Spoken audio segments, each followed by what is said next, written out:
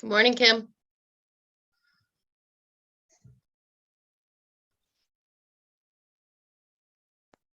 Good morning, Supervisor Novosel. It's 20 degrees here. I'm waiting for it to get 2 degrees warmer so we can put it in national news. Oh, that's exciting. 2, 2, 2, 2, 2. Oh, I mean, I love that stuff. Oh, that's right.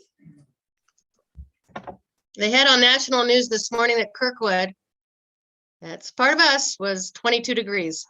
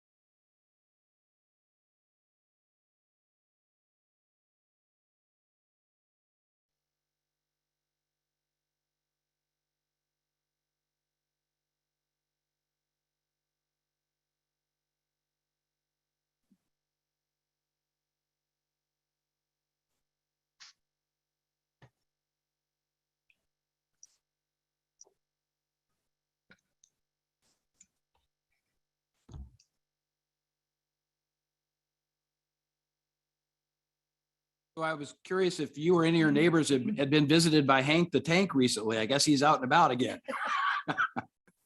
Oh boy, long story there, but yeah, he's in the Keys. That's not around us, but yeah, Okay. he's making a big splash.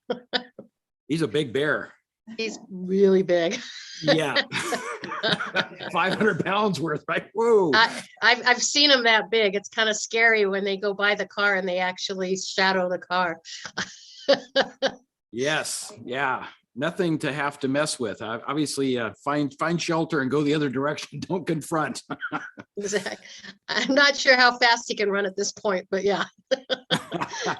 Faster than you think, probably. No, that's right. That's right. They're still pretty agile. Yeah. They are very agile. Maybe shorter distance, but good sprint. Yeah, he's definitely a little overweight.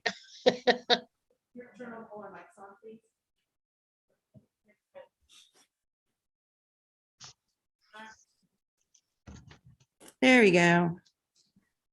Okay, looks like it's 9 o'clock. And with that, I will call to order the El Dorado County Board of Supervisors meeting for Tuesday, February 22nd, 2022. It's a lot of twos there, and it's, I guess, a really fun day to get married on these numerical days. Our recorder's office is very busy today, I heard.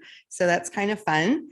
We're going to start off our day with our invocation with Pastor David Cook of the Cold Springs Community Church, and then I will lead us after that with the Pledge of Allegiance. Good morning. Good morning. Are we on? This is good. Yep, screen. Thank you for the privilege of praying. Thank you, Chairwoman Harlan. Would you pray with me today, please? Dear Heavenly Father, I thank you for your favor and for your blessings on our individual lives and upon our county. I thank you for the privilege of living in such a place of beauty. It's so full of so many opportunities connected to the land, to the rivers, the mountains, the lakes. Thank you for the rain and snow to fill the lakes and quench the dry earth. And thank you for the orchards and vineyards that create economic engines to drive our economy. And thank you for the businesses on both sides of the Sierra that provide jobs to help make a living and have a life in our beautiful county. God, you are good. Heavenly Father, as the people in this room and throughout the county lead to accomplish the mission of the county,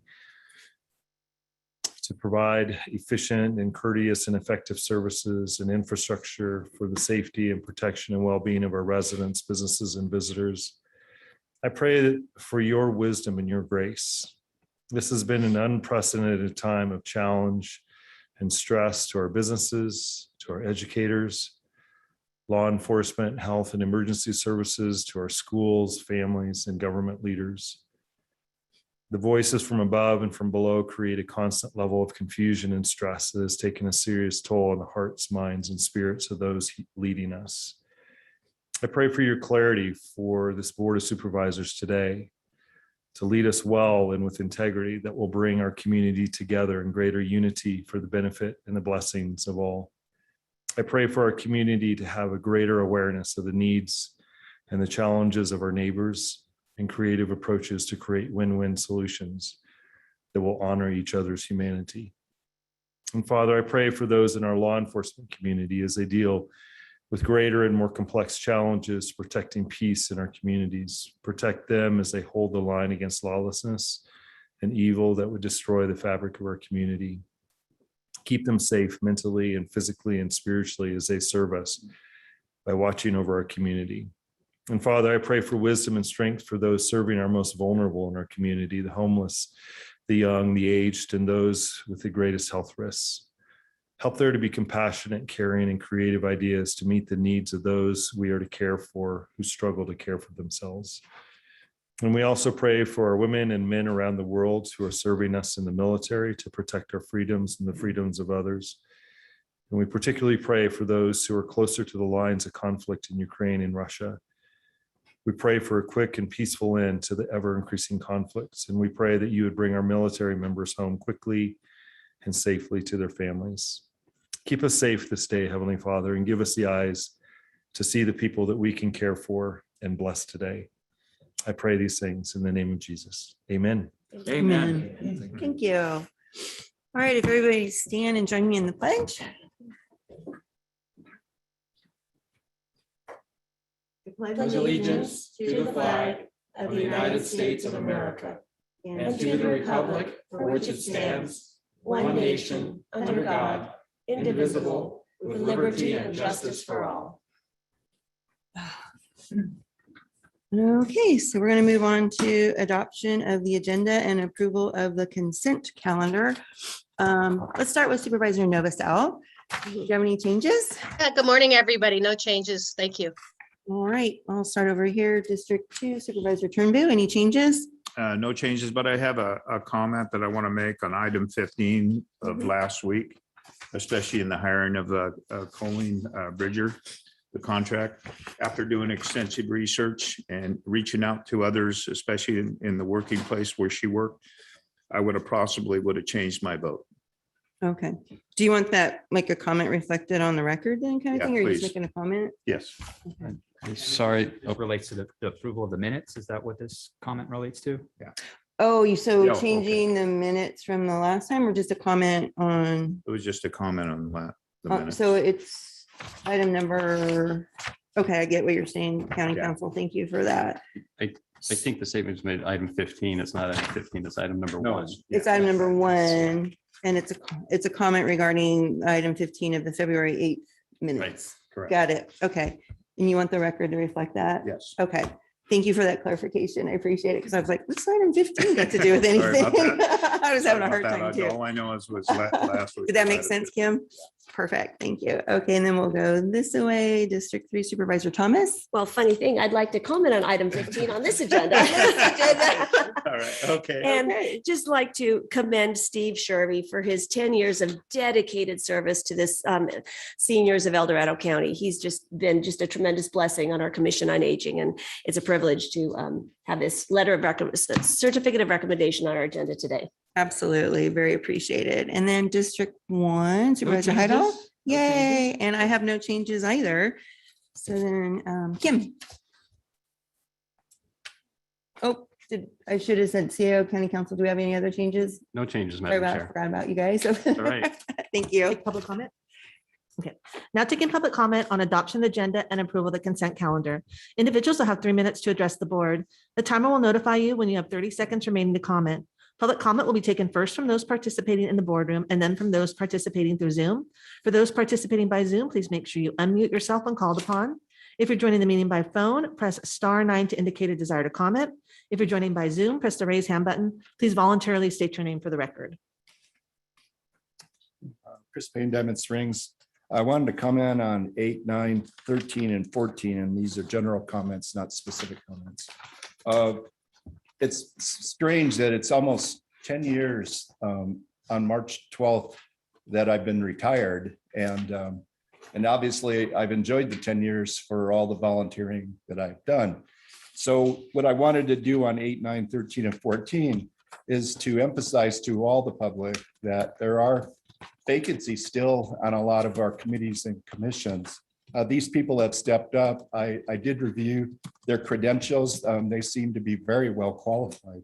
I know this crosses the supervisor's boundaries, but essentially this group in 8, 9, 13, and 14, it's wonderful that they're able to step up. And the other day I was with Wendy at the Diamond Springs Advisory Committee meeting, and she introduced the people that were coming out of District 3, which I thought was very, very good, and allowed everybody to understand who they are as individuals. So I just wanted to make that general comment. Thank you.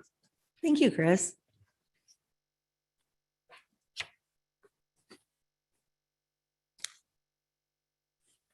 Is there any additional public comment from the boardroom?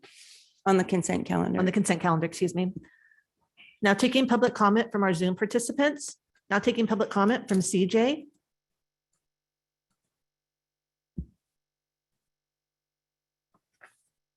CJ, can you please unmute yourself?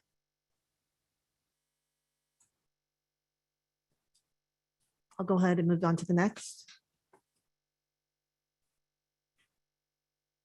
Now taking public comment from Gary Wick. There we go. Can you hear me? Yeah. Hi, Gary. Oh, and let us know which item you're referring to, please. That really helps us. Well, first of all, good morning, greetings and salutations. I'm wanting to make sure that this is not unorthodox. I wanted to comment on a proposed building unit, a building thing in PA 22-0001 in Cameron Park. Is that on our consent calendar today? Well, I don't know if it is or not, and that's what I'm trying to find out. I'm trying to Johnny come lately get this thing, and my my Zoom things are not up to date. So Okay. I don't know. I wanted to comment this, and I don't know how to get in on this stuff otherwise.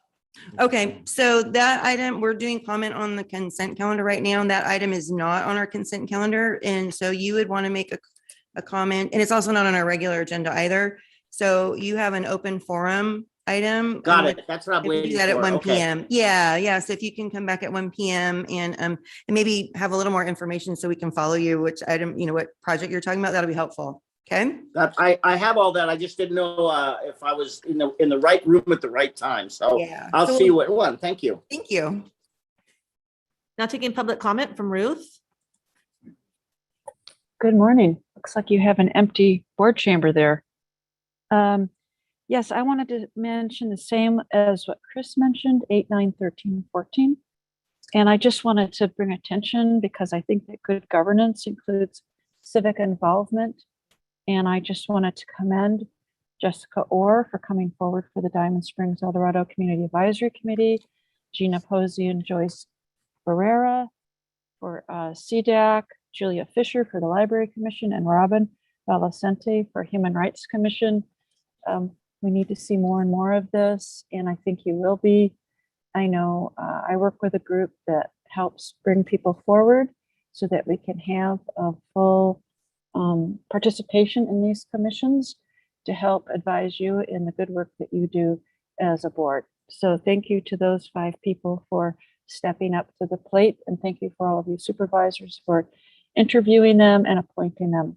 Much appreciated. Great. Thank you, Ruth. Now taking public comment from Tracy.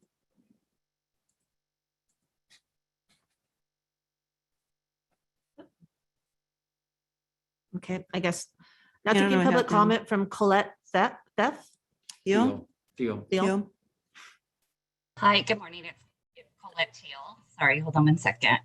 I'm the president of the Shingle Springs Cameronport Chamber of Commerce, and I wanted to just make a brief comment on item number 33 on the agenda. I don't know if this is the right time. Colette, that's an item on our agenda. It's a department matter, so I can't tell you exactly what time we'll be talking about that item, but we'll announce it. It's not time specific, so Okay.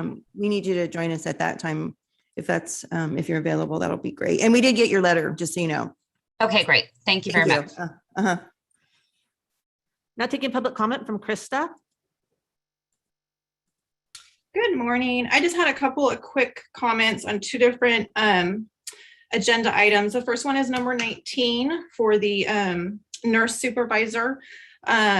And this is almost a general statement as well. This one's being completely paid for with state funding. And it's a little concerning when we see a lot of that happening where the county is expanding government or expense and using not county revenue to cover it. I'm just afraid that that's going to come and bite us later, depending on state or federal funds. That was 19. The other one was 29 for the Sheriff's Department for the Homeland Security Grant. I was just curious if we had received money under this grant for previous fiscal years and what that money was used for. And if you guys actually get to see the grant application when he submits it.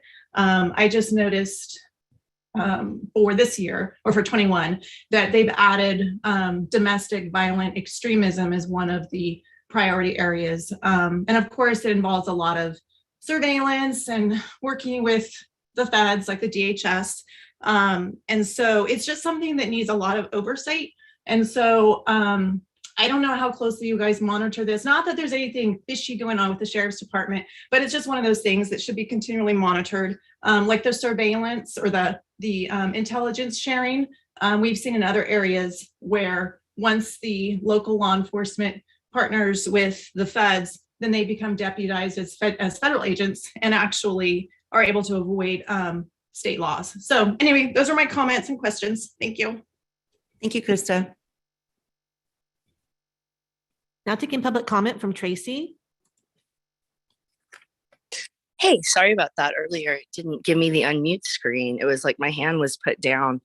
So good morning. I just want to make 2 comments. One, the consent calendar seems to be getting really abused in the last 2 years. An example of that is the item 15 on the minutes from last week. I would like to request that item be reconsidered. There's no scope in the item. There's no measurable outcome in the item. We had tech issues during the item, and there was confusion on the verbiage of John's motion. So I think when we see something like this going on, it needs to be reconsidered. And I think more than just George, if you did a little bit of research, wouldn't want this person coming to work with our staff and influencing our policies. So I request that we reconsider item 15 in the contract with Colleen Bridger. And also that $249,000, in my opinion, would be much better spent housing the people who lost homes in the Calder fire and that are still sleeping in cars up in Pollock Pines. So maybe we could use that COVID cash for our neighbors who are homeless instead of a health equity expert from San Antonio. That's it. Oh, thank you, Tracy. There's no additional public comment. Okay, I was gonna ask, Krista kind of did have a question about item 29 and how if we monitor or any of that kind of stuff. Do you have any feedback on that? Thank you, Madam Chair. Don Ashton, your CAO. Her first question was, have we received this grant in prior years? The answer is yes. I mean, it goes, I don't know how far back. It goes back at least 10 years, probably many years prior to that. County policy does not require department heads to submit grant applications to the board for approval at the time the application is submitted. This one is unique because I don't know that it's a competitive grant allocation. I could be wrong on that. In regards to how the money's been spent in prior years, Krista, if you could call me, I can put you in touch with the appropriate staff at the sheriff's office to provide that information. And as far as monitoring, it is part of the sheriff's allocation, his funding allocation. It's within his authority to spend that money as he sees fit, but the Homeland Security grant money is priorities of how it's spent is determined through a collaborative effort. And I believe it's in the staff report from the sheriff's office, public health, the city of Placerville, and maybe a couple other agencies. Got it. Thank you. And then I guess with Tracy's kind of question about the consent calendar and reconsideration, I don't know if you want to provide any or clarity on that. It's yeah. Sure, I'll take a shot and maybe ask county council to chime Right, in if I miss yeah. anything. And that item was a department matter. It was originally scheduled on consent, but after some questions were raised, it was moved to a department matter. So it was discussed by the board. The county has a fairly clearly written ordinance and how items are reconsidered. And that must be done at a request of a member of the Board of Supervisors who is in the prevailing party on the vote, could request consideration as long as there's substantial new information that came to their attention after the vote was taken. So that's a threshold this county has had in place for many years. The other challenge we would have, just so the board is aware, the contract has been executed. It was executed the day it was approved by the board. So reconsidering the discussion wouldn't result in any outcome because you would actually have to take an action to terminate the contract because it's already been executed and presumably the consultant has already started working. So it's more complex than simply reconsidering that discussion. Okay, thank you for that. I appreciate it. County council, you didn't have anything to add to that. That was pretty clear. I thought that was a pretty clear explanation. So thank you. Okay, then I think we need a motion to adopt the agenda. I'll move the item. I'll second. Great. And we do need a roll call vote. Adoption agenda and approval of the consent calendar with the following changes. Supervisor Turnbull will make a comment as to item number 1 from the February 8th, 2022 meeting. It's the minutes and specifically to item 15 on those minutes that after extensive research, he possibly would have changed his vote. Supervisor Thomas made a comment on today's agenda for item number 15 to commend Steve Shervy. And with that, we have a first with Thomas, a second with Heidel. Supervisor Heidel, how do you vote? Other way around. We'll flip sorry. it. Yeah, we'll flip that. Wendy seconded. Okay, yeah, sorry.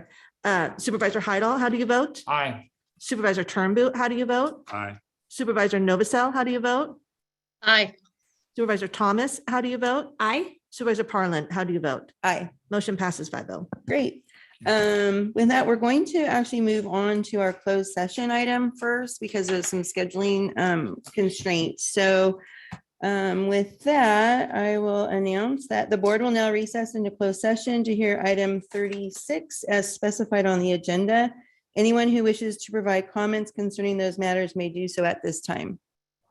Now taking public comment on closed session. Individuals will have 3 minutes to address the board. The timer will notify you when you have 30 seconds remaining to comment. Public comment will be taken first from those participating in the boardroom and then from those participating through Zoom. For those participating by Zoom, please make sure you unmute yourself when called upon. If you're joining the meeting by phone, press *9 to indicate a desire to comment. If you're joining by Zoom, press the raise hand button. Please voluntarily state your name for the record. Seeing no public comment from the boardroom. Now taking public comment from our Zoom participants. Now taking public comment from LW. LW, can you please unmute yourself? You're still muted.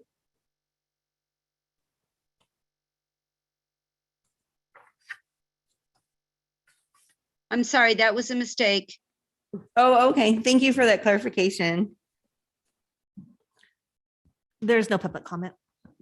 All right, with that, then we're going to go into closed session and our next time allocations at 10 a.m. I have a feeling we're probably that'll be our next item on the agenda, I'm guessing. So it's hard to say, but just trying to give everybody a feel for how it might go. All right, thank you.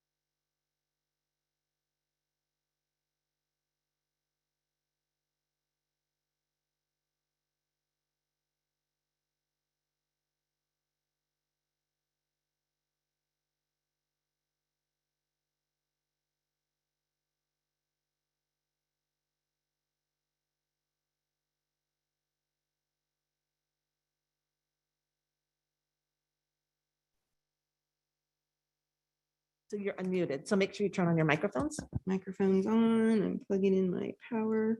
Okay, thank you for your patience while we got back from closed session. County Council, do we have anything to report out? Thank you, Madam Chair. The board met in closed session to hear its only item on closed session agenda, number 36, and there's no action to report out.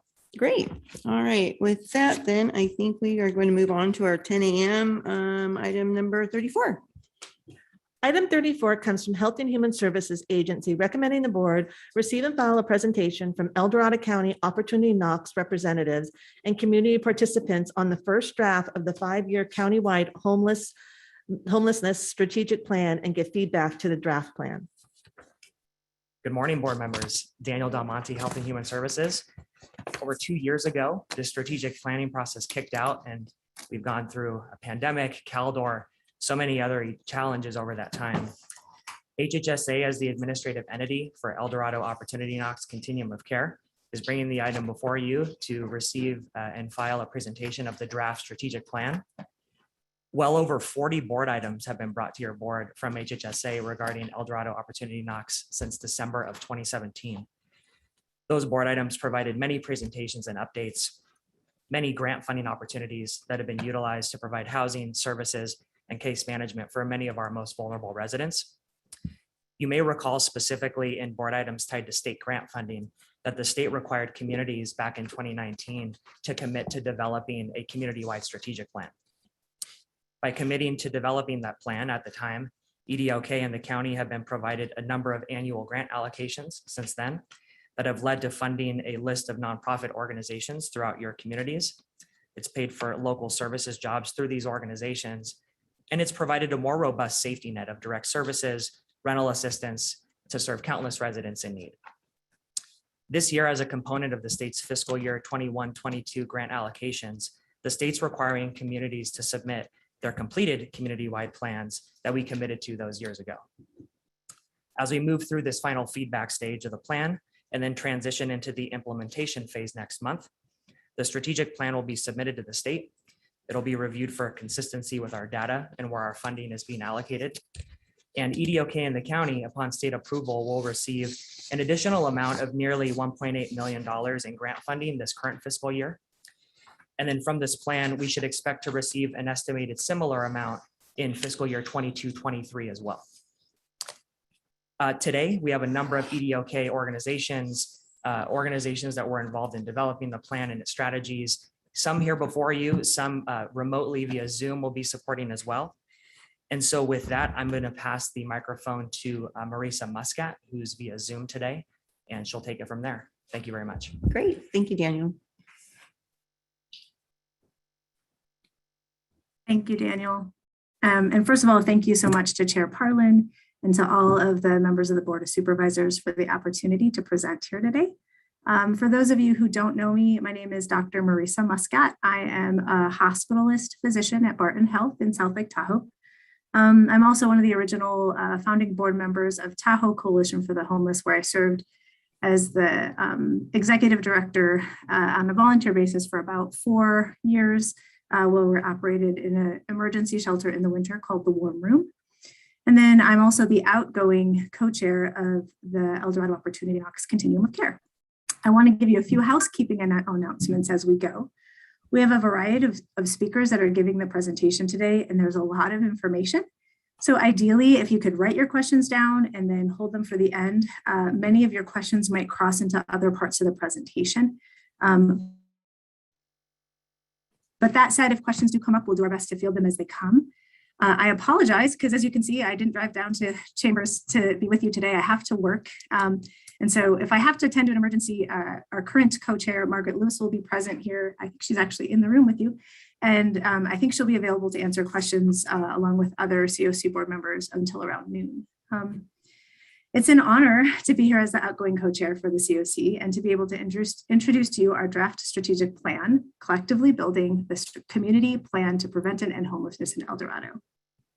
As you all know, we've been planning to have this brought to you a little sooner, maybe 1 or 2 years ago. And then a global pandemic and a catastrophic wildfire in our community both slowed the process down.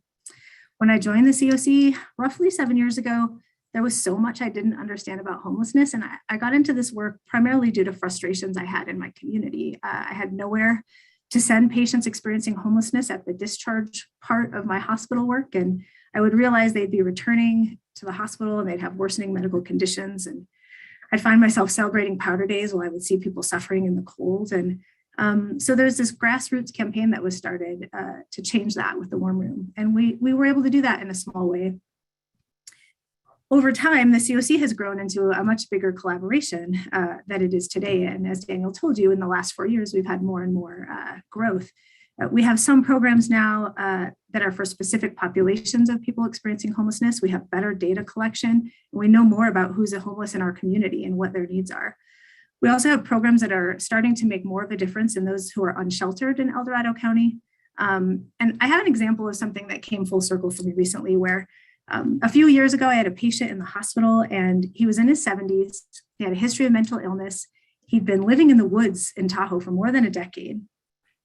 And then he started developing blindness as he was getting older. And he actually also developed problems with his urinary tract. And he was ended up with a catheter, and he was living for months in the woods with a catheter, if you guys can imagine that.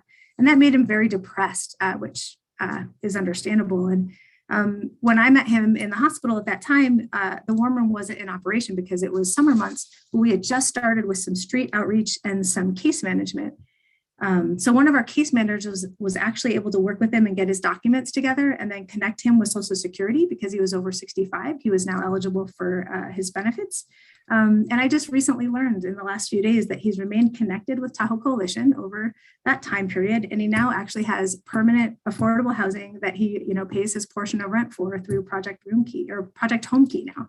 And so what I thought was so great about that is it demonstrates to me this opportunity that we have when we use best practices and we work across different sectors. We can make major strides in responding to homelessness and seeing good outcomes for members of our community who experience homelessness. Next slide, please. Hey, can I ask a question? Say Oh something. yeah, who's that? Sorry. One of the things that it says here, homeless in El Dorado. El Dorado is actually a township, a town. So shouldn't it say El Dorado County? Yes, I suppose it should. I didn't realize Because a lot that of was the people case. need some clarification there so people understand. Well, it's referring specifically to El Dorado County. That is correct. Okay. We can All right. certainly update that. So this slide just acknowledges the partnership that we have with EDOK and the COC, all of you as Board of Supervisors and the other jurisdictions of the city of Placerville and South Lake Tahoe have collaborated with us along with Barton Health and Marshall and the Community Foundation. And we just want to acknowledge that the successes of the strategic planning process and of the COC come from these partnerships. So thanks to everyone who is involved. And then please look at Appendix A in our complete plan, because it has a more complete list of the stakeholders and acknowledgements of all the people who participated. And the next slide, please. This is just a brief summary about our consultants' home base. We want to thank them, as you all are familiar. They have vast experience working in the nonprofit industry to prevent and end homelessness, and they're technical service providers for the state and for HUD. So they have a lot of knowledge and they have a lot of experience working with rural communities across the state. However, I want to point out this is not some kind of boilerplate plan.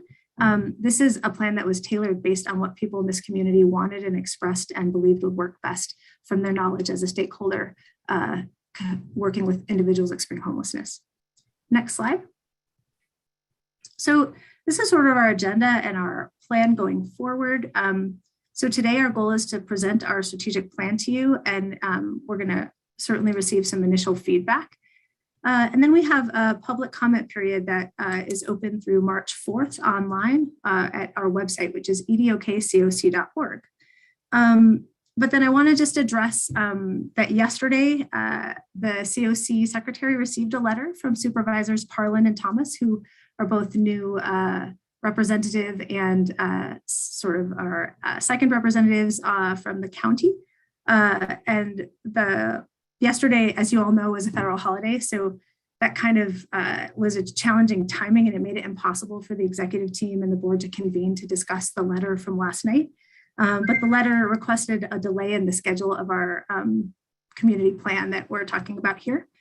So to be truthful, I was really surprised to receive a letter asking us to delay the process further because this board has repeatedly expressed concerns that the COC has brought this plan forward too slowly. And so I guess I feel that way, particularly in light of the last time I was in your chambers in November when we talked about the pressures related to the wildfire season and the pressures relating to winter and inclement weather. And then last week, I also had concerns from the mayor and vice mayor of Placerville expressing an urgent need for temporary shelter. So I was a little bit surprised, as I said, to receive that letter. And then, so I'm going to ask Irina to add a slide that I asked her to share last night. Irina, if you can include that slide from last night that I shared. And I just want to say that I personally don't feel like I would want to approve a delay on moving forward on the most urgent priority action items. And so this slide, keep in mind, this is just something that's sort of thrown together last night, but it talks about some sample recommendations for year one implementation, because I think there are 3 urgent priority action items that have been brought to you and have been talked about in our community for many years. And those 3 items are increasing access to shelter, number 1, number 2, increasing access to permanent housing, and number 3, preventing homelessness by developing some prevention diversion type protocols. And as we've moved this entire process of strategic planning, we've actually moved in parallel with programs and actions as we were developing the strategic plan. It's not like we stopped working on the issue of homelessness while we worked on the strategic plan for the last couple of years. So for example, you guys were able to do this sort of parallel planning, as I'll call it, where in November, you gave HHSA some direction to investigate some potential sites for a navigation center and for pallet shelter. And then you asked for that while we were developing the strategic plan. So many of the actions of our strategic plan, they're already in progress. And we're going to have to leverage groundwork from the collaborative efforts that we've done during the pandemic all across the county. And so these 3 actions that I'm talking about are really critical in sheltering the large numbers of individuals and families who are unhoused right now, in stemming the tide of households that are falling into homelessness. You'll see later in the presentation, I think every year we have more new people entering homeless from our communities. And then these are also really important things for creating some pathways into permanent housing for folks. And so as a COC, we're confident that we can utilize many of the resources we have within our community, and we can work simultaneously on all 3 of these goals over the next year. And I think several of them are really low financial costs to us, and they can make a significant difference. And so I am no longer part of the EDOK executive team, as you know, and I'm not sure what timeline the new executive team will have to discuss and formally respond to the letter that you sent. And I think that if the county or other stakeholders want to continue sharing feedback about the aspects of this plan, we can do that and still collectively move forward on those 3 high priority items. I think it's irresponsible for us to hold up progress in those areas because we want to have a shelter in place by fall. We want to have something by wildfire season. We want to keep families in their housing, and we want to create housing opportunities because that's essential and urgent to get people out of homeless and moving out of the system. So I feel that the COC should continue to move towards identifying implementation committees and work on the 3 and 6 and 12-month action plans with our stakeholders, even if the timeline for feedback is extended, as we've already been doing that over the last 2 years. Dr. Muscat, if I could add some clarity to that, I want to make it very clear that the request that we made, Supervisor Thomas and I, in no way, shape, or form wanted to delay the progress of anything. It's just that on something of this magnitude, adopting a plan, and we've been asked to provide feedback, we wanted to make sure that we had the opportunity to gather the feedback we're receiving today, all the emails we've been receiving for over a week now on this, and put it together in a formal letter so that it's formalized, memorialized as part of the process of the plan.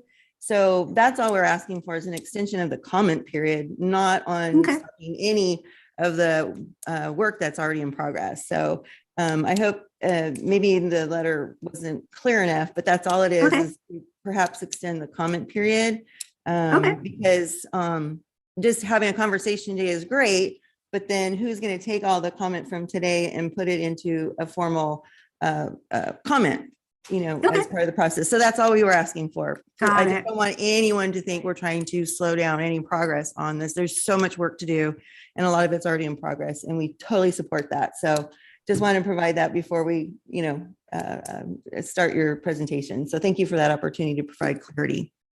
I appreciate the clarity, Supervisor Parlin, very much. So thank you. And I think that comments are certainly welcome, and they will be included in our plan. And so what I'll do is we have Margaret there, who's one of the co-chairs, and she'll take that back to the new executive team.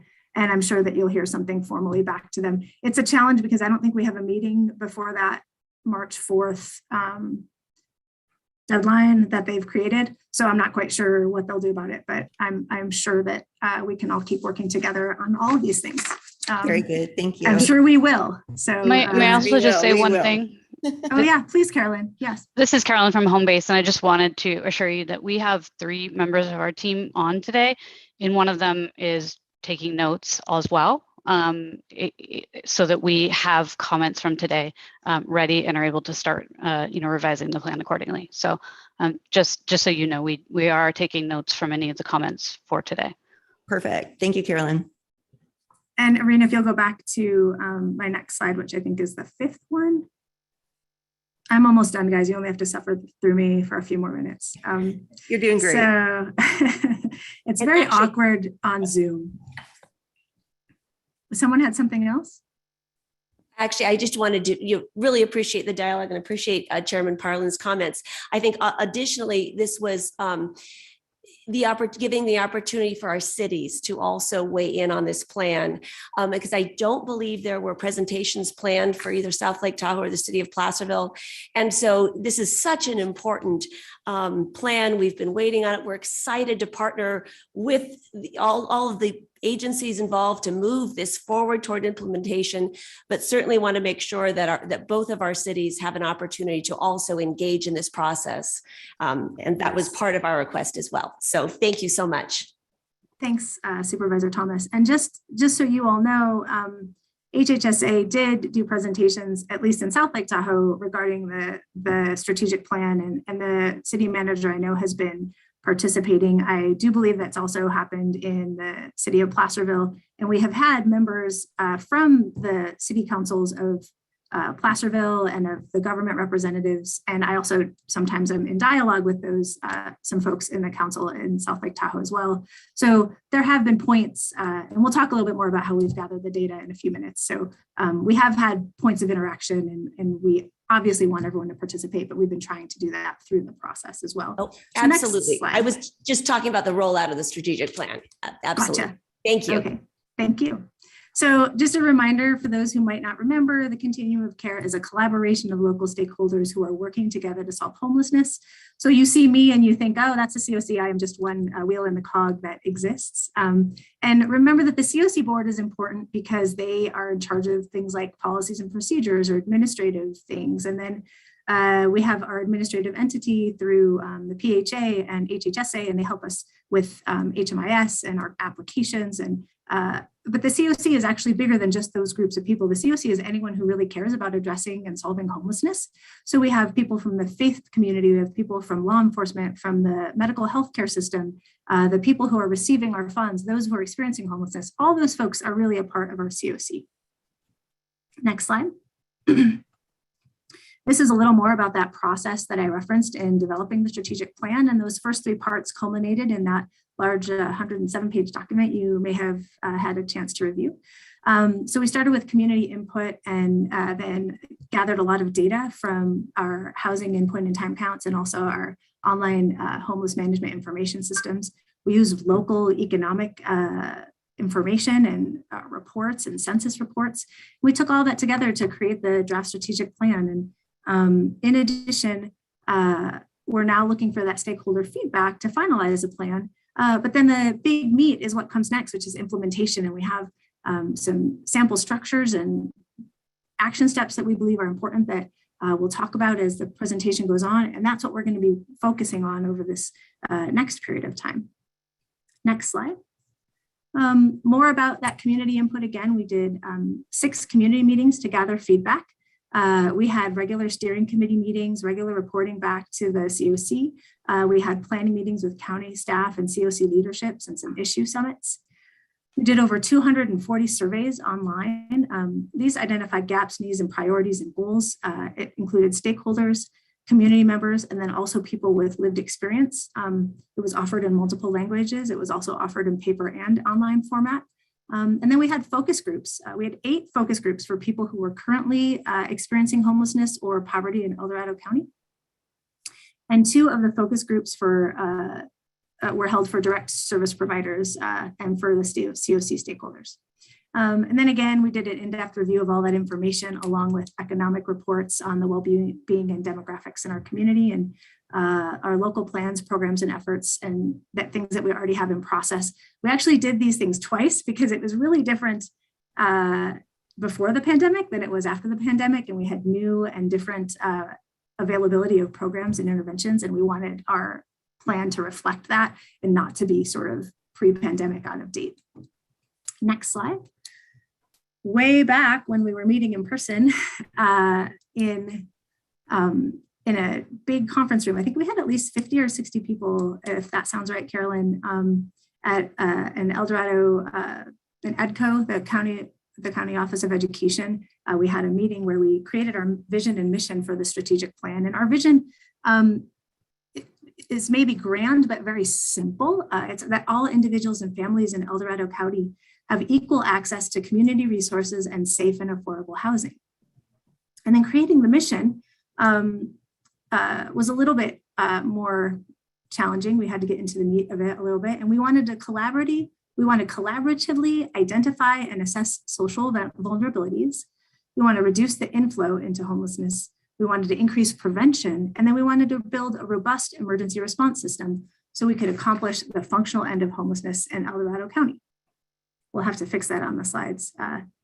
So just so you guys understand what functional end to homelessness means, that means that it doesn't mean that we're never going to have a homeless person again in El Dorado County, right? Because we can't foresee emergencies and challenges that people face every day. Life happens. But functional end of homelessness means that the number of people experiencing homelessness at any time does not exceed the community's ability to house that many people for a brief period of time. This requires systems to prevent homelessness. It requires us to be able to quickly detect homelessness when it occurs and then to permanently and promptly resolve it. So as an example, in South Lake Tahoe, Tahoe Coalition for the Homeless was able to create a functional end to homelessness for veterans. So all the people that were on the list in South Lake Tahoe that were a veteran and that were homeless are now housed in El Dorado or in South Lake Tahoe as of the end of last year. And so a veteran may become homeless in the future, but what we hope is that we have a good structure in place for those folks to have sort of a quick return out of homelessness and back into safe housing. I also want to address this idea of a robust emergency response system. And the way I like to think about this, because maybe I'm a doctor, is to make an analogy to our healthcare system.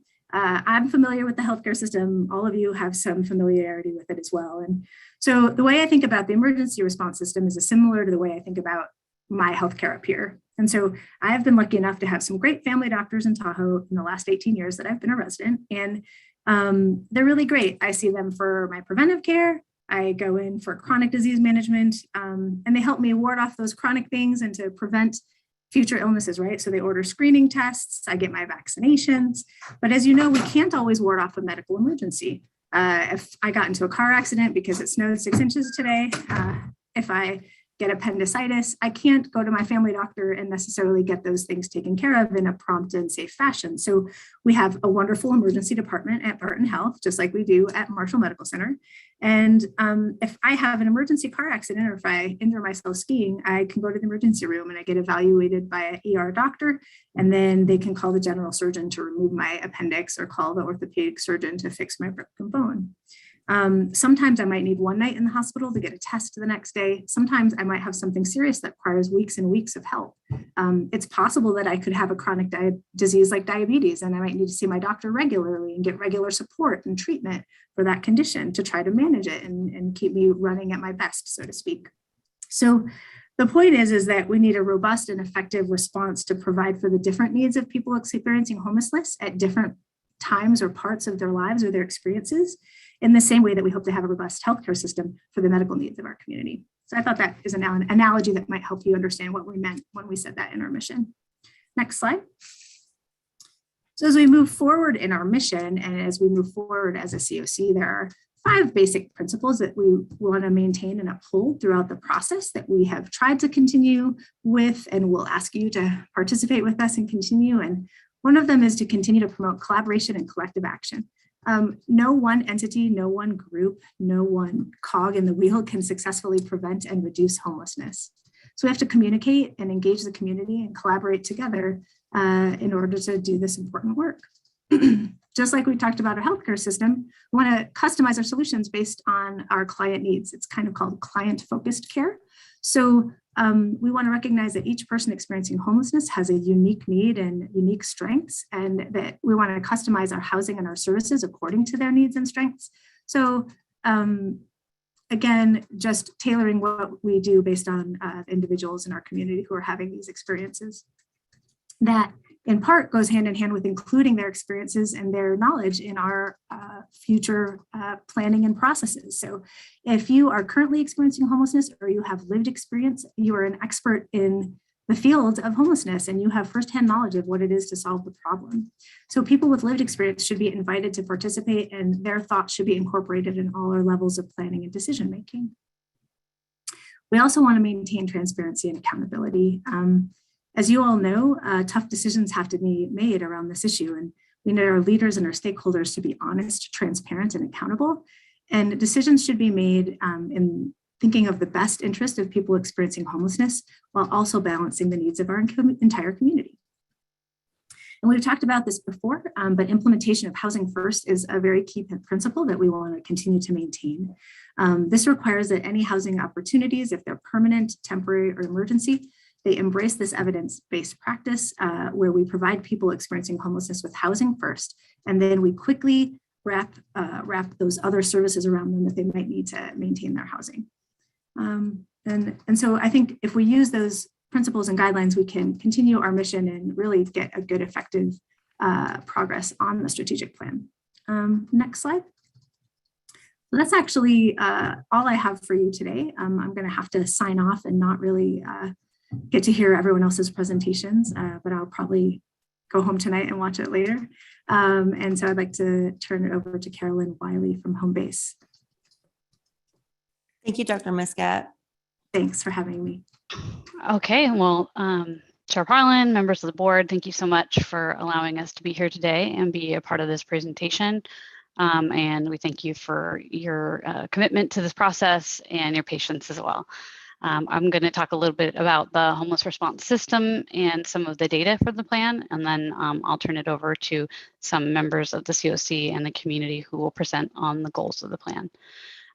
So, you've seen this slide or a similar one before, I think even fairly recently, but I think it's helpful as we move forward in talking about the data that's related to El Dorado County and some of the goals in the plan to just kind of go over it and look at it a little bit again. So this is really a very, well, it's not look simple, but the idea of it is fairly straightforward in that this represents what Dr. Muscat was talking about a little bit in having an ideal response system. So when we talked about in the mission and vision of having that system and having it work functionally and that kind of thing, this is a system that you'd want to see in the community. So you see on the left there, coordinated entry, that's the intake point. Ideally that or the street outreach below are the only two places where people are going to enter the system. When they do, they're going to have the same level of care. It's going to be standardized. The way that the intake is done and the assessments that are done will be standard. It will be across the county. And essentially then we assess someone's need and we find out, are they in need of shelter that night? Or in some cases, you see the box targeted prevention and diversion. And this is something that we've identified as needing, to be really developed further.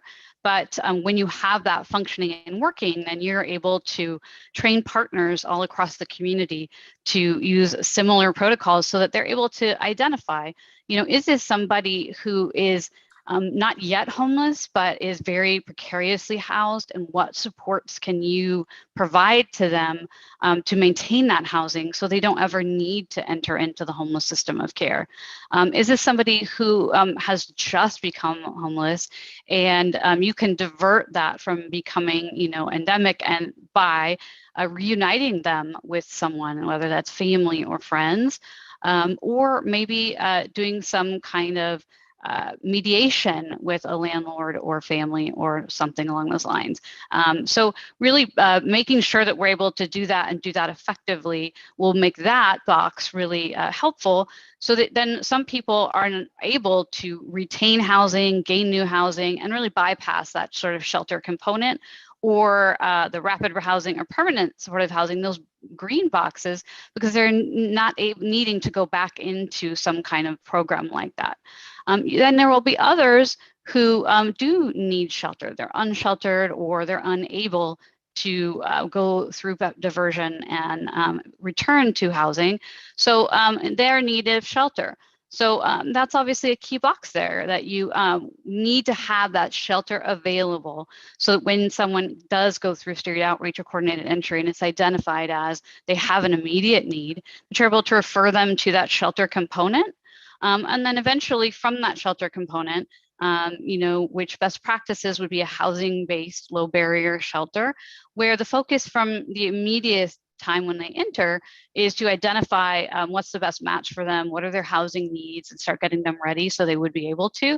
Would then eventually be to refer them potentially to either a rapid housing, which is meant to be a limited time subsidy with fairly light case management, and then eventually they stabilize in place and that becomes their permanent residence. Potentially some populations do well in a transitional housing placement, which is kind of in between the temporary shelter and the permanent supportive housing. And after a time there in a congregate setting, meaning they're with other people who also do well in that. And that's often a really good placement for youth or for people who have experienced domestic violence. And then moving them, others who may need more intensive long-term supportive services, could be moved into permanent supportive housing. So if you have a functioning system with all of those components, and they all are functioning and you have adequate each of these components, the idea is the bottom there, that the goal is that then homelessness could become rare, brief, and non-recurring. Next slide, please. So this slide is from the housing inventory count in El Dorado County. We often talk about the PIT count, point in time count, which counts the people who are either unsheltered or are in shelter, and that's done in January. But at the same time, we also do every year in January an inventory count of all beds that are dedicated to people experiencing homelessness. And so, and this is not just ones funded by HUD or funded by the state. It can be a small faith-based program or privately funded. So any bed that is identified, and we work to try to identify all of them each year, because this is important for you to know for your planning, but it's also important because as we identify those for HUD, then that can affect future funding and things along those lines. So we look to find every bed dedicated to people experiencing homelessness in El Dorado. So this is your housing inventory count in El Dorado for 2021. Now, there is some impact from the COVID pandemic, and I'll point that little bit of that out as I go along going through this. But there are some key things here that I want to kind of point out in comparison to the homeless crisis response sort of chart, which is the ideal system that we just looked at. So in this, you'll notice that there's a total of 250 available beds, and those are the ones dedicated to homelessness. There's 125 emergency shelter beds, and some of those are year-round and some are seasonal, meaning they were counted as only available during the winter season. So there were 93 year-round beds, and those were for youth, families, and then some that were the COVID Project Room Key, which is for people who were especially vulnerable to catching COVID. And so they were screened in for that Project Room Key to help protect them and for the spread of the COVID-19 virus. So again, that's 93 beds. We saw, we'll see the numbers in a little bit of how many people are experiencing unsheltered homelessness at the last PIC count.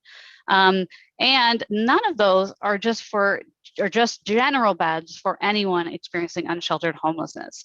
So, you know, besides the few seasonal beds, the 32, some of which were also for special populations, you're one of just a few counties that don't have that year-round general shelter available. One thing to note there is you'll see Ellen, do you want us to ask questions after you're done with the presentations? Do you want me to hold off? It's probably best because we have community members who are doing presentations and not all of them can stay. You know, if you have a burning question that you think is related to this that you really want me to answer, I can do so, but you know, I wouldn't do too many just so we can make sure that all the community members are able to present. Okay, yeah, no, just real quick, you know, when you talk about no permanent beds, year-round shelter beds, you have to put a little asterisk in there and talk about general population. I think that's important because for some reason it's getting out in our community that we don't have permanent beds, and we do. We have 3 hotels that were purchased by the Tahoe, you know, homeless coalition. And they are using them, and you know, we are getting people off the streets. So I think this is confusing for people to understand the point that we do have shelter beds for you know, for our community. That it is important to understand that. Yeah, the Project Home Key is permanent housing. Those aren't it's not an emergency shelter. So that's the difference there is, and you'll in the report we identified those beds and you know, discuss that a little bit, but they're not permanent supportive housing, but they're classified as permanent housing, other permanent housing. So on this housing inventory count, they're classified as other permanent housing. So that's how they're classified by both HUD and the state. So they're not considered emergency shelter. So they're not temporary. So people aren't going there for a limited time, but can stay there, you know, indefinitely. So that's why it's not classified as emergency shelter. Okay, I just think it's very confusing because you say we're only one of 4 counties that doesn't have general population beds, but we do have beds. In fact, statistics say that, you know, half our beds aren't being used. So I do think that's important because people are getting confused just by the general nomenclature of what you're saying. So, well, because we're talking about emergency shelter, which is a different concept than permanent housing. So those are kind of the two things of, you know, because the home key beds aren't going to turn over and become available for people who are currently unsheltered. The people that are in them occasionally may move on to some other, you know, permanent housing and the opportunity, and then there would be an opening, but they are not going to regularly turn over because they're permanent housing. So when we talk about the need to have shelter, which is, you know, temporary in nature and will continue to be open, then, you know, that's the concept that we're talking about. So other communities will have permanent housing available, and they, you know, that'll be counted as permanent housing, but we're talking about having, you know, some kind of low barrier shelter, navigation center that, you know, is temporary and people will come in and then be moved into permanent housing and then it'll be open for others and that kind of thing. So, you know, right now I was just talking about your shelter availability and what you have. Okay, because in Lake Tahoe, they do bring them in, get them shelter. They do take care of them. They have people there to assist them in getting permanent housing. That system is there. It's, again, I think, you know, they're defining it differently, whatever, but I do think those services are there for our people. Yeah, they're doing a great job. They've housed a lot of people, and that's fantastic, including like Marisa spoke about ending, or, you know, functionally ending veteran homelessness. And you know, we've interviewed them, we've talked to them. The beds are there on the HIC. It's just, you know, it's just a different component of housing. And the utilization rates here, the reason they're low for the 2 transitional and emergency is because they are congregate, meaning people are all together in the same similar spaces. And so they reduced utilization in order to be COVID safe, to follow COVID regulations. So, those are typically, if you look back in years pre-pandemic, those were, the utilization was full. So they, had to utilize that. And we also had several of the shelters close in part for safety reasons as well. So your numbers here are, reduced in terms of utilization and total beds during the pandemic because of that. Yeah, and I did take note that, some of the statistics were from 2019 because you haven't done the 2021 point in time, which is now 2022 point in time. It gets a little confusing because of the things such as the pandemic, and I'll leave it at that. But I do want people to understand that we are housing our homeless, especially in Tahoe, where we are, we have this wonderful group that Dr. Muscat has been speaking about, that has really been, a huge beacon for our community up there. So don't want to exclude those statistics. Thank you. Definitely not. Okay, so again, there's 125 emergency shelter beds. You can see that they are all dedicated for special populations. The low utilization rate on both of these here is in order to be COVID safe. You have 52 transitional housing beds, and those are also for special populations, youth, persons who have experienced domestic violence, and it's a sober living facility. And then you have, at this point, you had 61 on that day, you had 61 rapid rehousing. We say beds, but it's a subsidy that is provided to people. So rental assistance for them in an apartment that they found. And there may have been other funding available to provide more to others, but on the day of the count, the way it's counted is just how many are housed at that time, because it's not an actual unit like it is in emergency shelter or in transitional housing. It's about how many of those subsidies are being used at that moment. So that number will vary depending on the time of the year and that kind of thing. And then at the time of the 2021 count in January, end of January, there were 12 permanent supportive housing beds. So that's fairly low for the amount of people experiencing homelessness in your community. So just to be aware, some of those are dedicated to veterans and the rest for people experiencing mental illness. Next slide, please. So this is a point in time count in the community. And as just mentioned, we're going to use the data from the 2019 unsheltered point in time count, because that's the last one you have. Normally you would have done a count in 2021, but due to the pandemic, the majority of counties in California used the waiver and postponed just to protect the safety of the people who would do the count and those who would be counted. So we'll use the 2019 unsheltered data, but we'll also look at some data from a couple other sources and get a little bit of data around that. And the report actually has quite a bit more than what we'll show today, but we did use more up-to-date data as well. But the point in time count can help a lot just to kind of understand things. But we'll identify for you as we look at data, the sources and where it's from. So this is just showing you kind of plotted out from the 2015, 17, and 19, which are the three most recent point in time counts. And you can see over time, the orange line is the unsheltered homeless, and the top line there, the green, is the total amount from each of those counts. One thing of note is, and you may not be able to tell totally from the chart if it's not big enough, is that in that last count, 78% of those people were in the point in time count, which was 480, were living unsheltered. So a fairly high percentage living unsheltered. So again, that kind of ties back to the need for having emergency shelter for the general population. In addition, I would note that, you'll see this sort of sharp increase here from 2015 to 2017. And that can be a little misleading because the way that they counted, sort of the methodology of how to do the count, was changed significantly between 2015 and 2017. So those improvements in the count likely helped them just to better count versus that there was an extreme jump in your numbers between those 2 years. So just wanting to point that out, that it was just likely more accurate. And that's why you're seeing a little more consistency between 2017 and 2019. Thank you. Next slide. Can I say something real quick? Sure. One thing I want to understand here and stuff, have you seen an increase, especially since the Caldor fire, with a lot of the people that you know, there's quite a few people that are homeless now because of that fire. Has there been any increase that you can see?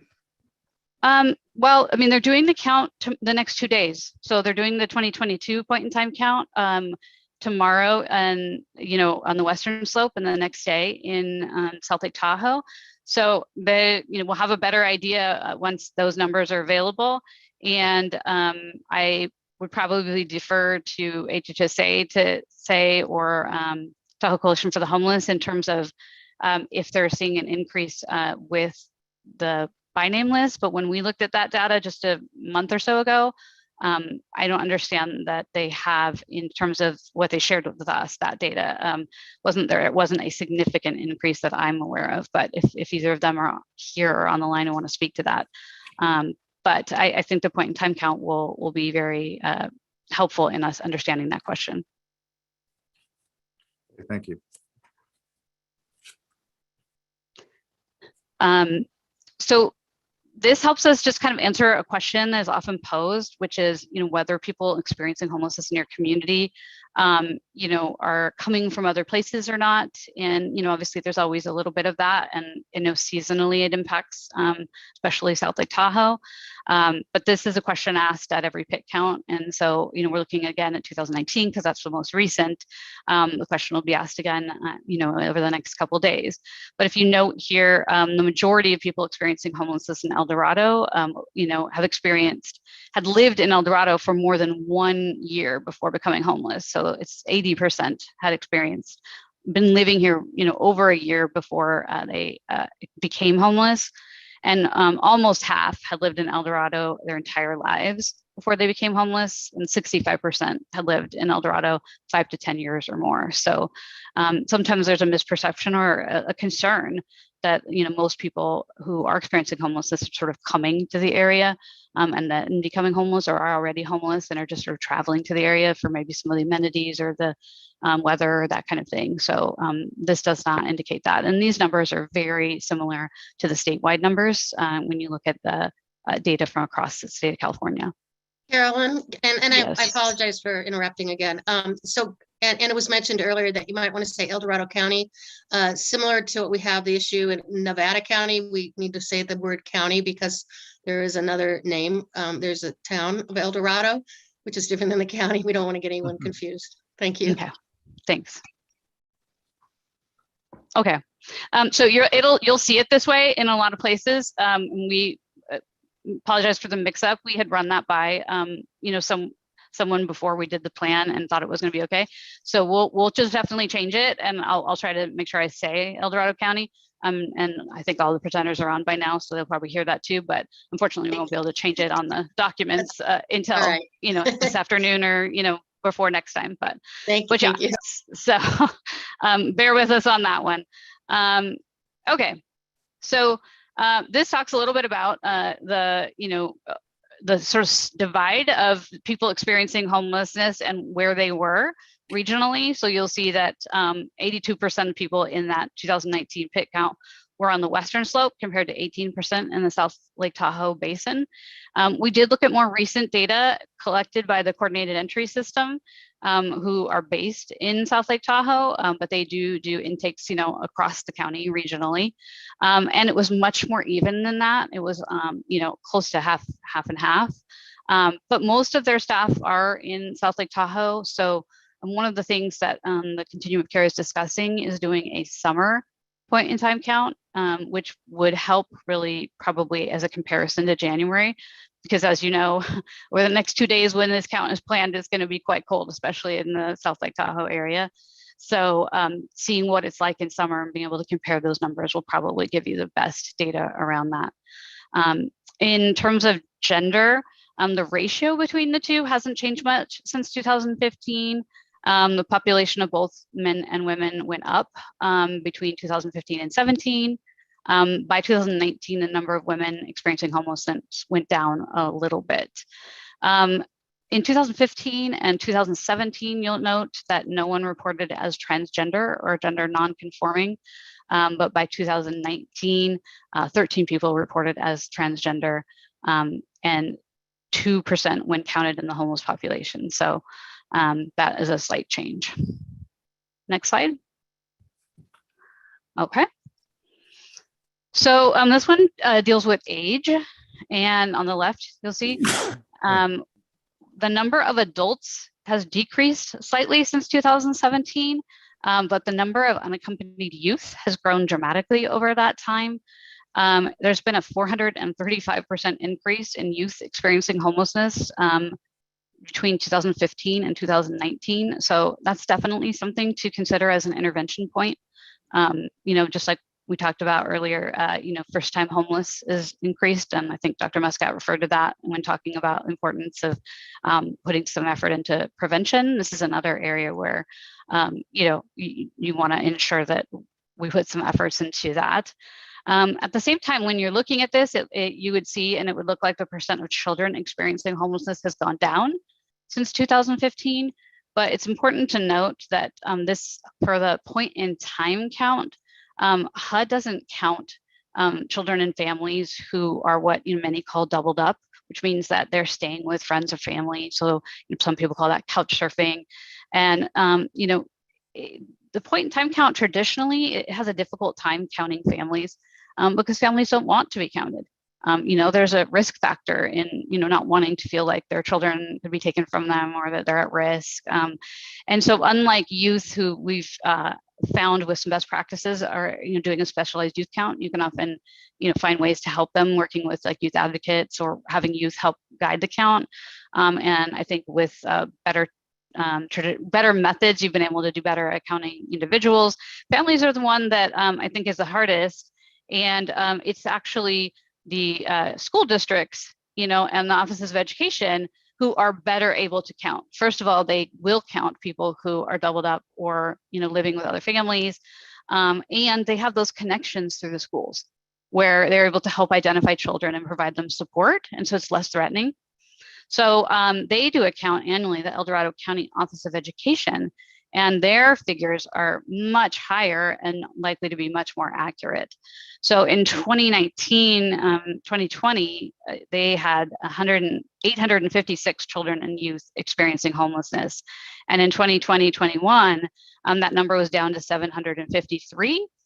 But the school district representatives report that reduction was likely impacted by the COVID pandemic with remote school some of that time and increased difficulty in connecting and tracking and reporting.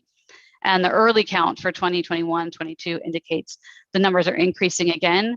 And Supervisor Turnbull, they did report that that's likely impacted by the Calder fire. So the schools are actually seeing an increase.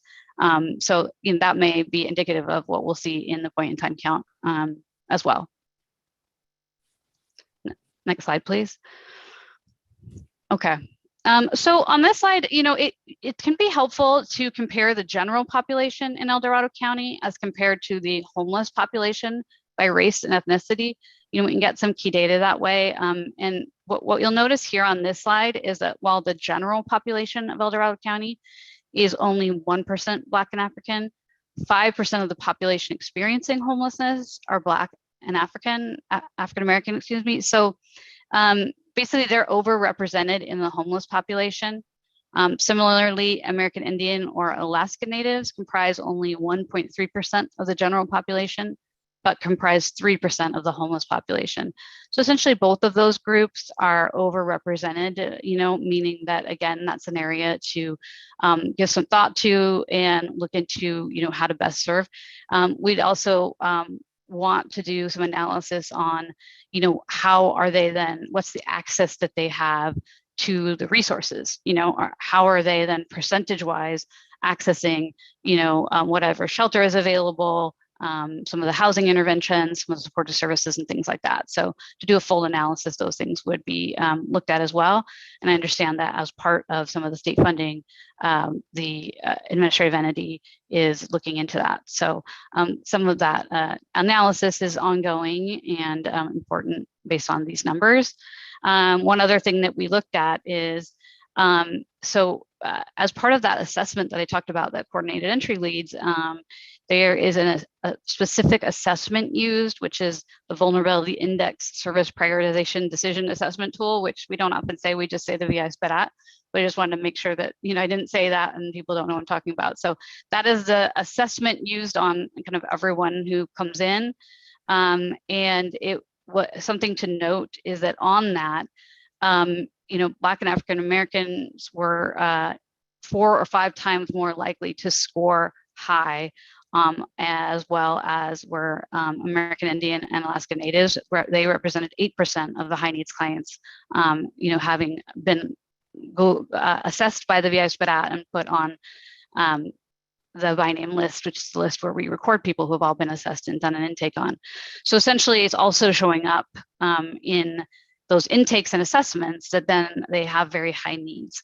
So we're seeing they're overrepresented and that they have high needs. So again, just something for the COC, and as we're doing the strategic plan implementation, to ensure that we're looking at as something as an intervention point. Next slide, please. So as we talked about, the 2019 data was a little, it's a little bit older, and we're not going to have the point in time count data for a little bit. So we worked with the HMIS lead, some of your county staff, which we really appreciated their assistance in pulling some data out of the homeless management information system, which is the system used to store all homeless data. Essentially, all those providers who work dedicated to homeless clients put their data stored in that system. So then we're able to run reports and look at things going on. So we worked with them to pull out data from January 2021. That's helpful because then again, it's 2 years later, it's when we would have done a point in time count. And we were able to look and see that at that time in January 2021, in that homeless management information system, there were 919 active individuals in the system of care. So looking at that, we were able to see what were the place of residence, for those people. And so here we're able to look at from a percentage basis, and more than 2/3 were known to be living in their cars, outside, or some other place not meant for human habitation. And another 17% were couch surfing, as we said earlier, basically doubled up in another family or friend's home. So still, again, HUD doesn't, say that's homeless, but I think most of us would understand that that's homeless. And then another 8% were living in a motel and 1% in an institutional setting. So that just gives us some information to see that we're still seeing a large percentage who are essentially unsheltered or in a homeless setting versus in some other type of setting. Okay, next slide. So this is just kind of some key facts that just relate to what we just went over. Some El Dorado County key facts.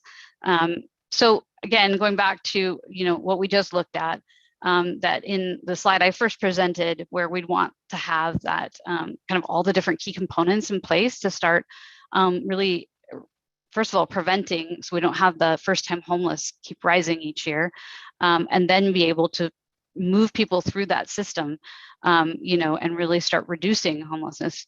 But for right now, at the last point in time count, there were 613 people experiencing homelessness during that count. And 78% of those people were living unsheltered. But there currently are only 18 units of permanent supportive housing available countywide. And those are units that would be for individuals with intensive needs. And much of that 78% living unsheltered are going to have those intensive needs. So there's a real disconnect there.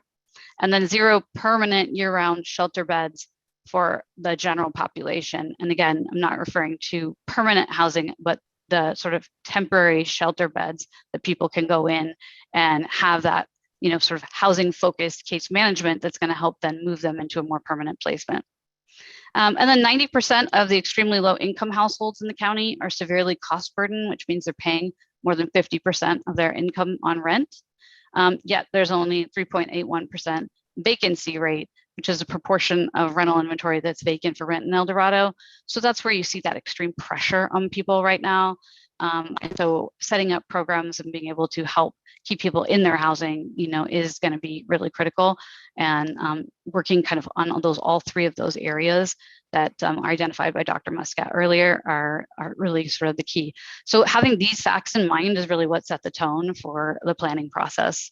Next slide, and then. So these are the goals. And again, when you see 1, 2, 3, 4, those are not priorities. That's just an order that the community set up previously because they thought goal 1, which is stop homelessness before it begins, made sense to sort of describe in that order, but they are not in priority order. So goal 1, stop homelessness before it begins. Goal 2, increasing access to housing for all El Dorado County residents. And goal 3, increase access to homeless emergency response services. And goal 4, partnering across El Dorado to build collective solutions. Because again, this really is something that to make it work requires you board members and the team at the county, all of you that are watching, the continuum of care, the jurisdictions, and the community members who care so much about this issue. So looking forward to supporting you in that. And I'm going to turn it over now to Martin from Marshall. Martin, are you here? He is, he's here. Okay, fantastic. Thank you very much for this opportunity. I'm happy to answer questions later, but I will be turning off now for a while. Very good. Thanks, Carolyn. Well, good morning, Chair Parlin and supervisors, and thanks for giving me the opportunity to present. I'm going to talk to some of the goals about why it's important to prevent homelessness before it begins. But I want to give a little background because I'm coming at this obviously as a healthcare provider. I'm the Associate Chief Medical Officer at Marshall Hospital, and I'm the Vice President for Population Health. So medical issues, care for the population, our community are germane and my primary responsibilities. So a little bit of background on, just to give you a feel for it. Right now, for our vulnerable population program at Marshall, we have just under 400 people on our active list. Now, to some of the issues that you've heard already, we would identify people that aren't necessarily strictly homeless according to the categorization. So Supervisor Turnbull, we are seeing a significant increase in families who are impacted by homelessness, or more accurately, they're at risk of homelessness. They are those individuals who are living in an RV or they're moving from place to place. So they don't necessarily fall into the categories that we've heard about, but they come to Marshall. They're impacted by their experience, and that's got an impact on their healthcare and other aspects of their social welfare. 400 individuals on the active list, that's a fairly significant percentage of the point in time count that we are trying to work to manage. They frequently turn up in the emergency department because that's where they access their care. And some of the things we're trying to do are reconnect them to more appropriate places to receive care. For example, if they're turning up in the emergency department to get a medication refill, we can do better than that. Now, if they have a true emergency or urgency, of course, we're going to treat them. But because they're homeless, they have difficulty in accessing many other aspects of their daily round. Visit to a doctor is a challenge because I'm just trying to keep ends together. So we're trying, our interest is in how we can prevent homelessness so we can better improve the healthcare in our community and reduce the impact for other members of the community who need to get to ED, who need our hospital beds, etc. Part of what we're doing is to work in partnership with other agencies. And I want to call out, it's difficult to solve this problem with any one group, any one agency. So we work closely, obviously, with HHSA, with public health, with the Sheriff's Department for the programs that they run, for the other agencies and other providers that are out there. And I'm talking today with my colleague, Chris Proctor at Barton, because we're also working to try and share and collaborate on how we approach this problem for the county, even though we're in two different geographic areas. I'd like to call out up here some of the strategies. This really is a continuum. Part of the challenge we face with the people experiencing homelessness and their access to healthcare at the hospital and in our clinics is a revolving door. The same individuals keep coming back because they face the same challenges. If you are challenged by housing, that's a major focus for you, which means you can't focus on the healthcare issues. And so if they come in, They receive care in the emergency department. We treat them, we provide them support under SB 1152. They're back out again. Like as not, they'll be back within a couple of weeks because we haven't really fixed the underlying problem. So our interest in fixing homelessness is because it would enable people to focus on other aspects of their health and welfare that we could break out of this revolving cycle. I think it's also important to understand that, and I know that you as supervisors do know this, but not everyone does. The people that we are seeing are not necessarily the folk we see in the street. They're not necessarily the folk that are just living in the camps. These are people that could be your neighbor. They could be that they have jobs. They actually have insurance. They aren't necessarily, if I could say, destitute. It's a very mixed population that we're dealing with, all of whom we have to put our arms around and try and manage in this strategy. I'd like to tell you a story about, just to illustrate how challenging it can be and how easy it is for there to be a breakdown. So one individual I have in mind was an individual released from the jail system. This is an individual who'd been there for a year for various issues, also had some behavioral health challenges that required medications. On release, that individual was taken to the upper room. Great. However, because of the release process, there's no criticism implied here. This is the kind of challenges. Their insurance had not been put back in place, so they couldn't pick up their important medications for their behavioral health issue. Because of our programs, we managed to identify that individual and get them back under care, get their medications. Robinson's Pharmacy helped us with that. If that individual had not received their medication, like as not, within 24, 48 hours, they could have been back where they started, back on substance use, back in a very challenged situation. So all the work, for example, that the Sheriff's Department have put in that period of incarceration to help that individual could be undone that fast. That's an end of one example, but it gives you some illustration as to how fragile the management of these individuals is, how rapidly things can go off the rails if we don't have a program that is providing those comprehensive strategies, end-to-end comprehensive care. We can do a good job if we pull it together. And the strategies up there really are designed to help that continuum, help us avoid the gaps, help get people into care and break this revolving door cycle. I'd like to pass over now to my colleague, Chris Proctor, to give you some more details. Chris, over to you. Thank you, Martin. I think you guys, you heard Martin mention this concept of a revolving door, and this is a repetitive cycle that can be common in a lot of medical specialties, but it's especially concerning in emergency medicine. So to ensure that we avoid discharging patients into homelessness and stop the revolving door, we need to consider a number of strategies that need to be available to provide a continuum of services. So these strategies will help minimize the need for individuals to return to the ER, and will help individuals in obtaining and retaining housing, which healthcare systems across the county acknowledge as a foundational key to positive health outcomes. So simply put, healthcare systems now realize that by collaborating with other community partners to help provide an optimized housing environment, many healthcare metrics, such as some you've heard, social determinants of health, can be positively affected. So it's really a core for everyone's overall health is where their home is or what their home situation is. Goal 1 addresses these core strategies that will reduce homelessness and at the same time support our local hospitals and emergency service providers in the county.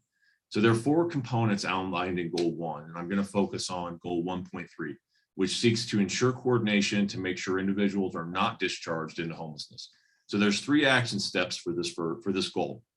The first that you see on your screen is to coordinate discharge planning with the criminal legal system, healthcare agencies, child welfare, medical respite, et cetera. The second is to create additional resources and housing for people discharged from institutions. The third is to work collectively to ensure that programs can provide robust case management for at-risk populations from the discharge moment to housing. So once they're placed, but and beyond is what we want to focus on so that they have a sustainable housing stability can be achieved. These strategies, when taken together, will provide the continuous services and housing stability needed to reduce the reliance on emergency services by our repeat patients who are experiencing homelessness that Martin mentioned. So everything that you see in an ER is really set up to handle emergencies. We know this. However, there are many times when ERs need to provide non-emergent care because our patients have nowhere else to go. Out of the numerous stories that we've heard over the last few years, I just wanted to share two that we actually have heard just since we had our large snowstorm back in December. The first is a 34-year-old male who presented to the emergency department with flu-like symptoms. So this individual had been living with friends. He was working locally at a restaurant here in Tahoe. And over a short period of time, his roommates had moved out and he was unable to cover the entire rent or find replacement roommates. So now as he's in our ER, he's fearful of losing his job since he did not have a stable living situation. Unfortunately, there were no available shelter resources for him at the time. And again, I think this is a point that I'd like to make from some previous questions. This is temporary. You know, this is not someone that can go into a permanent situation with Tahoe Coalition for the Homeless. So there was no temporary options for him. We gave him, you know, a referral to one of our local food banks, some food for that night and some clothing. He was thankful for the assistance, but distraught about the lack of shelter.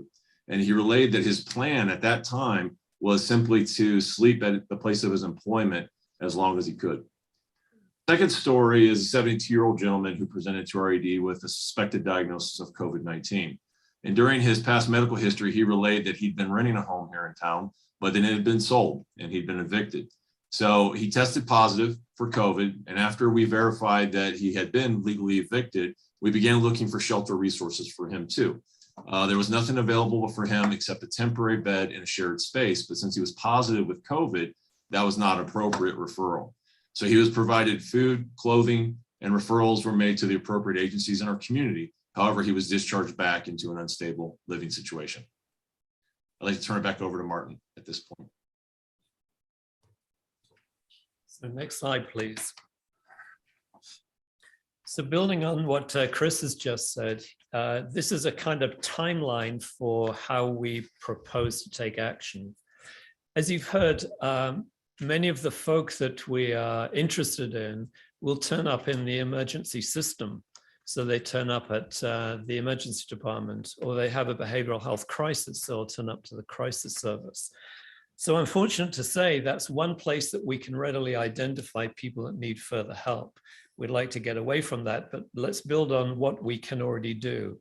You heard Dr. Muscat early on talking about the importance of the emergency response service, and we need to beef that up to train people to identify risk of homelessness, risk of health and behavioral health issues, to help move them into the next step of that process we've just been talking about, which is an end-to-end process that will help us identify needs. So moving to the middle box, you can see metric 1.2, which is a common screening process to identify issues and needs. We have some of that in place with HMIS, coordinated entry, but we can further advance that in relation to more sensitive approach to medical healthcare, behavioral health needs, which is something that we can build on. One of the things that we try to work on, but again, we can beef up and expand on, is discharge planning. Any individual needs to have an action plan, a discharge plan, if you will, that we all clear on what's required. We can share it and we can follow up to make sure it happens. So that leads us to the right-hand side of this, which is then we need metrics to say how well we're doing. And as you've heard, we have some metrics already, but again, we can build on that to collect more specific measures to know if this process is working, have a feedback loop so that we can improve on it as we go. A call out in this I touched on a few minutes ago, Chris has as well, that the two main providers in the county, ourselves and Barton, are actively working. We've started meeting between our population health teams, myself and Chris, to say how could we improve on what we're doing? Because interestingly, we've identified that there's a greater migration of folk experiencing homelessness between South Lake Tahoe and Placerville. As we mentioned in the statistics, it's greater than we think. People do migrate. So they might be accessing healthcare. They come to Placerville. We don't know. We could do a better job if we could share that. But there are barriers, of course. There's HIPAA, personal health information. So we've got to work out how can we appropriately share information between different agencies. Right now, I would call out that is a barrier for reasons we understand legally, et cetera, but what can we do to improve the sharing so we can be more impactful? So I'm going to pass over to Laurel, who's going to talk more about goal 2.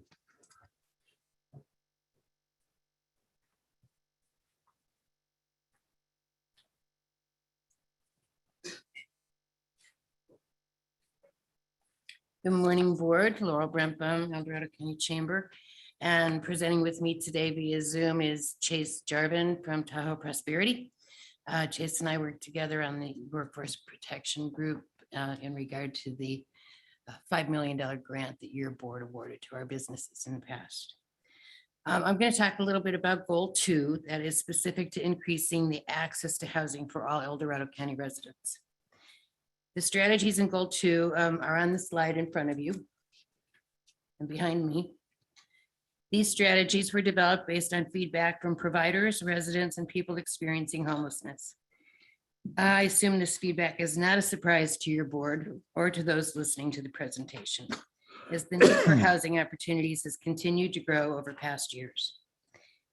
We've testified many times about the concern and need for housing in our county. Excuse me. It's allergies, not COVID. It is. We've all expressed the disappointment that our kids can't afford to live in the county and be near family and friends. But beyond this is the effect that this is having on our community. Without sustainable housing, our school enrollment will continue to decline, and the effects will multiply and decrease property values and ultimately decrease services. The economic effect is like the chicken and the egg. We work hard to attract new business to the county and work closely with our existing businesses to help them thrive and not survive. No housing, no workforce, no new business. These last 2 years, we've all been in survival mode, and now we're seeing new opportunities. The plan you're hearing about today is one of those opportunities. Our homeless issue is impacting our economy as businesses face challenges daily. We get repeated calls at the chamber from visitors with complaints and concerns. We've met with resistance from potential new business to come to the county because of the homeless issue. If there is shelter for these folks, they'll be taken out of the environment that perpetuates their conditions, and they'll be able to take advantage of the resources that are available to them. I realize, as you all do, that there isn't a magic answer, and this will be a marathon and not a sprint, but we can put our running shoes on and start now. Chase, I'll give it over to you now. Chase? Is Chase here? Can you hear me? Oh, there you are. There we Gotcha. go. Thank you. My feed's not up, but oh, there we go. Thank you, host. So I'm Chase Janvrin. I'm the program manager for the Tahoe Prosperity Center, board member of the El Dorado County Opportunity Knox COC, member of the El Dorado County Business Protection Work Group, and I'm a landlord in South Lake Tahoe.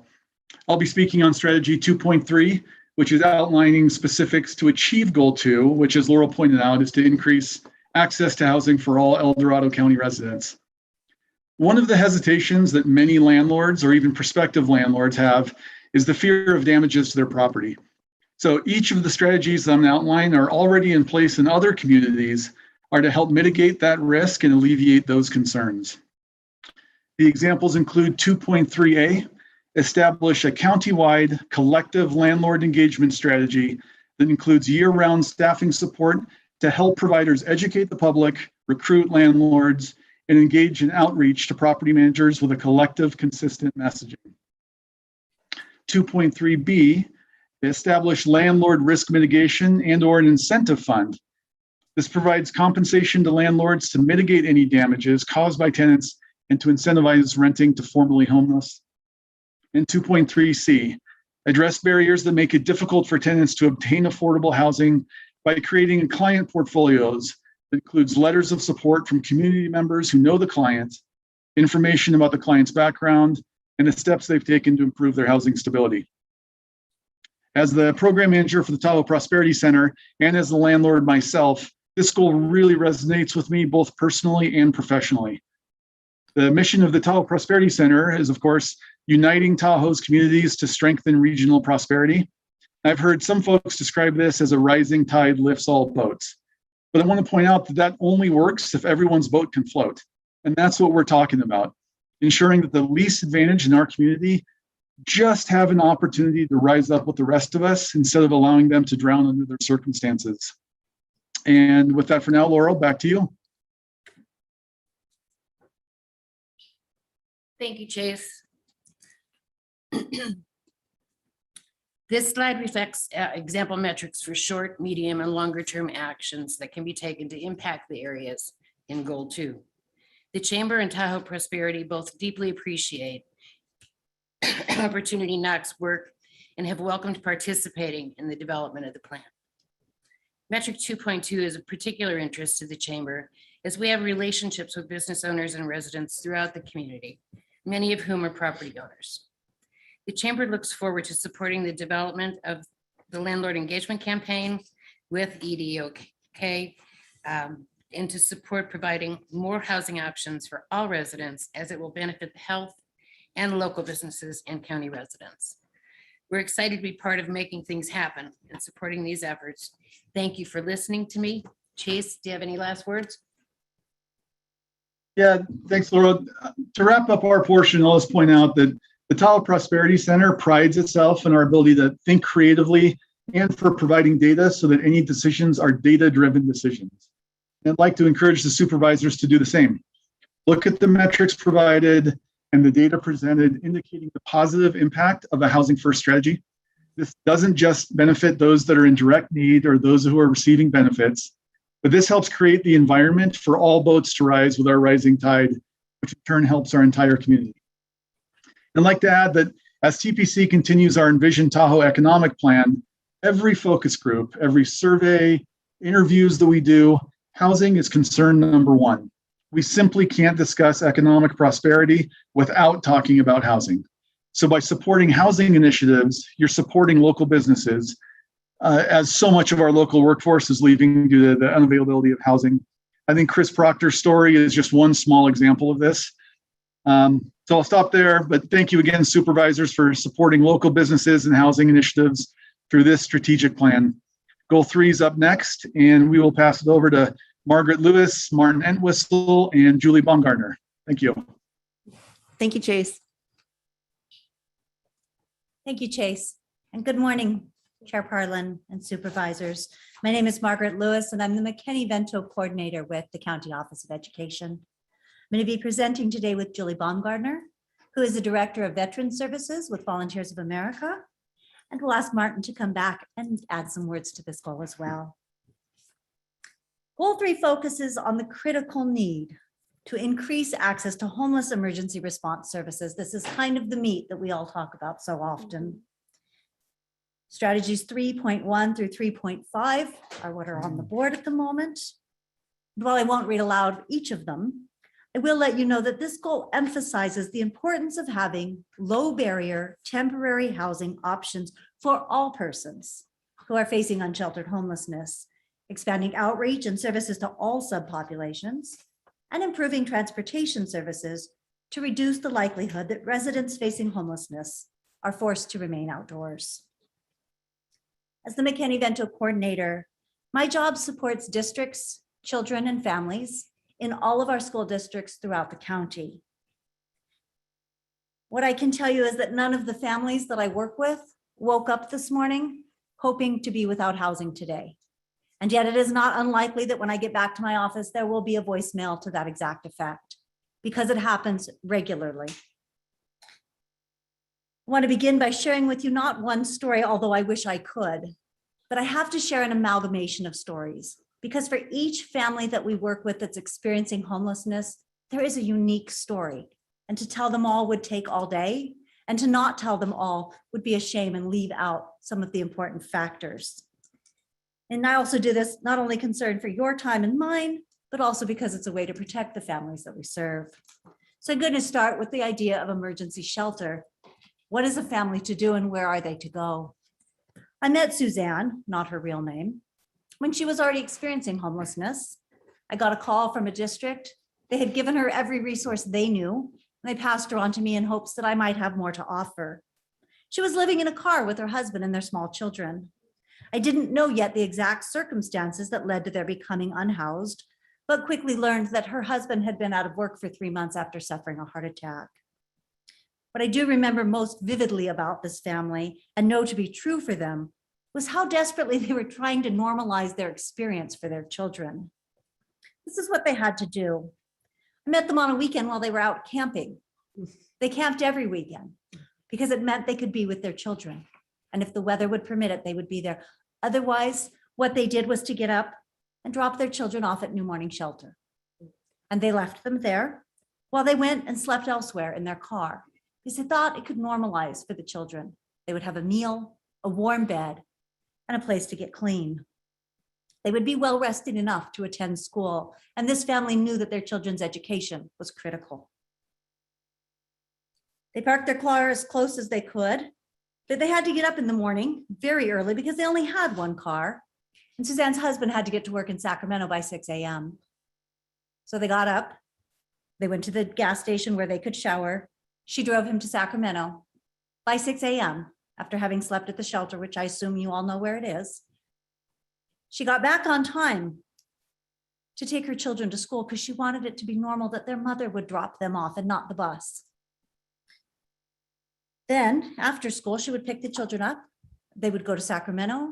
They would pick up dad, and then they would all stop at the park or the library, or if he had gotten paid McDonald's, someplace where they could be together, review the children's day, talk about their schoolwork, help them out with homework, and get them back so that they could have dinner at New Morning. Suzanne wanted to be working like her husband, but with his schedule and only one vehicle and no public transportation, it wasn't an option for her. The last time I saw them, her husband had been offered a room in the home of a coworker. This meant he could commute with the coworker, which allowed her to be home with the children during their shared hours off. It meant that they no longer had to go camping because the four of them were in one room, but they were in one room each day together. However, precarious, overcrowded housing cannot be the answer to assisting our homeless neighbors or keeping our families together or ensuring our children get their education. All of the barriers this family faced could have been assisted immediately and immensely by having emergency responses to homelessness in place. A shelter where the family could have stayed together as soon as they were out of their home. Public transportation for the parents to get to work. A navigation center where they could have visited and connected with other options for housing, maybe even shared housing, but with full access to the home.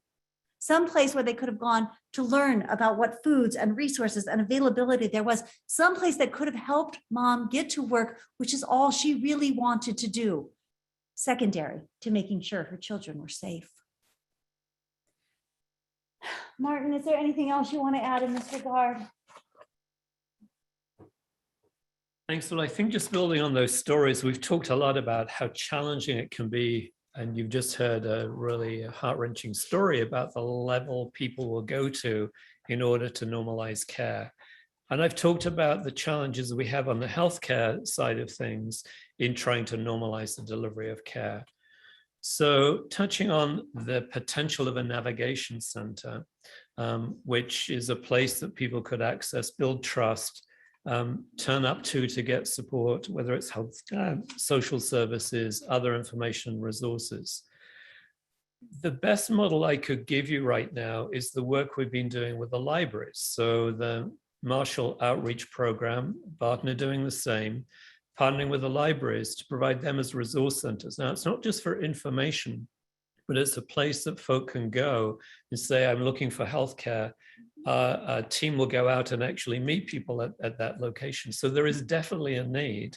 So if we had a navigation center, then I think it has the potential to get away from the scenarios I was describing of people using the emergency department for more routine care. When we think about the story there, you've got a family with children who've probably got healthcare needs. You have the mother with healthcare needs, the husband for sure, because he'd had a heart attack. Think about how we might better do a job on that to protect and be more advanced in the way that we deliver care.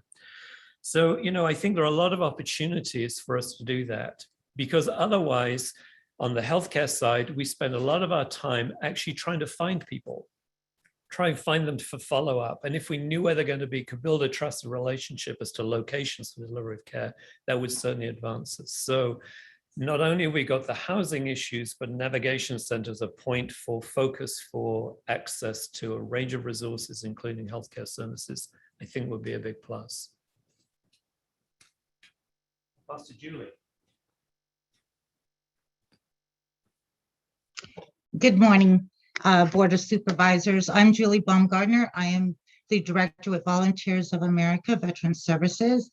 VOA has actually participated in the El Dorado COC for like the last 5 years and have provided local services to veterans and their families. But we are excited to explore more opportunities to further expand these local services. I also want to commend you on so much great participation that I see working with our local organizations, community members, and then across El Dorado County with your COC or in the COC. So I participate in 7 different COCs. That includes Sacramento and the surrounding areas. And EDOC has made so much progress. It is so impressive, and you should actually be proud of the strategic plan that they put together and what they see in the future. However, a low-barrier temporary housing solution still remains a critical need in El Dorado County. So if you look here in goal 3, you have 3.1 all the way through 3A through 3.1E. Establishing a permanent year-round low-barrier navigation center. This will cover all of El Dorado County. This can actually help the county. Oh my gosh, I apologize. I just lost my train of thought. But it's going to actually help with added capacity and using the evidence-based practices to support these households that are exiting homelessness. Help them minimize the barriers with all the community resources that are participating in this by providing the different resources and services, and also helping them to connect to housing. Then you have 3.1B, where designing the navigation center is to expand this into also a warming and cooling center. And this will be able to be used not only as a regular shelter, and provide support services, but this also during inclement weather. 3.1C is creating a safe parking zone in sites. I believe it was Dr. Muscat that said that the Caldor fire, there's still a bunch of homeless families that are still living in their vehicles or out there. So having a safe place or parking zone or a site, those that are homeless in vehicles can actually feel safe, be able to get the services that they need, and also get the medical help that they might need medications, maybe a child or they're sick, help with housing navigations, benefits, also employment. Employment's also a piece into helping our homeless succeed. And then 3.1D, it's increasing crisis center shelter options for special population. We can, exploring the bridge housing approaches for families, for the youth, veterans and seniors. This can also is based like in a multi-bedroom, kind of like a shared housing model, where they all in one home, they have their own private room and they share the place. Additional emergency shelter option includes like non-congregate shelters for a specific population. Again, this would be youths and families fleeing domestic violence and other subpopulations. Prioritizing new shelter development for underserved population is individuals with long history of homelessness. Oh, I'm sorry, I'm on 3.1D. And on 3.1E, we're going to assess whether host homes program could work. In other words, someone that might own a home might want to host, especially our youths, or, other entities or other community that has these specific population, domestic violence, especially our youth though. 3.1F, next. Okay, so tiny homes, or what we call pallet shelters, as temporary housing solutions. It's kind of a part of an overall continuum housing, and it includes like permanent low-barrier housing focus on emergency shelters, navigation centers, and also adequate transitional housing. These would be great with the transitional housing as well. But the only thing is they also need to require the restrooms, you know, all the necessities, running water, so they can bathe themselves, washing stations, other sanitation services, garbage disposal, storage, so they can keep their items in there. There'll also be trained service provider staff and also security, and this would be continuous. It also would include case management and support services on site. So not just case management, but the whole wraparound services that include like housing navigation, life skills training. So they can actually also get employment training for those that can go back to work, increase their income, or help them with Social Security, mental health and substance use counseling as well, and connections into the mainstream benefits of our employment services. 3.1G is improved shelter system and day services. That would be integrate behavioral health services, mental health, drug and abuse, or drug and alcohol, substance abuse services into this navigation center and the major crisis centers, which would provide more of a wraparound services. Everyone thinks about the housing first model, right? You just throw them in there, but you can't just put someone into a home without all these wraparound services. So this is something that can be done both in the temporary, in the shelter, and also with the permanent housing. There will be 24/7, the shelter will be full-time, 24/7 year-round, and housing focus. I mean, we want to get them housed, as well as providing them the support services and the case management. Let's see, we also, as I mentioned multiple times, providing those wraparound services and connections to the key resources to all overnight and day shelters. And this is why the navigation center is very important. 3.1H is reducing existing barriers to entry and deepen the housing focused emphasis on programming at locations where people are experiencing homelessness on a regular basis. By enacting the low barrier admission policy for all shelters that screen in rather than screen out the potential participants who can face these greatest barriers to housing. Rules, everyone has rules, no matter where we go, but we do have to have, minimal rules and restrictions that focus on their behavioral expectations to ensure both client and staff safety. Few rules, but not a few rules, but you have to have those. When it comes to, as I mentioned earlier, just a little while ago, was the mental health and the behavioral expectations. If they don't have their medications, that makes it kind of difficult. So having the healthcare providers also involved with this, counselors, the whole program is going to help reduce those barriers. Ensure the staff is trained on all the housing focus approaches. The housing navigation are also available at crisis shelters and day centers, transit, transportation, libraries, one-stop locations, workforce development, or AJC. And then also establish a shared community-wide understanding across all homelessness service providers of best practice for implementing these housing focus approaches that includes the housing focus case planning.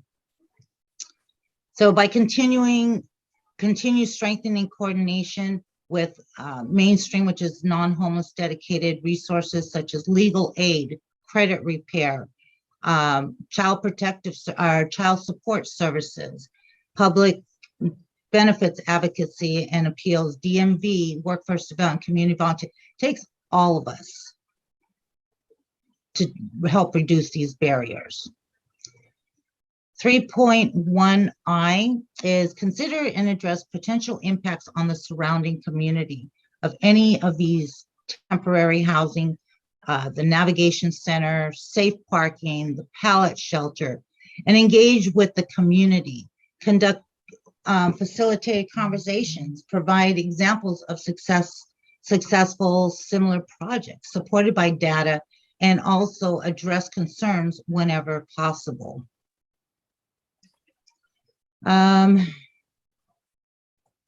Let's see, and 3.2A.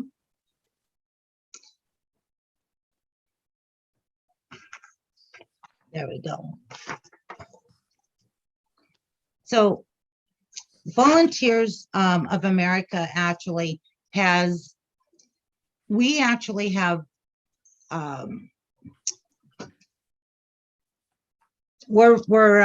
gosh, I don't know what's wrong here. I'm like tongue-tied at times here, and I apologize. But Volunteers of America, we have the expertise, we have the deep understanding of implementing these low barriers shelter programs. We have several of them. We also have, I don't know if you're aware, but there's one program that we do have, and as an example, is the shelter up in Nevada. It's called the Nevada Cares Campus. It's an emergency shelter there that it's a low barrier. It's for men, women who are experiencing homeless, as well as couples. It's one of the biggest in the nation. It's 45,000 square feet. It can hold up to 900. Right now they're at capacity due to COVID of over 600, little over 600. And there they actually, that's the first phase. There's other phases where they have the transitional housing as well. But this shelter is actually getting some of their homeless into shelter program or into permanent housing. That's one of the positive things we had. And I'll tell you, it's hard for me. I was a single mom of 4. This was a long time ago. And I struggled. I struggled through the divorce. And raising the 4 children, we went to one of the parks and went camping. Made it fun for my children. But inside, even though I'm working, I had no place to turn, no place to go. Didn't know where. To have something, a shelter like this, to help those homeless and help them find their way, help them, give them the services they need, and provide those services and help with those barriers, get them employment, increase their income, get them the mental health. I mean, I can go on and on and on. I suffered for 4 months with my children because there was nothing like this available. And it still hurts. And I think this is why I'm very passionate in getting these shelters to help others so they don't go through what I went through, especially those with children. I'm trying to prevent myself from kind of tearing up here. But anyways, with our expertise and with the help of everyone, we can help our homeless youths, families, veterans, adults, and get them from homelessness to permanent housing. And in order for us to do that, it takes the whole community, all of us, to come together. Thank you and giving me this opportunity. Martin, would you like to add anything? Thanks. Yeah, just a quick comment. One of the challenges we talked about the emergency opportunities. We talked about identifying people who need assistance when they attend the emergency department or a behavioral health crisis. And building on what you just heard about, one of the things we're working on is an ability for very short-term housing for people who've been in the healthcare system. So let me give you an example. Bill, who's been admitted for maybe the third time this season with a chest infection or pneumonia, has been in an acute care bed for 2 days. It's now time to be discharged. Now, normally that person would go home, would be followed up by a nurse, would make sure they get their meds, etc. 2 days is not sufficient to have got over that pneumonia. We haven't right now nowhere to place those individuals. If we put Bill back out on the street, very likely he's back again within 3 days.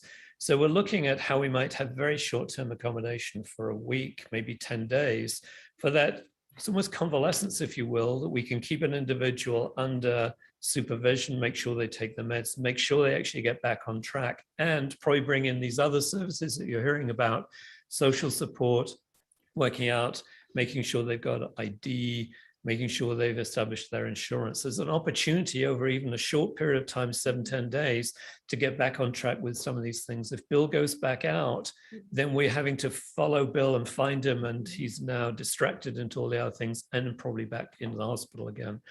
So we're looking at that. We're looking at what we can do. So it's a real spectrum of housing needs to build from acute needs, transitional housing to something permanent. Thank you. Thank you, Martin. Oh, and thank you, Julie. Thank you. Next slide, please. So this slide reflects the metrics for the short, medium, and long-term actions that can be taken to impact this goal 3 that we've been talking about. These specific examples were based on exact feedback that we were provided throughout the community process. Metric 3.3 is what I'd like to look at, because it's a great example of a program that can have a real positive impact, whether you're a local veteran facing homelessness, a single adult with nowhere to sleep at night, or your 14-year-old Julie. I was going to tell you 14-year-old Julie's history, but the more I think about it, the more relevant it is. You see, it doesn't matter how or why our families come to us in the ways that they do. The fact that she's 14 and living in her car should suffice. They live in their car and move it night to night, not only for fear of getting ticketed or assigned a fine that they can't afford, but also to keep under the radar so that neither Julie's classmates nor her mom's coworkers learn about their secret of being unhoused. They're what we might call the hidden homeless. They live in fear, not only of social and emotional ousting, but also as 2 women in exposed vehicles. Julie doesn't sleep well at night for fear of physical safety. She's 14. She's finally asleep at midnight, and nature calls. She has a couple of options. She can wake her mom up and drive to that 24-hour gas station. She knows it's going to cost her mom money because you have to buy something there in order to use their restroom. She could go outdoors, quietly slip out of the car and use the open space that surrounds them. Or she can toss and turn and wait until the sun rises so that she can use the restroom at her mom's workplace as soon as it opens. Most of the time she tries to opt for the latter. Her mom drops her off so that no one sees them together, and Julie runs in to clean up for school. She can catch the bus from her mom's work, and the school gives her a bus pass, so she does just that. But she generally arrives tired and hungry and never feeling quite clean enough. She's a 14-year-old girl, and she arrives at school never feeling quite clean enough. Her mind is rarely on her studies. Having just a safe space to park each night with lighting to do homework, a restroom, a place to wash up would make all the difference for Julie and could in and of itself stop the cycle of homelessness for this one child. You see, here's what we know. We know that children who experience homelessness are less likely to graduate high school than their housed peers. We know that young adults who don't graduate high school are 400 times more likely to experience homelessness than their graduated peers. If I had a board to write on, you would see the ongoing cycle of homelessness. by definition, which is why increasing access to emergency response services in any and all kinds of these various forms are one of the most urgent goals of this strategic plan. Safe parking seems obvious. It's a program designed to provide a safe space for people sheltering in their vehicles so that they don't have to risk citations that they clearly cannot afford. It offers programs typical on-site services, restrooms, washing stations, charging stations, and case management systems services. The type of program gives families a temporary place to stay off the streets while their case managers work with them to provide to secure permanent housing. The important things to recognize, particularly about this safe parking option, is that it's really relatively easy to implement and extraordinarily low cost, as providing safe parking lots through local churches or organizations, coupling them with supportive services, offering basic needs assistance, almost all of that can happen at no cost. If you couple that with a navigation center where they can go during the day to get resources and services, coming back to a place where they're safe and secure, I don't know if this is the answer we want for our 14-year-old children, if this is how we want to see them growing up, but it certainly is a better option than what she has today. Martin, Julie, do you have anything else to say in closing? Okay, in that case, last but not least, we're going to get to goal 4. Wow, catching Julie.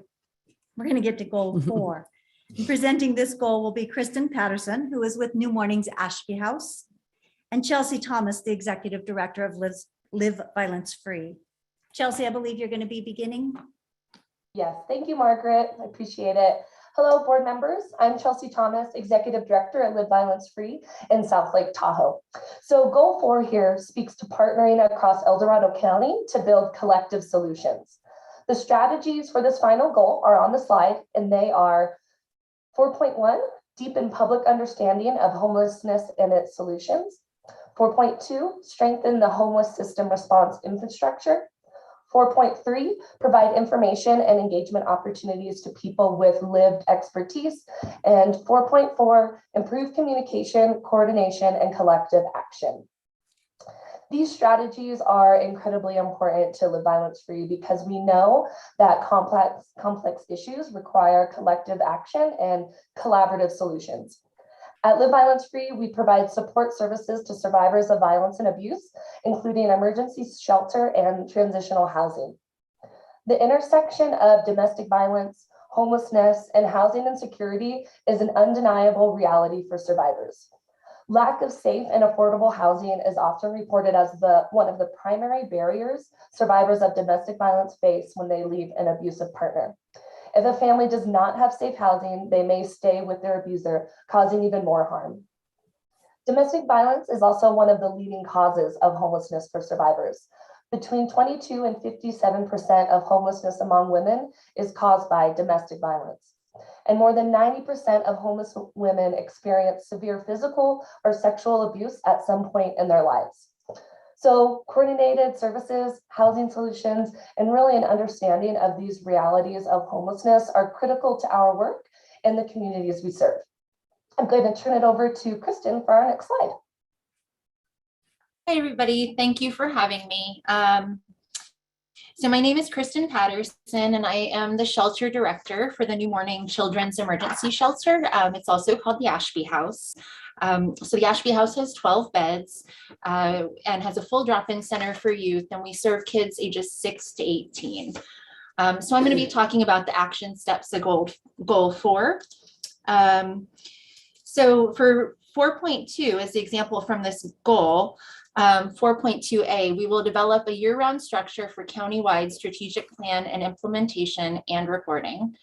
4.2b, develop an annual work plan with prioritized action steps to guide the strategic plan implementation, along with identifying key stakeholders to guide those steps.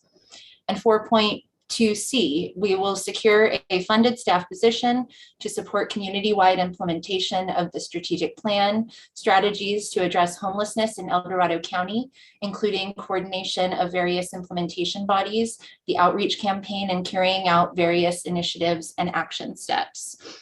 So New Morning knows that the implementation of this plan will require time, dedication, and commitment across the county and across all our collaborative partners. But I just want to speak to that a little bit. At the New Morning Children's Shelter, we see the impact of adult homelessness every day. I think it's really easy to forget that a lot of these adults are parents. As Margaret spoke to earlier, whether we want to admit it or not, there are many children in El Dorado County who are being raised in homelessness. Homelessness is all they know as far as El Dorado County. These kids often spend the winters here under our roof at the New Morning Shelter. They come in as the weather changes and leave as the weather changes again. These kids, I could name probably 5 children who have spent maybe the last 7 or 8 years of Christmas in this house. No child should ever have to spend Christmas in this house away from their family. So these kids, eventually they grow up. They age out. Once they have graduated high school and they're 18 years old, I can't help them anymore here. We can't take them. They can show up at our door and we have to turn them away. Homelessness in itself is not a reason for CPS to take kids into foster care. So what that means is we have 18-year-olds who were never in the system and are turning into adults without the natural supports that we all leaned on, when we were 18. And so these kids are moving into adulthood. They don't have mental health support. They don't have medical support. And they also, a lot of them don't have the connections to even start that process. It's really important that we end this tragic cycle. Those 18-year-olds have much higher risk of becoming homeless themselves and raising their own children in homelessness. So please help us end this tragic cycle by adopting the strategic plan. Thank you. Let's see, Chelsea, do you have anything to add? Sure, thanks, Kristen.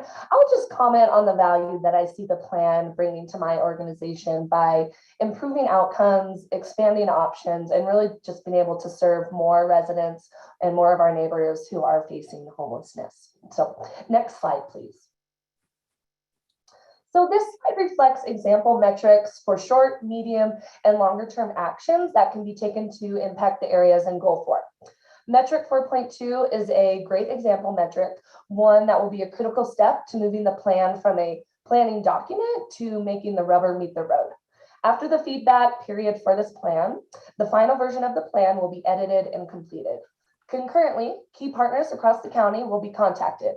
County and city departments, hospitals, COC funded providers, faith-based partners, volunteer groups, and any organization with staffing or resources to support any of the goals. As this group continues meeting regularly, they can track progress and develop a work plan to document the action steps, goals, and outcomes, which can be reported as these steps are accomplished.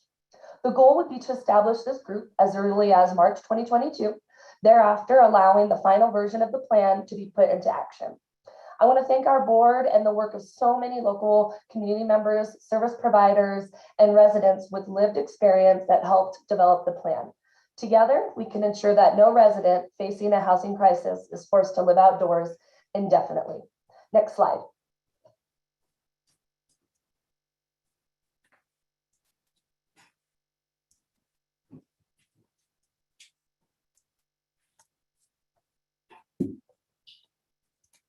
Sorry about that.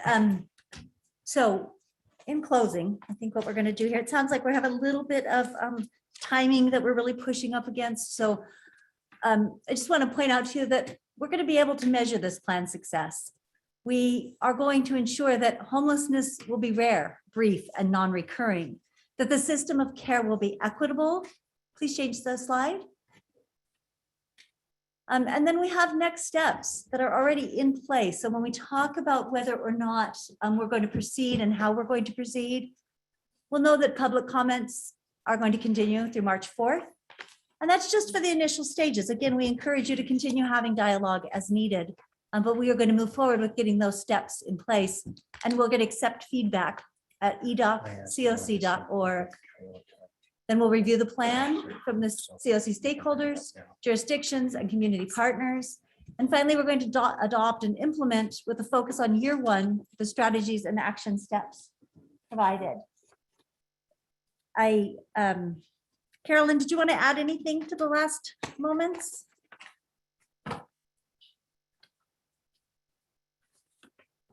Yeah, it sounds like we're needing to wrap it up. I think we just wanted to reiterate that in March, we will hold an implementation meeting. We've drafted in the plan, you saw a sample implementation plan, which just included all of the strategies and goals.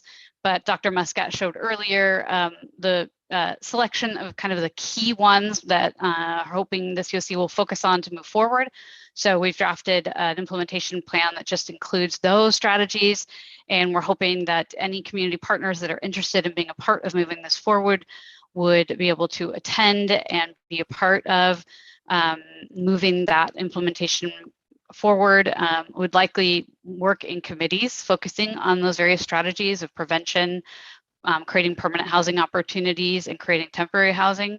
And so we just encourage everyone to reach out. You can reach out to edokcoc.org if you're interested in participating. We'll also send out a save the date for that committee meeting. But yeah, we'll be moving forward in March with implementation planning, identifying resources and people, and kind of the structure to move that forward in March. So thank you very much. We really appreciate the opportunity to present today and to be here. And I'll leave it at that. So thank you. Great. Thank you, Carolyn. I'm going to suggest and get some input from everyone with our time constraints of the day. It's already 12:10-ish, and we have open forum at 1 p.m. And I do believe that the board wants to have quite a hearty discussion, I think, on everything that we've received this morning. This is a huge issue and very important to the community. So I'd like to ask if everybody be okay with us going to lunch now. We'll come back at 1 p.m. to do our open forum, see how that timing goes. And with the intent of trailing this item to 3 p.m., because my understanding is staff can be available again at 3 p.m. to continue this conversation. But I don't want to rush it and cut this off in any way, shape, or form. It's too important to have that discussion. And Margaret, you have thoughts? I do, mostly because I know that a lot of our public speakers needed to leave soon. I know I need to be out of here within the next 15 minutes, and I will not be able to return until at least 3:15. I'm facilitating a coordinators meeting today for the state. So all of us are volunteers and have full-time jobs. I know that Dr. Entwistle, you said you're not going to be able to return. I know that Marisa is working. Yeah. I'd really like to be here for that dialogue. I think it's important. I don't know if you all are familiar, but I am the new co-chair for EDOC, so I'd like to be involved. Who's the chair? I can't remember who got appointed to the new chair. That would be me and Jennifer LaForce. There it is. Okay, that's you. Yeah, and I Jennifer couldn't remember. Jennifer couldn't make it today, so I'll be here speaking on behalf. Perfect. And most of our executive board was here and or needs to leave, and so it's going to be a challenge. Carolyn, do you have thoughts? Chris, are you available? No. I mean, our team can be here, but I don't know. Julie, Kristen, the other presenters are maybe need to speak to that. I can be available at 3. Let me see. Jace, yes. Yeah, I could be available at 3. Chris, Proctor. Yeah, I can make that work. Oh, perfect. Thank you so much for your understanding. Like I said, I just want to make sure that everybody, it's going to be a great conversation. We have members of the public waiting too. So I think that way we can facilitate it the best. So with that, and thank you, Margaret. And you said 3:15? Yeah, can it be time certain at 3:15 or not before at least? Because it will take me that long to get We back. can do that because we want you here. So Okay. thank you for that. We appreciate everybody's flexibility with, but we do want to have the conversation. It's important. So thank you for that understanding. So, okay, we will go to lunch and be back here promptly, everyone, at 1 p.m. for our open forum, and then we'll see how the rest of the day goes, and 3:15 trail this item. Thank you so much. Chair, quick question, number 33. I've had people I know that would like to discuss that. Are you saying that after the 1 o'clock, we're going to try to do that before the 3:15? I'm hoping that open forum goes fast enough we can get to that. It's Okay. yeah. I know. See I how just it have to- goes. Yep. All right. Okay. We'll see you at one. Thanks. Thank you.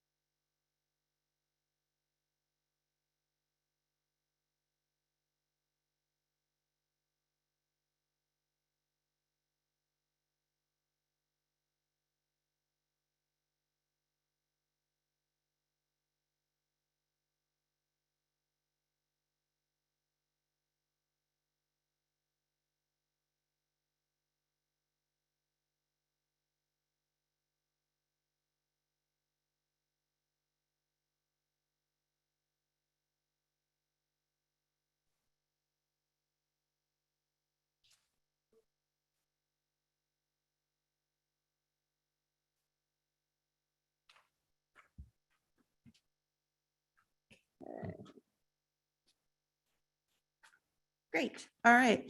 We're back from lunch. It's 1 o'clock and we have open forum. Now taking public comment on open forum. Individuals will have 3 minutes to address the board. The timer will notify you when you have 30 seconds remaining to comment. Public comment will be taken first from those participating in the boardroom and then from those participating through Zoom. For those participating by Zoom, please make sure you unmute yourself when called upon. If you're joining the meeting by phone, press *9 to indicate a desire to comment. If you're joining by Zoom, press the raise hand button. Please voluntarily state your name for the record. So we're going to start off with open forum comments from people in the room. So if there's anybody that wants to make a comment, come on up. Good morning, board. Janelle Horn, El Dorado County Recorder Clerk. I just wanted to say happy Tuesday. Oh man, the twos, huh? So, we are having a great celebration and a party over at our office.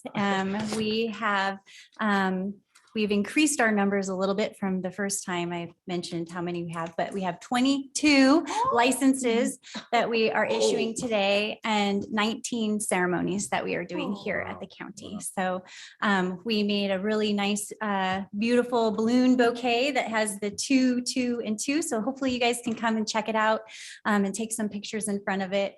And then inside we have a little display that has a little champagne bottle that has balloons coming out of it. And it says, congratulations from El Dorado County. And it has the date on it. So just wanted to say, we've got fun things going on here today.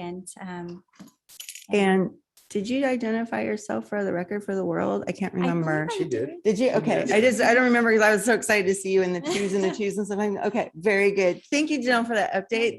It's nice to hear fun things, isn't it? Did this surpass Valentine's Day? I mean, really? Yes. Oh, what?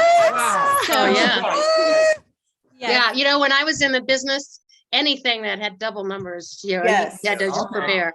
Yeah, the 12-12-12 was a big one. I remember that one. Any of those number things are fun. Okay. Yeah. In case we don't get out of here in time, did you get good pictures? I did. Okay, good. Okay. Oh, yeah, please send We them. might want to put it in our newsletters if we can't get over there and take Yeah, pictures that'd be ourselves. fun. Okay, good. Love to see that, Janelle. Thank you. Sorry, I couldn't help you, Janelle. That's okay. He is tied up I today. enrolled Bill O'Neill, so he's helping me. That's awesome. Thank you for all your love for our community. No problem. No Fun. problem. Thank you. Thanks, Janelle. Bye-bye.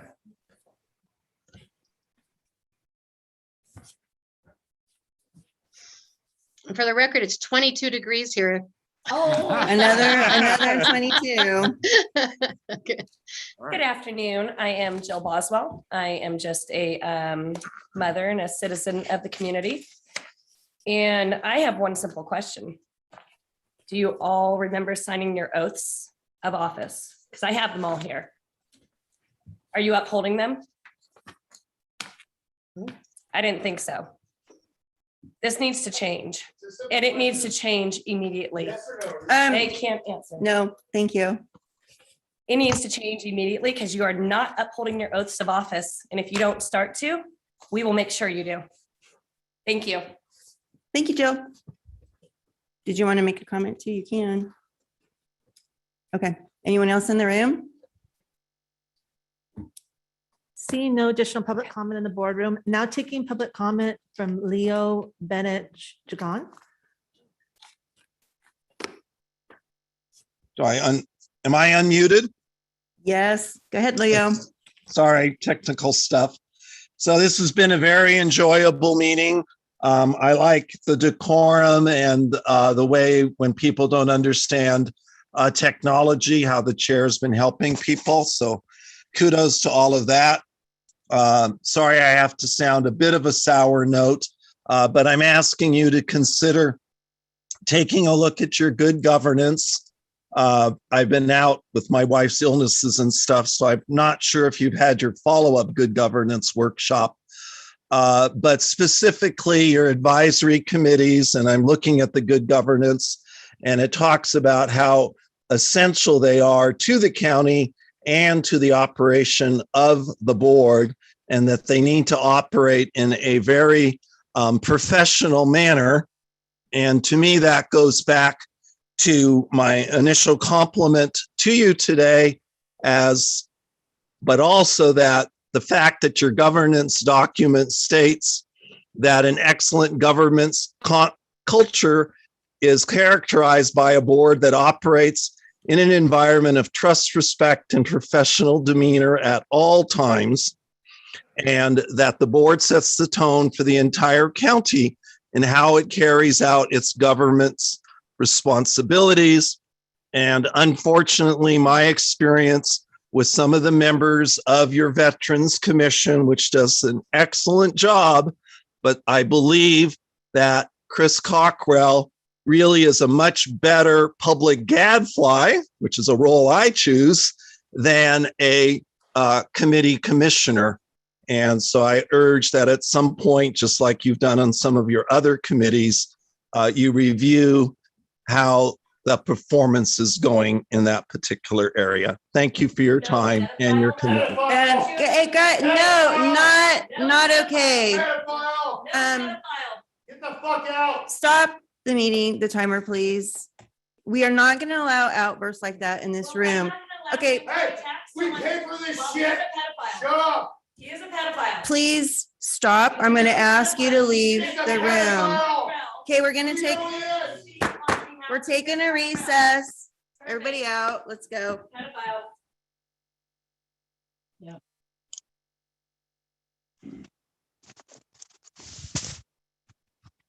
I guess I have a trigger.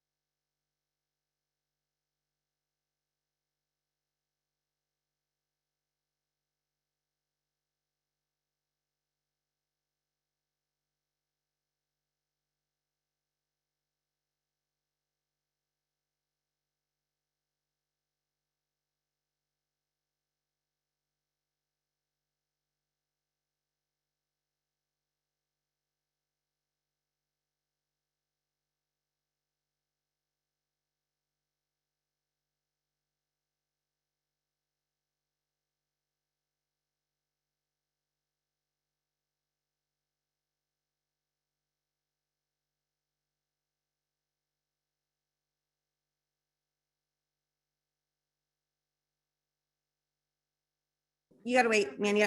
We're there. Just give me a minute. No, because I'm here in person. Of course. Okay, so we're back from a brief recess. I want to remind everyone, we have protocols for our meetings. We want everyone to feel welcome to speak, especially regarding controversial items. But we also expect everyone to be respectful and allow others to have an opinion. And we cannot have people be disruptive. It's a board meeting. We're doing county business. So those are the protocols that we have in place, and we need everybody to abide by that. So let's see, we were in the middle of, or actually we had just started open forum, and we had one member of the public that was cut off. And I don't know if it looks like Leo's back in the queue. If we want to finish his time. Yeah, I think you had approximately a minute left, so I'll set the timer to a minute. And then Leo, you can go ahead and continue. Thank you very much. And I do sincerely apologize if my words in any way were, I try to phrase them in a way that are not going to trigger people. I think that is good governance. I'm happy to talk to anybody. My phone number is 916-307-8525. I'd like to share that I have reached out to Chris Cockrell. We've had good meetings from my perspective, and he's also a member of my same faith tradition. So I just think finding the common ground is so important, and I appreciate what you do as a board of supervisors with all your differences to show that to all of us. We're in this together. Thank you for listening. Thank you, Leo. So we're going to continue on with open forum, public comment in the room first before we go to Zoom. So Mandy, if you want to come up, it's a good time. Okay, so that was interesting. I was driving and I thought, well, I'll pull over and speak, and then you guys had to evacuate. So I thought, well, I'll just come in person. First of all, everybody deserves a seat at the table. I have said that. I've had people come after me for my opinions. So even Leo, even though I despise some of the things that he says, he gets a seat at the table. Everybody gets a seat. That's why we live in this country, okay? And if you see what's going on in Canada, you think it's not coming here, you're mistaken, okay? Agenda 21, Lori, you, George, Sue, all you guys, years ago, 10 years plus, you guys have been speaking out about Agenda 21. Well, here we are, we're Great Reset. This is a real thing that's happening. Everybody thought I was crazy. Well, it's real. This is happening. I've seen that you guys, we talk a lot about grants, getting grants. We're always looking at getting grants from the state and from federal government, but we don't take the time as a board to take care of our people. We're not taking care of our people. We're spending money going after businesses like the Apple Bistro, right? We're taking donations from builders. They want to build affordable housing, but you and I both know it's never going to really be affordable housing for anybody. You'll eat bugs and you'll live in pods, right? We'll all be happy. That's what Klaus Schwab says. It's obviously happening. We are losing our rights. We're not getting them back. All the freedoms that we gave up over the last 2 years, they're not coming back. And I'm scared. I'm scared seeing what happened in Canada. But everybody around the world seeing what happened in Canada, they haven't seen what's happened here in El Dorado County. Confiscating bank accounts for people speaking out, right? I believe the Apple Bistro has gotten their money taken from their bank account. So you guys are already doing this draconian stuff to our own people. It's very obvious. Now the sheriff's going to be in the position where he's going to have to decide if he's going to go shut these people down for having a business, trying to get by. Meanwhile, oh, you guys got raises, right? All you guys got raises. We're spending, it costs me twice as much money to drive around gas. I clean toilets for a living. Meanwhile, you guys, every one of you guys have gotten a raise this year. These people are suffering here, whether it's a Caldor fire and all this COVID garbage. And you guys just want to get grants from the state. That's all you do. You're a bunch of grant hustlers. And it's pretty disgusting. I got 30 seconds left. Everybody gets a seat at the table. Andy. And I need to back up. I'm wrong. We actually had finished public comment in the room and we had moved on to Zoom. However, things got a little crazy. Mandy drove over, so we'll finish up. Thank you, Chris. Let it go. I thought I'd change the tempo a little bit, speak to something positive. A few weeks ago, you did some positive things related to Tri-Square construction at the El Dorado Hills Business Park. I've gotten into it more to find out who Tri-Square was or is, and wow, what a positive accomplishment for them to have a business that where they want to expand in El Dorado County, build a training facility. So essentially, we're going to be able to train people in the business that they are involved with. They're in cell towers and communications, so amongst other things. But anyway, I just wanted to say how happy I was that you took the action and that there is a company like Tri-Square that believes in El Dorado County, believes in the economic development of El Dorado County, and who wants to have a business. So essentially, I'm not taking much time, but that's what I wanted to let you know. Thank you very much, Chris. Thank you, Chris. Okay. Now taking public comment from 368.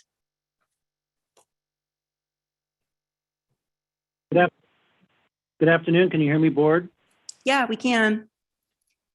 Okay, thank you. I'm calling from Utah. This is Joseph Connolly. I have some brief comments. A year ago, you voted to appoint Chris Cockrell as a Veterans Affairs Commissioner, despite many questions about his potential relationships with the Proud Boys. The commission chairman, John Poimeru, repeatedly said Cockrell, quote, has no affiliation with the Proud Boys and never has, unquote. Poimeru's statement was included in an email sent to each of you at the request of Supervisor Hydal last January. This month, I submitted to you and the Veterans Affairs Commission a record of undisputed facts that those denials were not true then, nor are they now. Those facts show Cockrell has had a link to the Hangtown Proud Boys prior to his nomination, and that he still does, that he is friends with supporters of Proud Boys and neo-Nazis, and that he is friends with a California Proud Boy who participated in that group's attack of the U.S. Capitol. Normally, submitting false information in a job application would be grounds for immediate termination, especially in an at-will position such as the commissioners hold. Cockrell and Poimeru have had multiple opportunities to tell the truth since last January, but have maintained a fiction instead. You perpetuated that fiction with your votes last January 5th and February 9th, and you continue to do so by your silence to the facts. I've documented Cockrell's links to the Capitol attack, and I will submit those additional facts soon to you all. But you already have enough information now to make a leadership decision. Are you going to uphold the county's purported standards, or will you continue perpetuating untruths and condone ongoing abuses of the public trust? Today, each of you are the personal supervisors of an appointee with a direct link to the attack on our nation's capital on January 6th. One of you has had that information for months and done nothing about it. The county council wrote to me last month that you have exclusive discretion as a board to act on commissioner complaints pursuant to Ordinance Code 2.20.010. The ordinance states, quote, all such appointees shall serve at the pleasure of the Board of Supervisors, unquote. Is it your pleasure then to approve of lies or deceptions by commissioner nominees and chairpersons, to condone abuses of power and the public trust by them and other appointed commissioners, or worst of all, that you endorse the January 6, 2021 attack on our nation's capital? Are those really the official positions of your board? And do you willingly and publicly stand by those choices? If not, I await your answer on the record. And for the record, I'm going to submit my comments to the clerk for the public's record as well. Thank you. Thank you, Joe. Now taking public comment from Gary Wick. No, no, You know, no, Chris no, Cockrell, I'll no. talk if I want to. No, no, Who pays your for this stuff? turn is Who pays for over. this You stuff? already had your Our taxpayers' dollars pay opportunity. for everything you got up We here, have correct? protocols and you Correct? chose not to get Hey, up. stand down. Please Stand have down. a seat.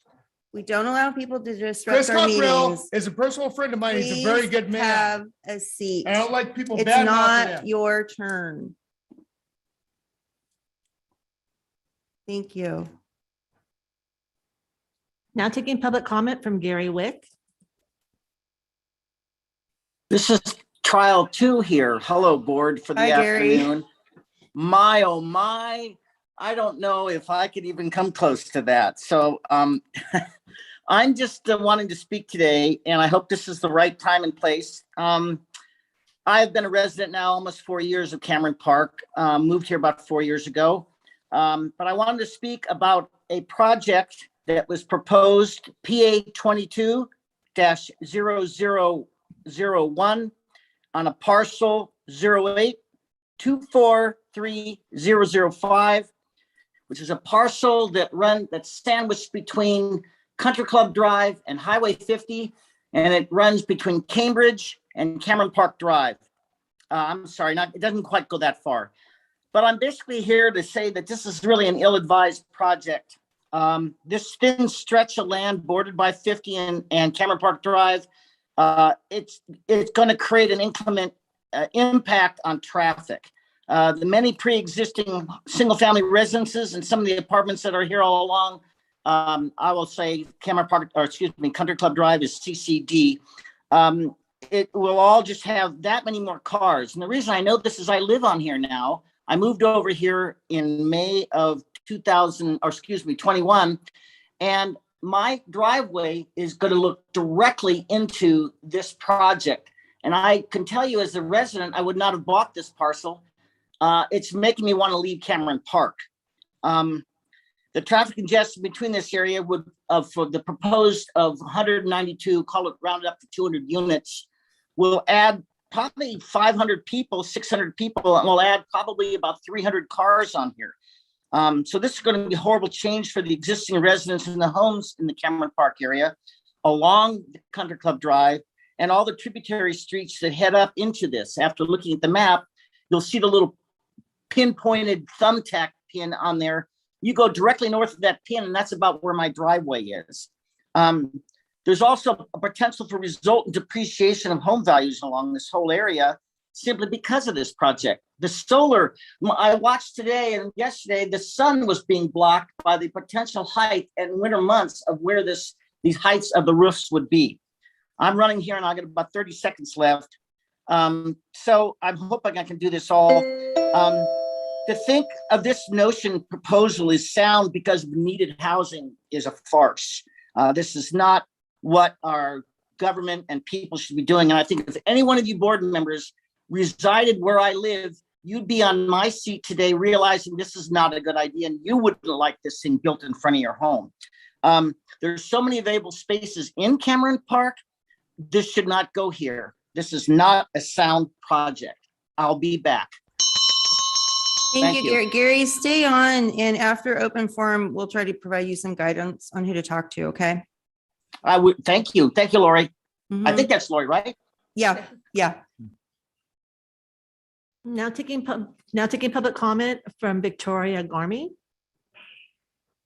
Hello, audio is okay? Yep, we can hear you.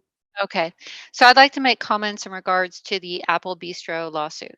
I find it completely unthinkable that the county is suing a small business after what we've all been through in the last 2 years. My mother's own business went bankrupt specifically on account of COVID measures. I wonder if you have a tally of how many small businesses have gone bankrupt or had serious setbacks in the time allowed. The small business loan program made absolutely no dent in the damage those measures did to our small business community. So clearly, I feel the board is out of touch with the reality of what COVID measures did to small businesses. Perhaps that's because the board's paycheck kept coming this entire time while you are taking actions that are simply driving people out of their livelihood. So I'd like you to think about that. Your livelihood was not impacted by COVID, and the people you're taking actions against are. It is unthinkable that you're taking these actions. Oh, thank you, Victoria. And No, if you there's a raise- final comment. Hang on. Okay. Okay. I'm almost there. So what we've seen is that your constituency, some people come to this meetings, some people don't, but your constituency does not want you to take legal action against small businesses in our community. Your constituency wants you to recognize this situation. We are not all in it together. That is not a true statement. When some people win from COVID measures and some people don't win and some people lose, there are winners and losers in those policies. I would advise you to think more broadly about your constituency. We are broader and more populous than the folks who call up and make defamatory statements about other people, accusing people of crimes here using their time, which I find difficult that you're willing to accept as a usefulness of the time. It is broader than some of the people who are speaking. We have a broad constituency that finds these actions abhorrent and completely out of touch with the realities of what people and businesses are facing. So I'd like you to step back and think what it's like when your business is put out of business and you're fighting for survival and you're being attacked by people who are not fighting for survival, whose day-to-day life has remained unchanged. So give that some thought and give your constituency some thought. Thank you. Thank you, Victoria. And after open forum, we'll have a response for that regarding the Apple Bistro. So please stay listening so you can hear that, please. Now taking public comment from Ruth. Yes, good afternoon. Thank you very much for the way you've handled today.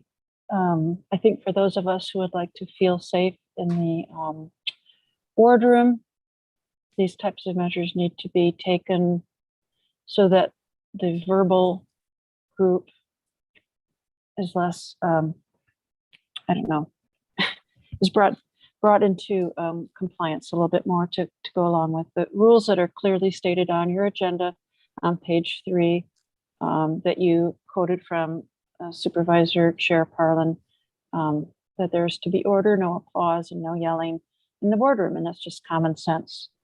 I also want to say that when you yell out things about people, that is slander and libel, and you can be held accountable when you make claims about people. And so just those people who are yelling those things out, I don't think that's good practice. So look, we all have this last caller, and it ties into something I wanted to call about. You don't have one constituency. You have people with all different belief systems. And that's okay, right? I mean, those who believe in whatever Agenda 21 is, yes, I've read about that. And those who don't believe in that. People, you know, who believe COVID is real and people who don't think it is, or to mask or to vaccine or whatever. One thing about Apple Bistro is they didn't allow people in who had masks on. So that wasn't really exactly freedom if you couldn't go in the restaurant with a mask on. So I think that needs to be considered in all of this. A little aside, and you know, I heard that presentation, and I know we're going to have comments at 3 o'clock about the continuum of care, but this is a little bit of a side. When you guys turned down that hotel in Pollock Pines, you said you'd be looking for on the West Slope a hotel that was more dilapidated, that you could bring up to you know, standards. And I just wondered, since that was a condition of turning down that particular hotel for the homeless, how your search is going, because I haven't forgotten that claim that you would proceed in finding a hotel. And I also think that regarding commissions that you have out there, I'm really glad that I normally do attend the Veterans Affairs Commission. I'm a citizen who has interest in that commission and what they deal with, but I heard that at last month's Somerset meeting, it was totally out of control, and I'm very glad that I wasn't there, and I think you need to have a supervisor at each and every one of those meetings. Thank you. Thank you, Ruth. Now taking public comment from Tracy.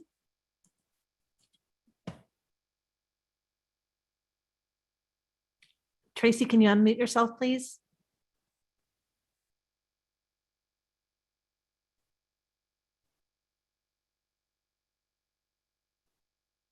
Do you want me to go on to the next? Tracy, we'll come back to you.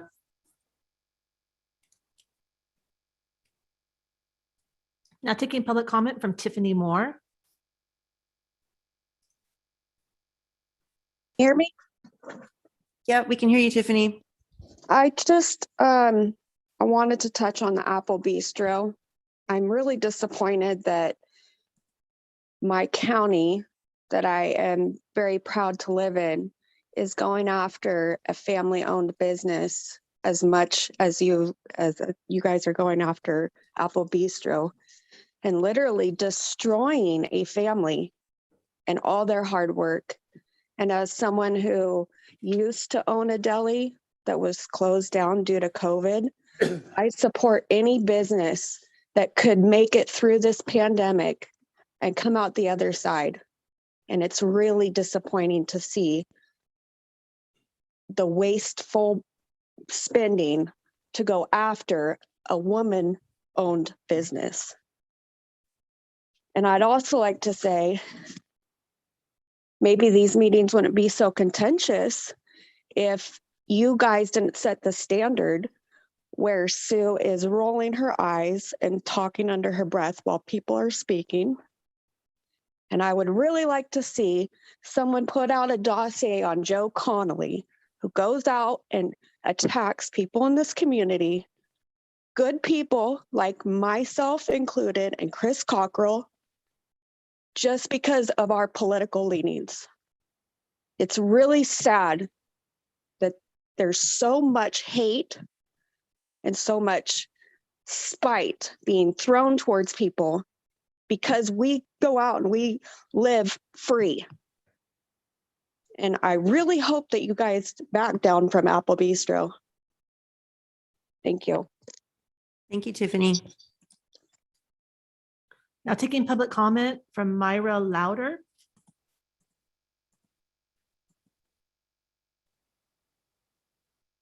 Myra, can you unmute yourself?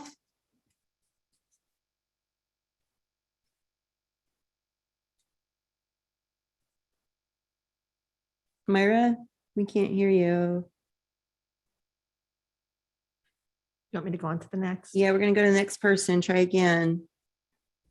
Now taking public comment from LW. Good afternoon, board. This is Linda Witters.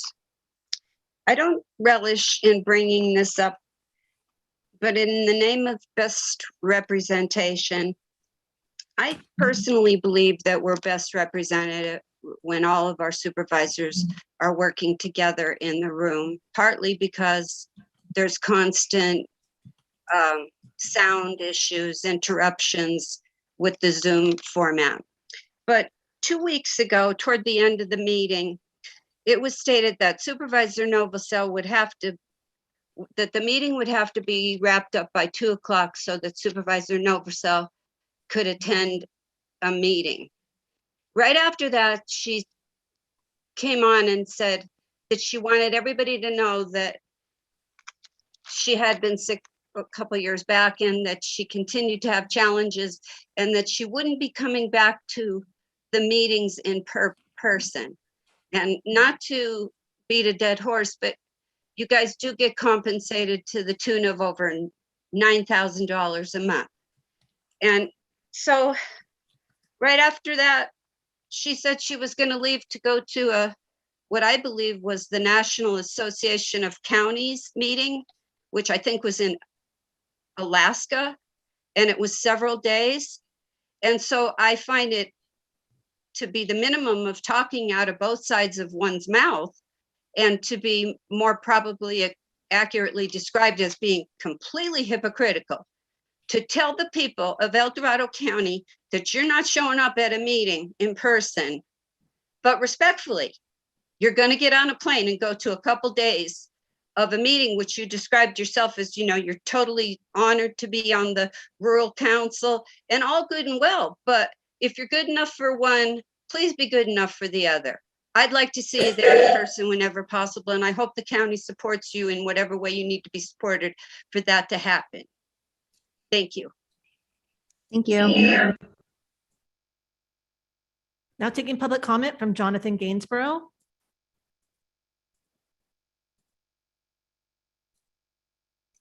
Good afternoon, board.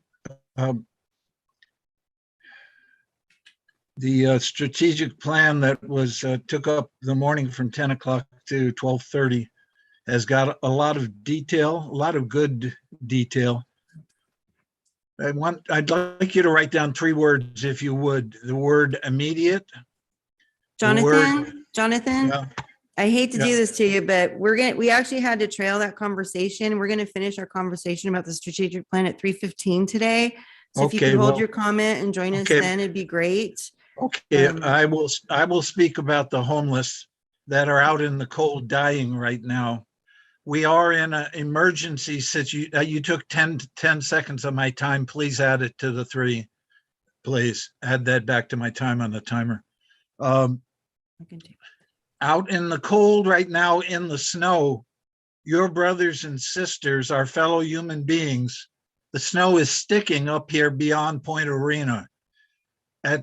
In the 4th world conditions of the homeless on Upper Broadway, your brothers and sisters, supervisors, leaders, and fellow human beings, they are out there dying right now. You say they're not really dying, they may be freezing. Well, then talk to me about the girl that I was asked to pray with, and I did pray for her to have a brighter future, that God could put hope into her life. But she doused herself with gasoline. I repeat, she doused herself with gasoline. No, you don't get it. You don't see it. Ow! Ow! Ow! She doused herself with gasoline and lit herself on fire. That's one of our homeless. I'm asked to speak at a memorial for another homeless girl. She's been homeless 4 or 5 years. This week, she was released from the hospital with congestive heart failure. Maybe they did all they could. But she died the next morning down the street at the crappiest motel in the county. God said to Cain, he said, "Where is your brother?" I repeat, supervisors, where are your brothers? The strategic plan you say I can't talk about, the whole county is going to rise up, that there's no emergency, no immediate, no crisis, no immediate goals. You've got short-term, medium, and long-term. You wouldn't leave your animals out in the snow that is falling and sticking right now. We've got to do something immediate. Philadelphia opened a warehouse for 1,000 homeless during the Depression. We've got to get a roof over them. Yes, you can cut me off at 0. You ought to give 10 seconds back to me, Lori. Give me Thank my you, extra. Jonathan. Now taking public comment from Don Wolfson. Hi, Don Wolfson, Cameron Park. Hopefully I won't get booed.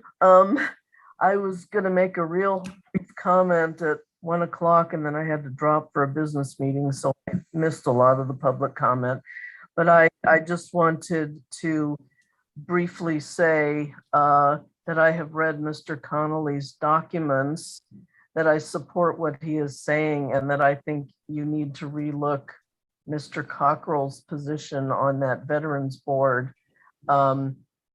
The people who said what they said about Leo are lying. He was exonerated. That was disgusting. And I think I'm going to stop there. I'm going to say some things that I really regret. Thank you. Thank you, John. Now taking public comment from Myra Louder. Okay, can you hear me now? We can. Oh, yay, I figured it out. Thank you. Thanks, Myra. All right. Good afternoon. My name is Myra Louder, and I have been a resident of this county for over 35 years. My husband was born and raised here, as well as my 3 children.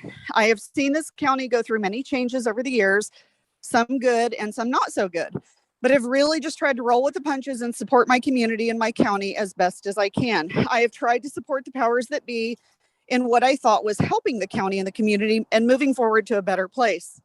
I can no longer support a board that for the most part is acting like a tyrannical entity and that is not here to support or better the community.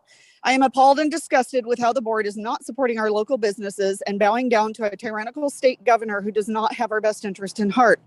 If the board does not back Apple Bistro or any other small businesses that are dealing with the same issues, then I will personally spearhead a recall effort for any and all supervisors who feel that threatening and punishing a small local business that is just trying to survive. Do not think for 1 minute that any of you are above the law or the people for being recalled. Shall I remind you of what San Francisco just accomplished, or even Shasta County? If you think that going after and bullying a small local business is anything but tyranny, then you deserve to be recalled and not to represent any district or this county. I will personally see to it that you are held responsible and accountable for any and all actions who side with you. In the last almost 3 years of this trying time in our county and our community, this behavior is not needed nor wanted. If you cannot support family and friends, then we will find someone who will. And if you think for 1 minute that there is no one that will step in to take your place, then you are sadly mistaken. Stop siding and supporting the tyrannical state government and support us. As Thomas Jefferson once said, when government fears the people, there is liberty. When the people fear the government, there is tyranny. I will not live in a county that rules with tyranny. You work for us. We do not work for you. Thank you. Thank you, Myra. There's no additional public comment. Okay, there was a couple of things. I'm thinking for Gary Wick, do you want me to direct him to talk to, it's Cameron Park to District 2, right? Your office? Yeah. Okay, so Gary, I hope you heard that. You can get it in touch with your county supervisor, Supervisor Turnbull. It's a Cameron Park issue if you do that. There's a lot of comments there, but actually the only one I'm really noticing that needed a response, I think. We do have a response for the Apple Bistro questions. There was a lot of stuff brought up, and I think we wanted to provide some clarity on what's going on there. So I think the CAO is prepared to do that. Thank you, Madam Chair. Don Ashton, your CAO. So in response to the comments made regarding Apple Bistro, on behalf of the county and the board, we appreciate the feedback and the information, and we always encourage a respectful dialogue on some very difficult issues. As most of us are aware, on Friday, the Superior Court issued a preliminary injunction prohibiting Apple Bistro from operating until it obtains a health permit from the Environmental Management Department.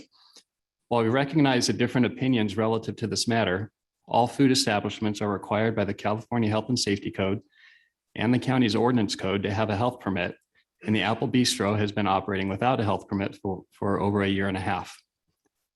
The county has attempted to resolve this matter with Apple Bistro without success, and a press release will be issued likely today or tomorrow in order to clear up some of the misinformation that is being shared on social media, including the simple steps necessary for Apple Bistro to obtain a health permit and satisfy the court's injunction.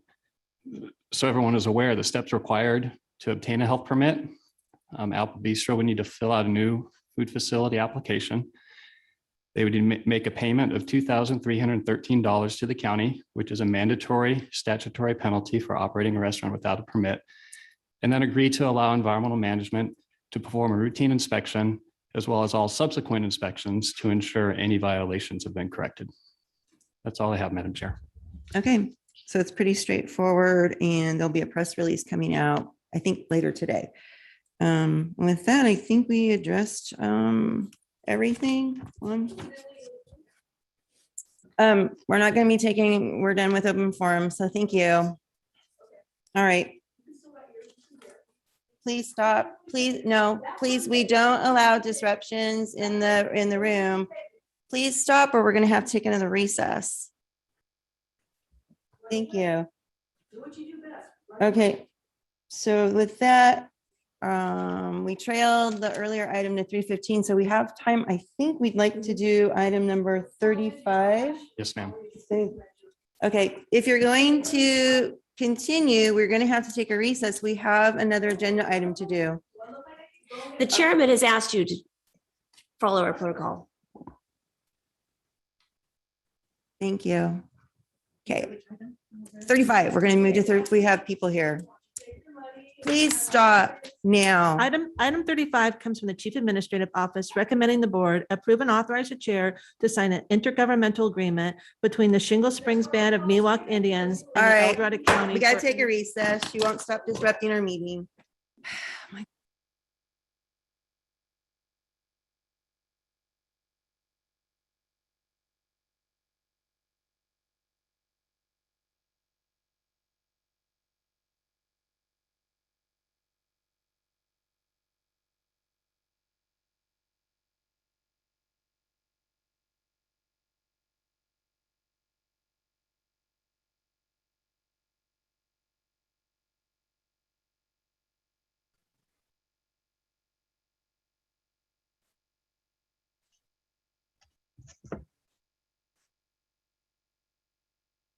I left off at the intergovernmental agreement between the Shingle Springs Band of Miwok Indians and El Dorado County for the entertainment center and parking expansion to the existing Red Hawk Casino parking structure.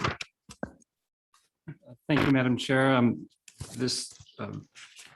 Janice San Pedro from County Council is going to kick this off. I believe she's, here she comes. Here she comes. So.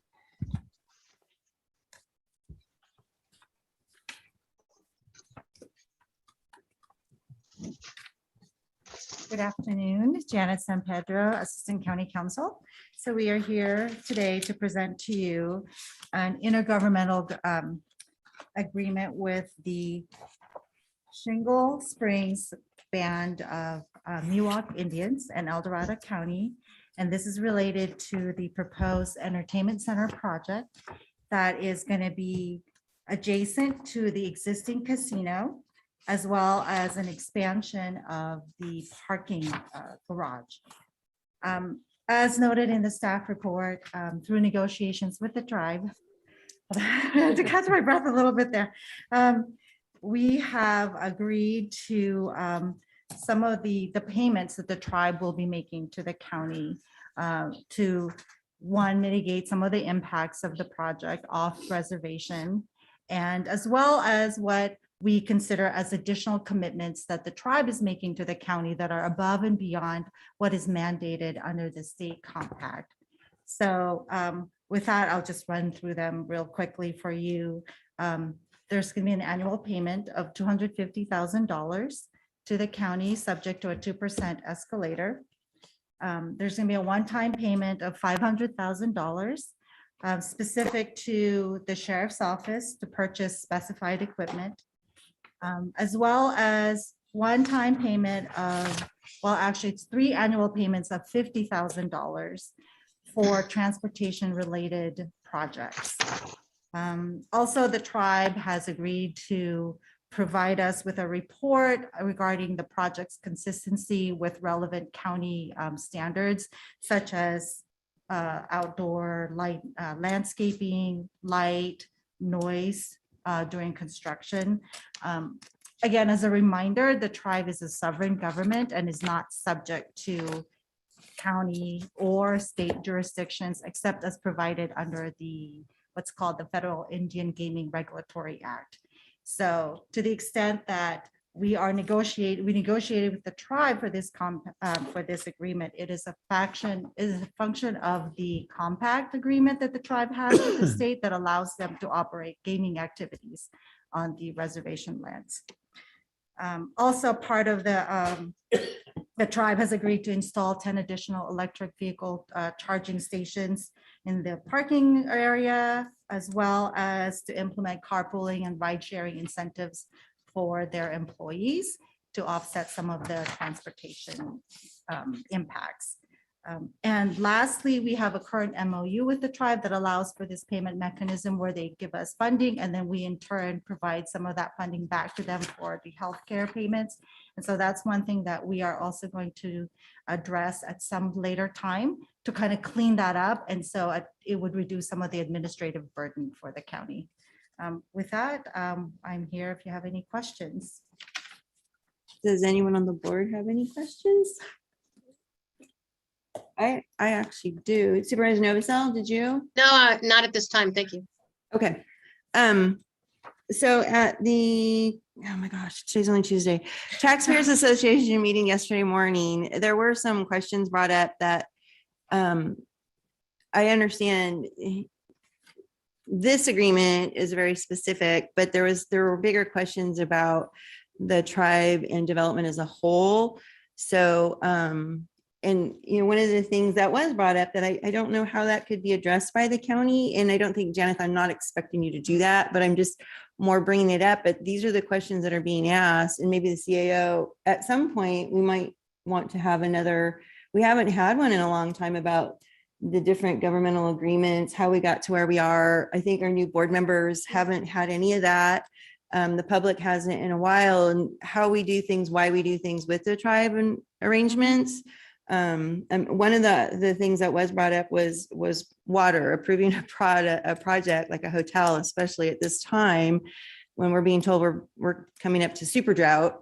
And there were some EID folks in the room, but it didn't, in my mind, it didn't feel very reassuring to folks. That's just always a concern. It's going to be a growing concern, I think, and forevermore with development, but something we can explore perhaps.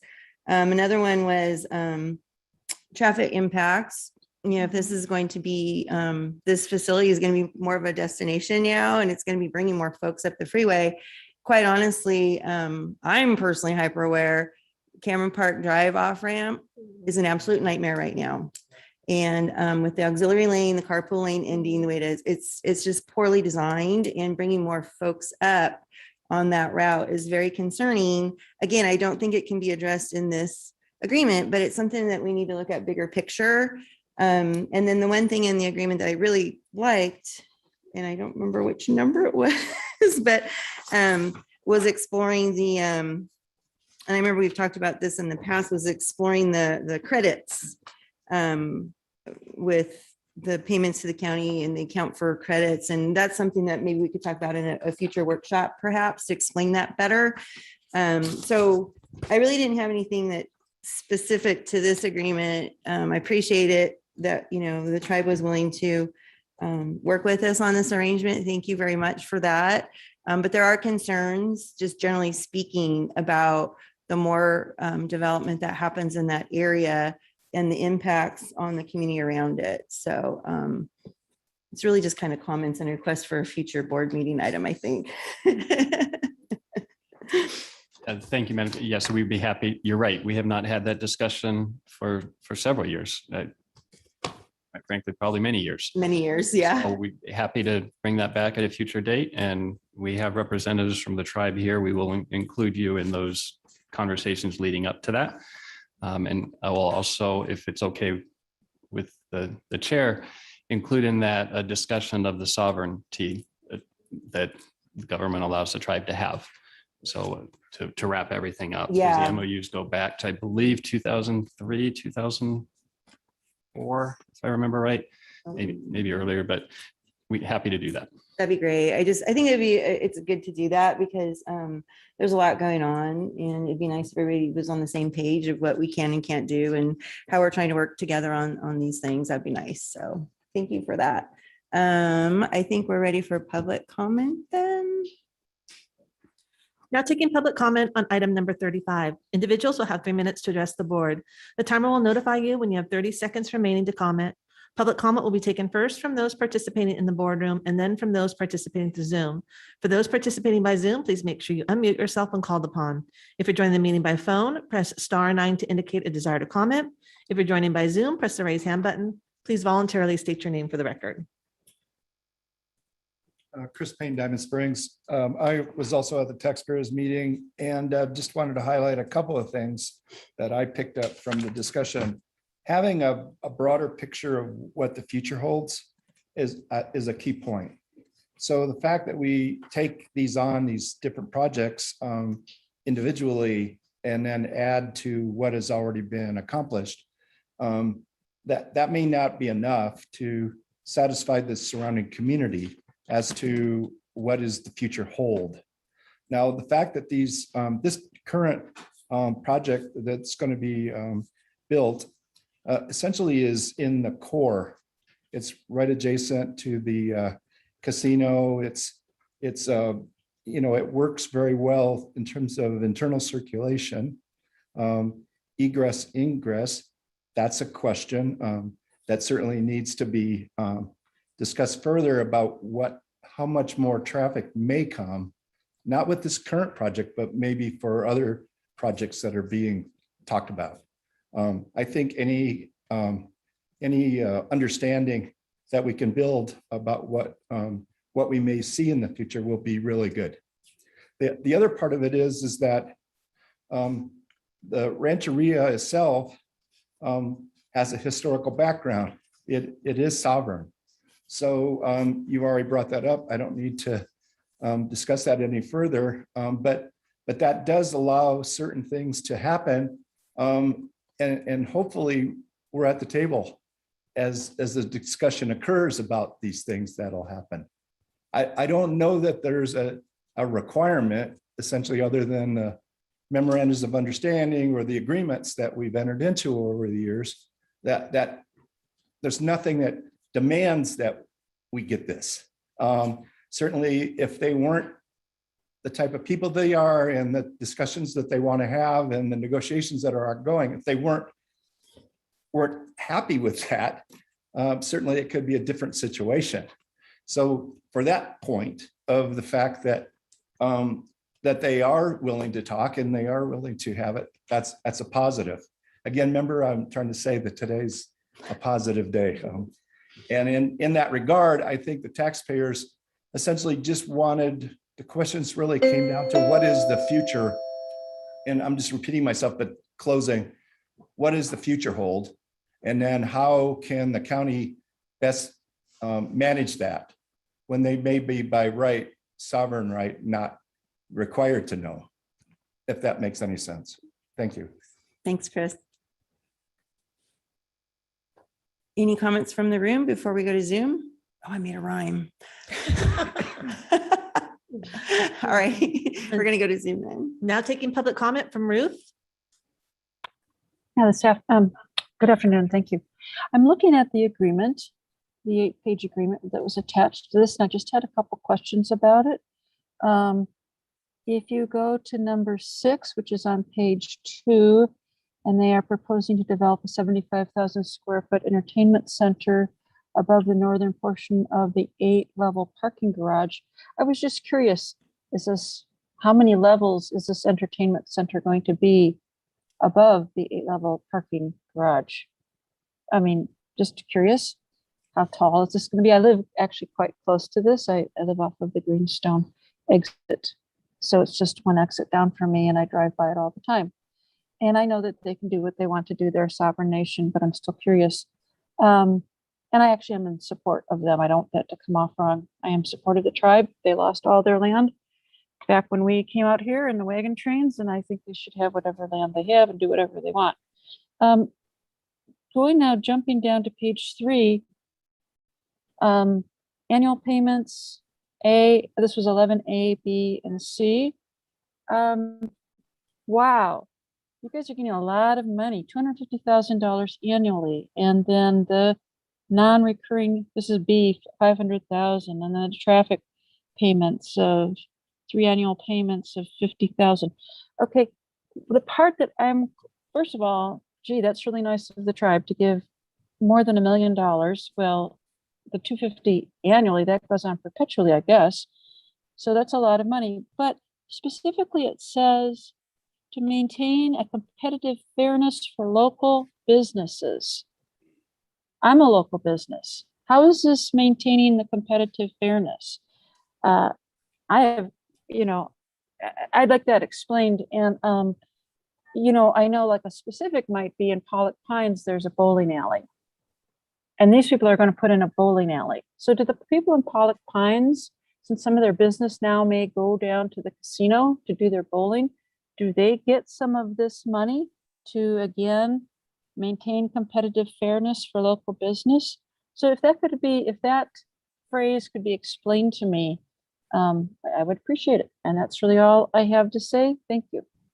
Thank you, Ruth. Now taking public comment from Andy Nevis.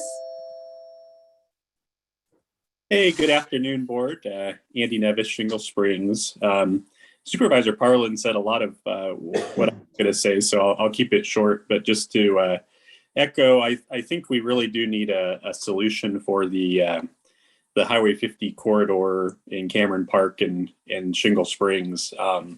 You know, if you drive up on a Friday afternoon, you know how bad that can be around the Cameron Park interchange.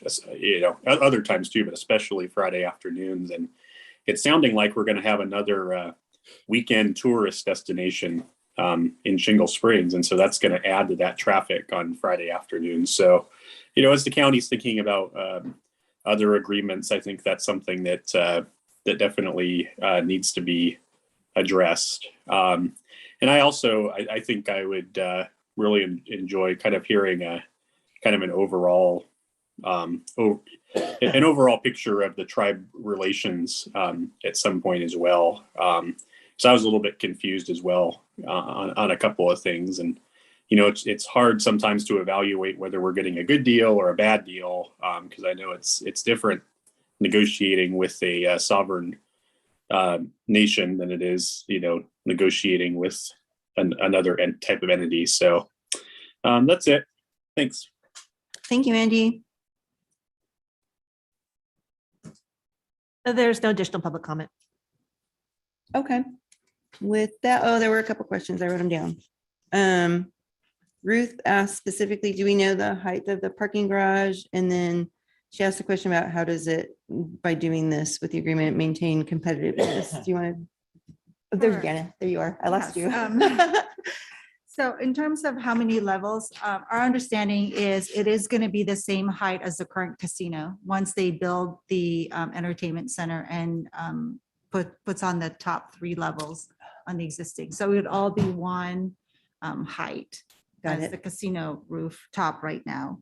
And then as to the second question about maintaining competitive fairness, again, going back to they are a sovereign nation. They are not required to pay any taxes. We don't collect sales tax or property tax revenues from the tribe. And so that payment is to also kind of offset some of those lost revenues that the county would have had if this was a regular business. Got it. That makes sense, everyone. Very good. Okay. Yeah, I guess, and sorry. Go ahead. Chair, if I can jump in. Because this is kind of what happened when they built the casino, and the casinos up in Tahoe were affected greatly.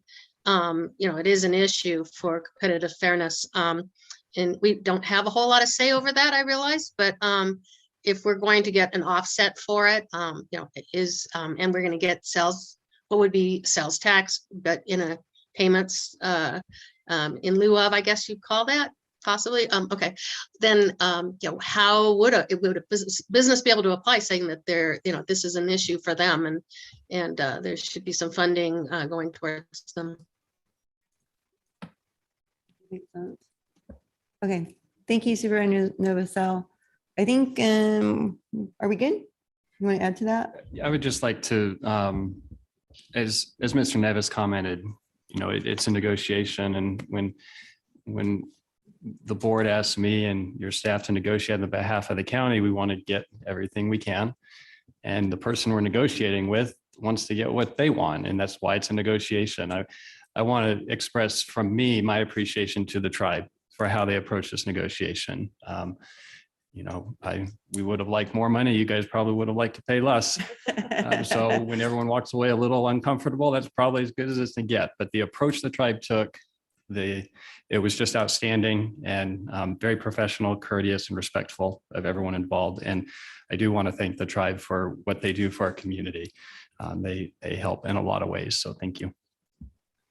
All right, very good. I think we're ready for. Just like to express my to further the comment that, the tribe you continue to be an excellent collaborative partner with the county. And I'd like to echo our CAO's comments that we appreciate that and look forward to an ongoing mutually beneficial relationship.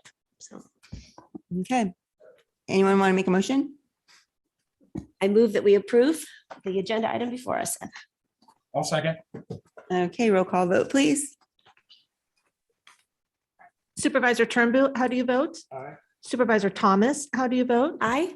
Supervisor Hydall, how do you vote? Aye. Supervisor Novosel, how do you vote? Aye. Supervisor Parlin, how do you vote? Aye. Motion passes 5-0. Thank you for being here today. Thank you. Okay. So we got an hour. Do you think we should give it a go? And what happens if we don't finish? Well, okay. So we're gonna give it a go because our next item is at 3:15. We're gonna do item number 33. Item 33 comes from the Chief Administrative Office recommending the board, 1, receive and file the attached fiscal year 2021-22 mid-year budget report, and if needed, provide direction to staff, and 2, provide direction to the Chief Administrative Office to solicit requests from fire agencies and county departments for transit occupancy tax funds. Hi, good afternoon. Sue Henneke with the Chief Administrative Office. So as we do each year, we take a look at the budget midway through the year, and we do that for a couple of reasons. Obviously, number one, it's a good practice for us and the departments to reflect on how the departments are performing within their budgets. And also, it's important for us at the CAO's office and at the department level to start planning for the next year's budget. Because as we do budget conservatively, we often have savings at the end of the fiscal year. And even though, while that's generally an annual occurrence to have those savings, we still do want to emphasize that within each year, we should consider those one-time savings. So we have, if you wouldn't mind, Kim, just pulling up, we just have 2 very simple slides today. Just 2. I know, right? And really, that's just the title slide, so we can move on to the next one. So the fund balance we're looking at this point is just under 40 million. And I want to first of all note that does sound high. It's higher than when we discussed this last year, but there's a very important reason for that. A large portion of this, the 19.7 million, if you just like tap forward, then the amounts come up. Oh, look at that. We'll start with department savings. Okay. Department savings are 7.3 or about 19% of that overall savings number. And what we're hearing from departments is, I think, not unlike what you're hearing out there in society generally, is that they're having trouble hiring good people, finding good people and keeping them. So we are looking at some high vacancy rates right now. And so that's contributing to a lot of projected savings. And next, we've got our excess general revenues at 9.8 million. So if you'll recall, even last year during the adopted budget, we still took a pretty conservative stance towards projecting some of our, mainly our sales tax and our TOT revenues. Still coming off the pandemic, and then on top of that, having the Caldor fire, we were not certain how that would affect particularly our sales tax and our TOT. As we've seen, though, they have performed beyond expectation, and they've kind of defied our expectations, especially with the impact to the Caldor fire. So we're looking at sales tax coming in about $3 million higher than budget, transient occupancy tax or hotel motel tax at 2.5 million above budget, and then the public safety sales tax, also known as Prop 172, about 4.3 million above budget. And then next, okay, so this broadband grant match we wanted to call out, it's 2.1 million. And just, we had that set aside in the current year. It ends up rolling into fund balance if it's not spent this year. It was a big chunk of money, so we wanted to call that out. Obviously, it will be budgeted and rolled forward to next year. So that's really just a savings that we rebudget in the following year. And then finally, Kim. Okay, this was the big chunk. As I recall last year, again, because we had budgeted conservatively through the pandemic, we were looking at keeping our revenue projections reasonable with the economic uncertainty. The revenues did come in higher last year, just as we're seeing this year. At the end of the year, we had quite a bit of excess fund balance. And what the board opted to do at that point, given the coming economic uncertainty or potential economic uncertainty, was to put a large chunk of that, about 13.7 million, in contingency. So as you'll see here, this 19.7 million that we're projecting to have in contingency at the end of the year includes our approximately 6 million, which is meets the board's policy for funding 3% of our adjusted general fund appropriations. So we would have 6 million in there hopefully at the end of the year in any given year. And then on top of that, we've got the extra 13.7 million that the board had set aside last fall. As we noted in the memo, we're recommending that we go ahead and get through the end of the year, let that roll forward into savings. We can discuss any potential uses for that during the recommended budget process. Staff in the EOC particularly are still working on the FEMA claim for all of our Caldor costs, and we're looking at a lot of other needs that we have outstanding that we might be able to, if not needed for Caldor impacts, then how we might be able to plug other needs with some of that additional one-time funding. I do want to note on, just going back to the sales tax revenues, the auditor sent out a note last week talking about the third quarter numbers from HDL, who is our sales tax consultant. And while what we've used for our projection are the numbers that come straight from HDL, as the auditor noted, there are a lot of concerns about some changing dynamics with how sales tax is reported right now. So while these numbers, especially in the last couple of years, appear to be growing a lot and they tend to grow beyond our projections, we're really not sure that that is at all sustainable. So again, that's another reason why when we look at these increased revenues in any given year, especially with regard to sales tax this year, we want to not assume that that growth will carry forward. So you may see a projection from us in the recommended budget that may not look consistent with the receipts that you're seeing in the current year. And that all just has to get back to those complexities with trying to project sales tax in this state. It's gotten more and more complex over the years. So I think that was about all I had. If you have any questions. So just for process, if we can ask, if you can ask questions on the mid-year report, and then we'll go into the second item number 2 on this item about TOT, kind of separate discussions if the board's okay with that. Okay. Anybody have questions on the number 1 part? I do. Go for it. So I have a question on Exhibit A, which is the details of how we end up with the general fund balance projections and stuff. And since I've been unable to determine what the net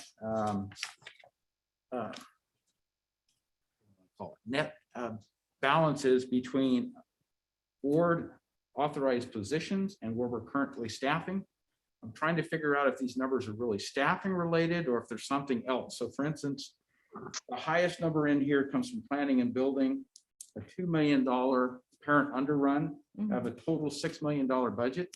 That's 33%. I suspect that that's staffing, but it says red flag to me, something's going on there. I would like to better understand. And if we've got corrective actions in place, great. We need to make sure that we understand what those are. And when will that be corrected? Because that's a significant deficit. Sure. So in you can see in Exhibit B, it's got a little bit of a narrative on what's happening in each department. But with regard to planning and building, I would say a big driver, I know they have had a lot of challenges with recruiting and retaining employees as well. They also do budget a lot of professional services contracts for their different projects. And it's very difficult to know exactly when all those expenditures are going to occur. And so you often see that they have some savings in that line item as well. But I don't know if we wanted to, I mean, we could get back to you with more detail on that. I just want to know that we're working that hard because I'm hearing a lot of comments, and I'm sure CEO and other people are hearing a lot of comments about our backlog of things that need to get done. And we've got money. It's just like we haven't figured out quite how to make those services available. I know we're working on it, but it's got to be accelerated in my opinion. So, well, Supervisor Heidel, you're absolutely right. And as Sue Hennick mentioned at the beginning of the presentation, hiring staff is difficult, and county CAOs, county HR directors across the state are all struggling with how to hire people to fill these positions. Myself and the HR director are having conversations with these planning and building, HHSA. How can we perhaps make our recruitments more competitive or appealing to people? Compensation is one piece of it, but I want to emphasize it's just one piece. There's a lot that goes into that. Typically, we do I think we do very professional recruitment bulletins for executive level positions in the county, but our staff level positions, I'll just say it, they're very bureaucratic, form driven, and we're looking at revisiting that for some of these hard to recruit positions, and trying to be creative in a number of ways to help draw talent here. But it is extremely difficult right now across the state. Okay, but we're doing the best we can, I guess is what I'm trying to get out of it. For the moment. and then- Qualifications is another big issue, correct? Well, On some of these. Minimum qualifications, I think you need to be, we do, on some positions, we are looking at the qualifications to see if perhaps the minimum qualifications are too restrictive, but we need to be careful not to water them down too much, and then you don't get qualified people. So it's finding that balance, but we are looking at that as well. And I believe your board will recall over the past couple of months, there have been a couple items that come where we have changed the minimum qualifications for the purpose of trying to bring in a broader applicant pool. Yeah, it's difficult. It is hard. Supervisor Novosel, I didn't forget you up there. I see I have you. a couple more comments on that same chart. You want to go on the same thread? Same thread. Okay. Yeah. Okay, so the other grouping that concerns me a little bit is our public safety group, because I see the sheriff, I see the district attorney, and I see the alternate public defender. It's substantially underrunning what their budget was. Is So- that mostly staffing? Well, it's a Is little that the issue? different. It's a little different in each case. So let me start Right. with the alternate public defender. Rolled up within that is what used to be, we called it Department 20, and it was indigent defense in the budget book. So Right. that's where we would budget amounts for trials that were outside of the public defender and outside of our contracted conflict attorneys. So a lot of that, most of that amount is the large set aside that we had for the Ishmael murder case. So it wasn't all expended in the current year, so that'll be carried forward and Okay. rebudgeted. So that's the alternate public Got it. defender. Okay. In the DA, they have had a lot of difficulties in recruiting. So some of that is salaries and benefits. You were also seeing there the impact of the public safety sales tax coming in well over budget. So for them, that was. So that boosted their budget. That was an offsetting condition. So, okay. Yeah, so well, those revenues actually show in those departments' budgets. Right. So again, that lowers their net county costs. So you have the same issue for the sheriff as well with the public safety sales tax. Probation that was about close to $600,000 in increased revenues for probation, 3 million for the sheriff, about 1 million for the DA. So those are big numbers there that skew the way that their net county cost looks at the end of the year. But I can say at the same time, the sheriff has historically had difficulty with recruiting deputies because of the fierce competition in the area. And the DA has had a lot of challenges this year as well. We know dispatch has been a particularly Mhm. difficult area. And I'm hoping we're getting the staffing back up there. I don't know that, but hopefully we're making progress.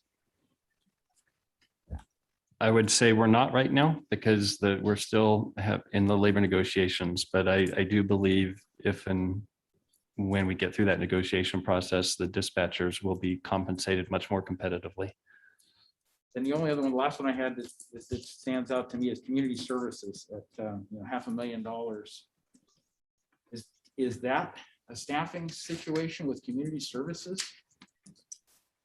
Or is it something else? It can't be public safety funds. I mean, it's not Prop 218, 218? No, 172. Right. Yeah. That's the one. Hi, Hi. I'm Owens from the CAO's office. That's a combination of some vacancies. There were some allocations that community services got from the state that helped offset some of their other costs. And as senior services are augmented this year, that resulted in some savings as well. Okay. Yeah, that All makes right. sense too. Understandable. Thank you. Appreciate that. Okay. Okay, Now back to Ready? Supervisor Novosel. Yep. Okay. So, thank you. All right, thank you. Thank you. And I do want to say I am reporting, not hypocritically, from Tahoe because of the snow today. Yes. Otherwise, I'd be down there with y'all. So, but at any rate, yeah, the public safety sales tax, 36% increase from last year or from 2021. So that's a lot of extra money. Is that going to be something that we're going to be forecasting in the future as that kind of a jump, because it sounds like it's connected to a different part of the sales tax? It's more of a state projection that comes to us. It is. I mean, when we look at this for next year, I think we will be looking to rely, because of all the uncertainty, really on HDL's projections. We had in the past projected this just in the same way that we projected our regular sales tax, which was very conservative at about 2% growth per year. But it is connected to the larger dynamics of the state. And so we're going to look, I think, very heavily toward HDL and their recommendations for those projections, although they tend to be a little bit on the conservative side too, which I think is a good thing generally. But yeah, right. We're going to try to get a lot closer on those. But as I said, it is challenging, even though this is more tied to the state dynamics than the local dynamics. There still is so much moving at the state as well that it's just difficult to project. Yeah, no, and I appreciate that. I appreciate our auditor, Johan, his information about how, we are not receiving as much sales tax because we don't have a distributor in our county, and we're trying to do something about that. I hope we do, because obviously that will give us a bigger recoup on that state sales tax that obviously by looking at that kind of a jump is happening in other parts of the state. And then my other was more of a comment. I would just like to ask every single department head, when you come to us with your comments and asks in the March, April, whenever that, I think it's April time, that you bring a lot of information for us. We every year we have some department heads that bring us a lot of information. It's really great information. It's our once a year, touch with you about where the money's going and how it gets spent, and it's really great during our budget talks, and some are better than others at getting that information. So I just ask that, whatever kind of PowerPoint, whatever you can get with charts and dynamics about how you want to spend the money, and so we can take a look at it and understand it. Because when we understand it better, then it just, the public understands it better, and so it's a big budget, but we really need to try to get down to some of the nitty-gritty, understanding how each department works. So I just appreciate that, and I think everyone else does too. So just a comment. Thank you. Very good. Thank you. Any other questions on that first part, correct? That's the first part. And then we want to move on to the second part before we do public comment, correct? Yes, ma'am. Okay. And Tiffany is zooming in so she can take the lead. Hey, good afternoon. Can you all hear me? Yes. Yeah. Tiffany Schmid with the Chief Administrative Office. So the second part of this conversation is to get some direction from your board on what we are anticipating to be a surplus in the transient occupancy tax funding for fiscal year 22-23. So if your board recalls, back in December of 2019, you incorporated a policy statement regarding TOT into your budget policy document, and that statement directs that TOT shall be spent on kind of 4 key areas, one of which is impacts to tourism and economic development, and then consideration given for both veterans programs and for tourism and promotional activities. So we're now in the 3rd year of developing a budget around that policy, and consistent with that, staff has brought recommendations forward to your board. We are assuming a status quo budget for those TOT expenditures that we've had in previous years, which would be around $5.5 million. We're still projecting a $2.5 to $3 million surplus in TOT if revenue projections hold true through the remainder of the fiscal year. So with that, we are seeking direction from the board to provide direction to staff as to whether or not we want to reach out to other county departments or fire agencies, or if there are some other entities that you would like us to solicit requests from. With that, I'll turn it over to the board. Okay, thanks, Tiffany. Supervisor Novosel. Oh, thank you. Yeah, a lot of some of this came back to us because of all the impacts in tourism that we've been having. And so we came back a couple of years ago and asked the board, and you all agreed that this was important, was to talk about the impacts of tourism. And in that, we got last year a lot of requests from fire departments because they are impacted, particularly with, calls to get out to help. Not just our locals, but our tourists. And, they have a lot of requests, and I expect we'll be getting a lot more of those. A couple things. First, I want to state that, I've already had some requests. When people saw this, they think that this is our TOT time of distributing. And I have been faithfully sending back letters to them, letting them know that, no, this is just our general discussion of bringing this to of our CAO asking us to direct staff on kind of where to point. So with that in mind, I would like to just say that I think impacts of tourism have been huge. Since the pandemic, Lake Tahoe has seen an incredible surge, and rightfully so. We told people don't get in a plane, don't take big long vacations. And so people have been getting in their car and coming up to Tahoe. So, we're literally getting millions and millions of people, more than Yosemite, more than most national parks we get. And it's having an impact in our county. And the conversations we've been having up in Tahoe regionally with TRPA and with our TDD and with a lot of different agencies is, we're getting so impacted that it's hard for us to get around and be able to do activities, whether that be with our friends, our family, our tourist friends, whatever. It's difficult. And so these impacts have really taken a toll on Tahoe, and not to be excluded is our El Dorado County, Fallen Leaf Lake, Camp Richardson, Emerald Bay, Tahoma. These are all parts of El Dorado County that have had huge impacts to them. And so with that, I would like to hope that we keep that in mind as we direct staff. I would like to direct staff to talk, to hopefully look at what we're talking about up in Tahoe, and that's trying to get a regional transportation plan going where we realize it's about a $20 million a year lift. Federal government and state government are talking about doing a third, and then third local. And there's a lot of local agencies and all of us kind of pitching in. So at some point in time, I would really like to talk about us taking some of this TOT money and putting it towards transportation, perhaps creating a special fund and using that fund for, say, impacts, say, to go to Emerald Bay. We used to have a trolley that went from Camp Richardson's to Emerald Bay and then would connect up in Tahoma with not just our residents up there, but the tourists could go back and forth. And it was a great program, and it was cut. I would love to see a program like that. So I really think if we could get, say, a special fund going for that kind of transportation program where we can do this connectivity, I think it would be in everyone's best interest. And we have the funds. This is being generated by TOT. It can be a one-off, a funding program, a special fund that that you can use one-time money because it doesn't have to run. It's just it's an extra. If it runs 1 year, fine, whatever. Until we get some real money, and we're talking about that.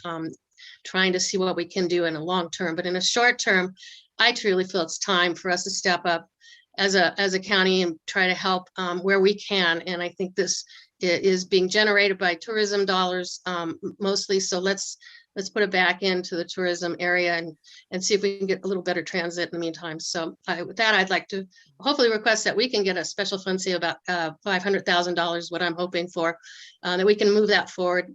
Staff can come back with that conversation with us later, just throwing it out there that I think that would be an important start to us helping with our transit issues we're having, transportation and transit up in Tahoe. Thank you. Okay, let's District 1 Supervisor Hydall. Yeah, so I am very interested in finding out what the fire department's impacts are and understanding those, whether or not we allocate funds. I look at it, I think this is going to have to be a year by year type of basis as opposed to establishing separate sub funds or whatever, because I think we know what happened with somewhat with the history of our Veterans Affairs Commission. And sometimes these things just kind of grow and move around differently than what you would do on an annual basis. So I'm not sure that we want to create a whole bunch of sub funds, but we do need to look at all those aspects of it. The other one I'll emphasize is road maintenance in the areas where the county maintained roads, where we know we have a lot of tourism. We know our roads are not being maintained. And so I really want to look hard at how do we provide some amount of that funding above and beyond what we have to do to operate the other normal organizational things that we do, economic development set up with TOT, but how do we put money into road maintenance in those highly traveled county maintained roads? Because I think if we don't do that, we're just going to see continued deterioration and getting behind, and then we'll end up with more complaints of people that were tourists. And at some point they'll stop coming if the roads are that bad, right? So they didn't bring their 4-wheel drive to go up on the Rubicon if they're driving out to the the Marshall Gold Center. So all those things have to be taken into account. Okay, Supervisor Thomas. I appreciate the discussion that we're having today. And I also agree with the idea of being very cognizant of the impacts on our roadways, as well as the ability of our residents to get around in their daily life as they are impacted by the tourism that El Dorado County is blessed with. So I would like to also encourage us to extend that conversation to the city of Placerville. And we also see the impacts to Cameron Park, as our roadways and Highway 50 continues to be congested. Now Cameron Park will be more of a highway, solution coordinated with El Dorado County Transportation Commission. But I would like to include the city of Placerville in what impacts do they have with tourism as a part of the larger whole. And I'd like taking a comprehensive look at the impacts and what we can do to make headway for the residents of El Dorado County, so they don't just get the after effects of tourism, but also participate in the blessings of tourism as well. So. Okay. Supervisor Turnberg? Yeah, I think there's a lot of different critical things, and that's one of the things big things in our county is our roads. Our roads are really deteriorating what we are. We got to come up with a solution to be able to fix that problem. And tourism is one of the biggest things that we have going on in our county, especially with everybody dealing with Apple Hill, with South Lake Tahoe and everything that's coming in. One of the things I talked about is a train that can come up from Bolson to El Dorado, a tourism, kind of a tour train that would benefit, our county. There's a lot of good ideas out there that we need to look into to help our county so we can grow, especially when tourism is our number one thing that we have going for us. One of the things in Cameron Park is I know the Cameron Park CSD is getting up and going.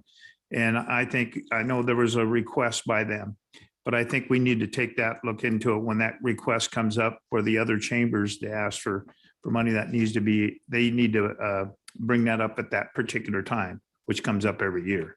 So anyway, like I say, there's just a lot of things going on, and roads are one of the biggest things that we got going in our county. Just to clarify, you were referring to the Shingle Springs Cameron Park Chamber, not CSD. Oh, chamber, yes. I just want to make sure I was. Okay. Not the See, CSD. look how good, I'm such a good listener. I was listening to what you said. That. I Yeah. appreciate that. And I know that Colette's here, well, she was to make a public comment on that too, so that's good. So, listening to everybody in the conversations, and I'm reading, number 2 here, where it says solicit requests from fire agencies and county departments for transit document input. To me, it sounds like the department that we really want to solicit input from is DOT. There's only so many dollars and we have so many needs, and there just aren't enough dollars. And I'm just wondering if it would be appropriate to put that on our DOT department to say, what would be the best bang for our buck to, if we gave you, and we don't actually have our numbers yet of what we want to spend, and it's a fluid amount. And I know the CEO hates it when we're like, let's go spending money, but The county, the public has always said that roads and public safety are roads also. I think potholes, don't work with public safety. So that's a number one concern from our residents always is our roads and public safety. So is that an appropriate thing to do the way that this is worded here, is to ask DOT to put together kind of a priority list of what they think would be the best thing to do how do you want, and that was worded in such a way, I think you wanted to see what we were going to say, right? Well, no, I think that's what I was thinking too, Lori, is I didn't think it was just for departments.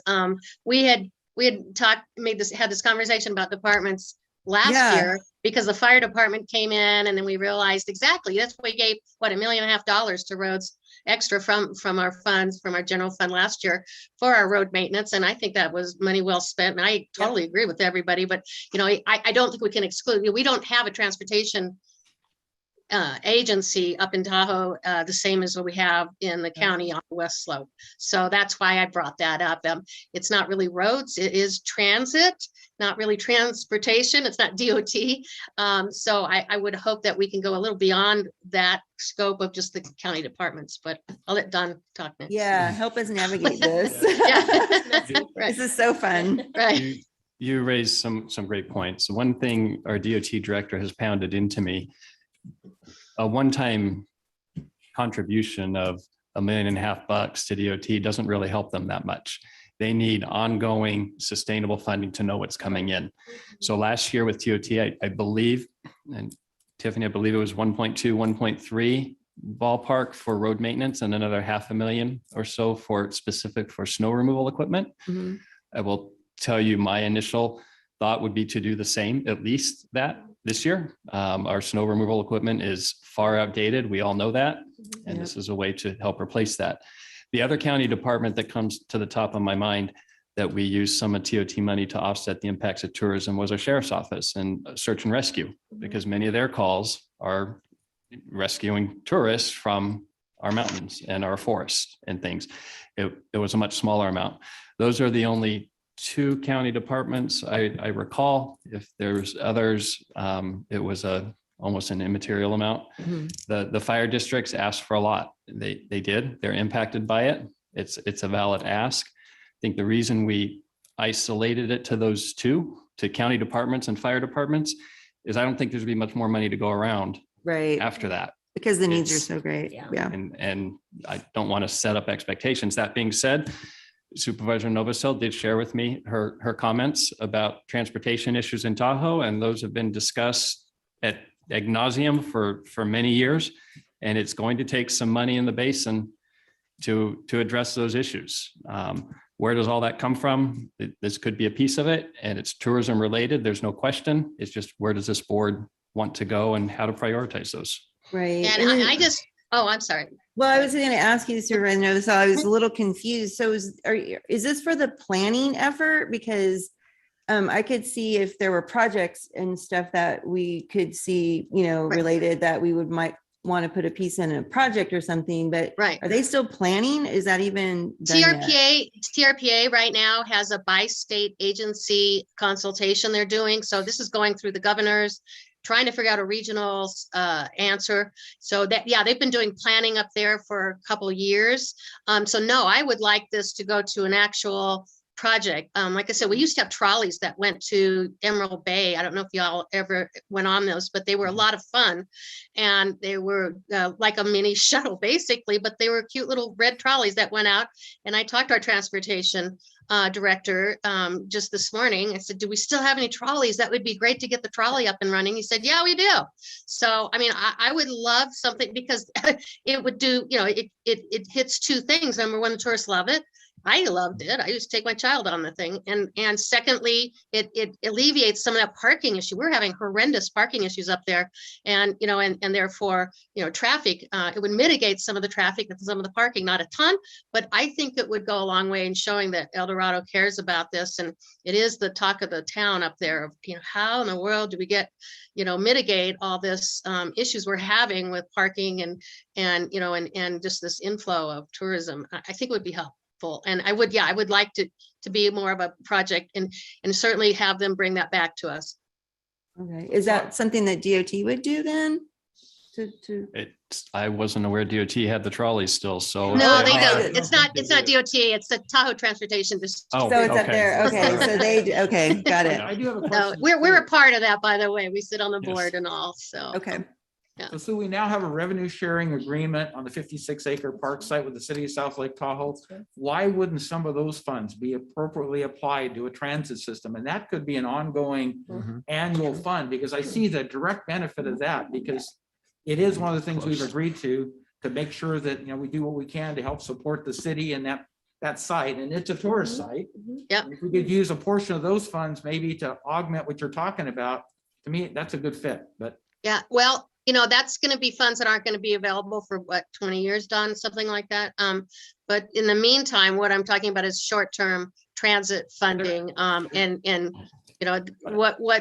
what we're talking about 56 acres, Don, maybe you want to get into this, but that's going to be revenue sharing that we receive once the new rec center is put in. So that's a ways off. So this is just short-term, talking about a small system. I Sorry, Don. believe there's multiple pieces to the 56 acres on revenues coming in. Yep. You're right, Supervisor Novacell, there's a chunk of money after the rec center is built and we move out of ours. It'll come in 20 or 30 years once their bonds are paid off. Yeah. But there is a piece of the agreement that talks about, I believe, half of the net operating revenues will be put into the county for infrastructure purposes in Tahoe. And I believe that starts now and primarily coming from the campground. Should be. And then we hope those revenues will increase once they start the build out and the implementation of that master plan. I think I think that though, when we're talking about infrastructure, we're talking about infrastructure in the campground mainly because it needs a lot.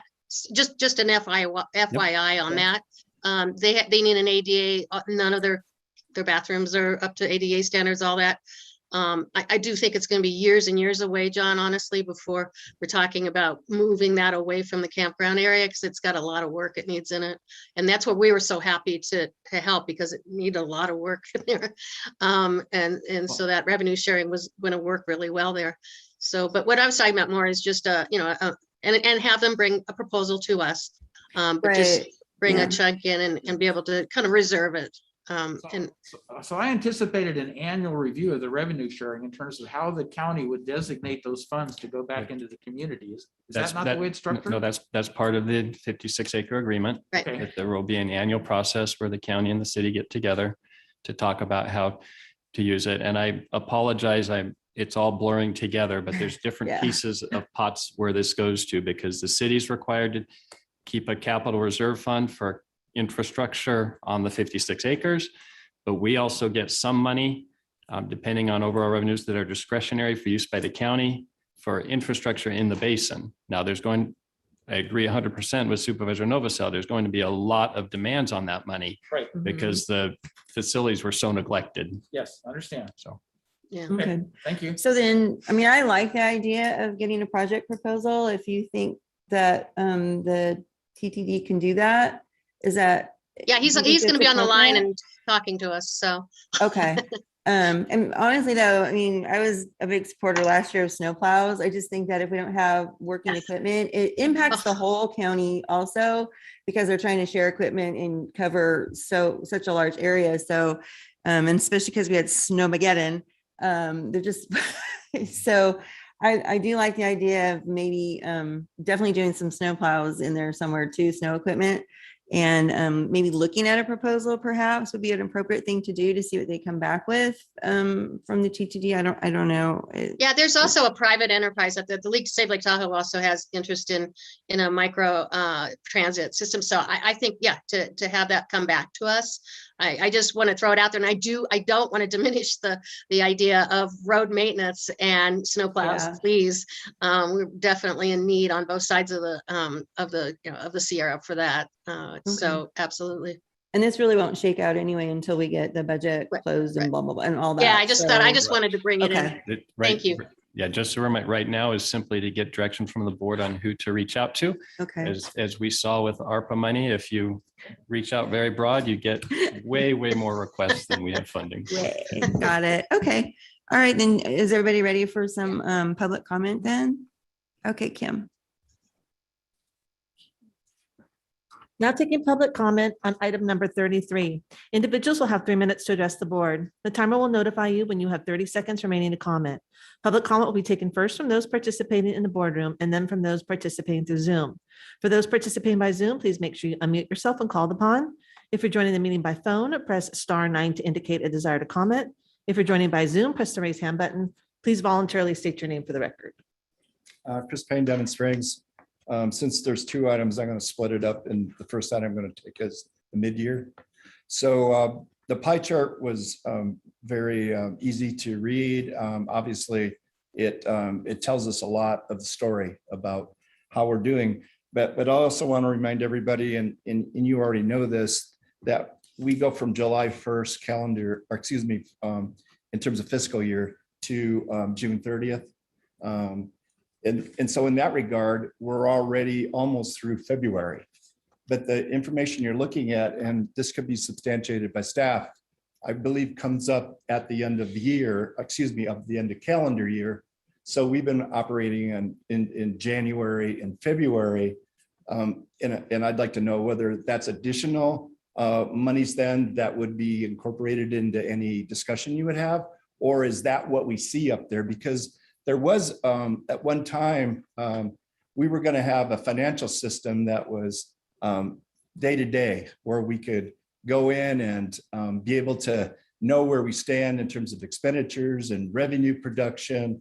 And I believe we purchased that system in order to be able to have day to day knowledge. But at the same time, I'm kind of confused on what mid-year, where we are in terms of the dollars expended. The other part of what I saw was at one time, I know the CAO had talked about, you know, there is no carryover. Essentially, you're budgeting on an individual basis. Every time you do a new budget, you're not allowing a department, let's say, to save $5 million and then carry that over. What you're doing is you're looking at savings, and it was reflected in a good portion of the chart, that the savings you're getting are the expenditures that you're not having. So essentially, the sheriff operates where at the end of the fiscal year, he has a lot of money that then gets returned and rebudgeted. Not that he can use that money, but he rebudgets it. And I think that's important to recognize that the system that the CAO had once talked about was trying to minimize the monies that would be considered unspent and savings. We were trying to minimize that so that we were then current in terms of always knowing exactly where we stand. So in terms of the other item, which was the TOT, remember the line mileage, and I would point this out to Sue, that lane mileage of the unincorporated area of the lake is very short. It isn't very far from Camp Richardson to Emerald Bay. But think about, Sue, instead of trying to compete with the people on the road, think about a water taxi. Thank you, Chris.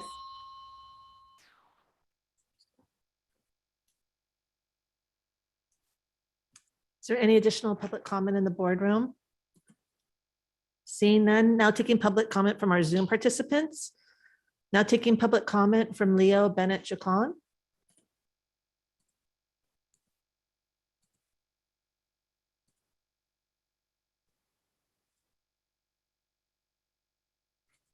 I think he changed his mind. I think that may have been left up from before. Yeah, but I might don't have know. been. Okay. Is he coming now? Now taking public comment from Gavin Feiger.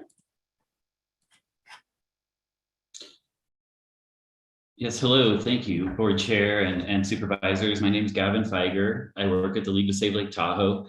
The League's mission is to keep Tahoe blue. I'm also on the board of the South Shore Transportation Management Association, and the SSTMA supports economic vitality on the South Shore We provide a leadership voice for public-private partnerships. We're comprised of all the major private sectors in the Tahoe Basin, and we're really focused on improving mobility with innovative solutions. A lot of what you've been talking about today, road maintenance and snow equipment, is really important to the mission of both those organizations. The third one, transportation, which thank you, Supervisor Novosel, for bringing up. I'd like to give an example of how TOT money or other county funding could help improve transportation in Tahoe without a huge annual investment, at least to start with. I don't know if you guys have experienced some microtransit, but microtransit is on-demand shuttles, basically a free Uber van. It's been very successful on the North Shore over the last year. They started a pilot project there, and it's already expanded into a year-round program. And we're starting the same thing on the South Shore this summer. It's going to start in the State Line area, but will include some county properties, including the 56 acres and Heavenly Cow Base. And it has the potential to scale to recreation areas like Emerald Bay. We're looking for funding, and we have a lot of commitments already. It's a true public-private partnership.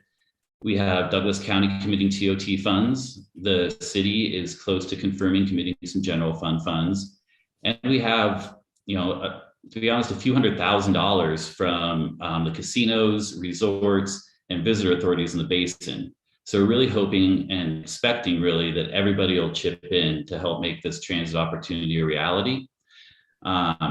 We'd like to submit a proposal. So we'll plan on doing that, coming from the South Shore Transportation Management Association, that will lay out what this microtransit program is and how it will serve El Dorado County. It's really important to remember that El Dorado County, your Transportation Commission, does not include Tahoe. So the funding would help implement plans that are already in place in Tahoe through TRPA and the Tahoe Transportation District. But will also meet a lot of goals of the county's regional transportation plan. So just wanted to cue that up for your thoughts, and we'll be submitting a proposal and really open to talking about both this year and into the future, how a kind of relatively small amount of money from the county could go a long ways in providing transportation solutions up here in the basin. Appreciate your time. Thank you, Gavin. Now taking public comment from Jonathan Gainsborough. Good afternoon, board. Looking forward to the 3:15 continuance. I hope that I will not get masking taped or duct taped over my mouth if I use the word PLAN, because I want to talk about it, I better not say that word, I'll get shut down. That really was rather rude, especially Lori, to someone who is your elder. Very impolite and disrespectful. Jonathan, are you talking about the item that we're on, the mid-year budget and TOT? Yes, I am talking about the mid-year budget. Please don't silence me. And we're waiting. Yes, and you refuse to recredit me my 10 or 15 seconds that you ate up. But moving on, at the mid-year budget plan, it was wonderful that the county supervisors caught up from more than a decade of negligence in caring for the increasing homeless crisis. The homeless in El Dorado County are living in an emergency crisis. The $110,000 that you approved was wonderful. Long overdue by years, but I'm talking about planning, not the plan, planning. Please don't shut me down. I'm talking about planning for this November. It was wonderful that you had and have DHS coming back with a specific concrete details for a navigation center. When they come back in April, will we have, or can you please target taking the homeless out of a contingency funding? It's good to have a contingency. And yes, you have a $50 million reserve general fund. It was good that you wrote in $5 million for Caldor into the budget. You need to write somewhere between $2 and $5 million in for the homeless crisis, which is shameless that El Dorado County is still one of only 4 counties holding out with no year-round emergency shelter for the homeless. Yes, we have shelter in Tahoe, wonderfully, for 3 motels. I see the clock. But the Western Slope 500 homeless are the neglected stepchildren of the county supervisors and the budget. Please budget for the 6 month for the shelter next November. Please build it in the shelter now. God bless you. Thank you, Jonathan. Now taking public comment from Carl Hasty. Good afternoon. I'm Carl Hasty. I'm the district manager for the Tahoe Transportation District. I just wanted to speak to Supervisor Novoseli's proposal there and echo and appreciate the county board considering what support they may be able to offer and suggest relevant to transit. As Supervisor Novosel noted, there is a lot of dialogue going on right now about how all of the partners at Tahoe, local, state, and federal, will work together to address transit needs. The district used to run service to Emerald Bay and to Tahoma. We would like to again. And as Mr. Feiger also noted, there are other potentials. So the district would be very happy to work with the county and offer a proposal, and looks forward to working with the county on the future of transit at Tahoe as a way to deal with tourism and transit and meeting the needs of our community and visitors. Thank you very much. Thank you, Carl. There's no additional public comment. Okay, so formulating a motion on this could be challenging. Perhaps, CAO, did you kind of get a feel for what you heard? Maybe that would help craft a motion. Is that appropriate? Pretty much receive and Yes. file and direction, right? Yeah, so item number 1 and item 33 is just to receive and file and provide direction if needed. I didn't hear any direction on that. I think we answered your questions. You can just receive and file that. Item number 2 is direction on the TOT requests. The sense I'm getting is support from the board to reach out to county departments and fire districts, as well as TTD, to at least receive their proposal.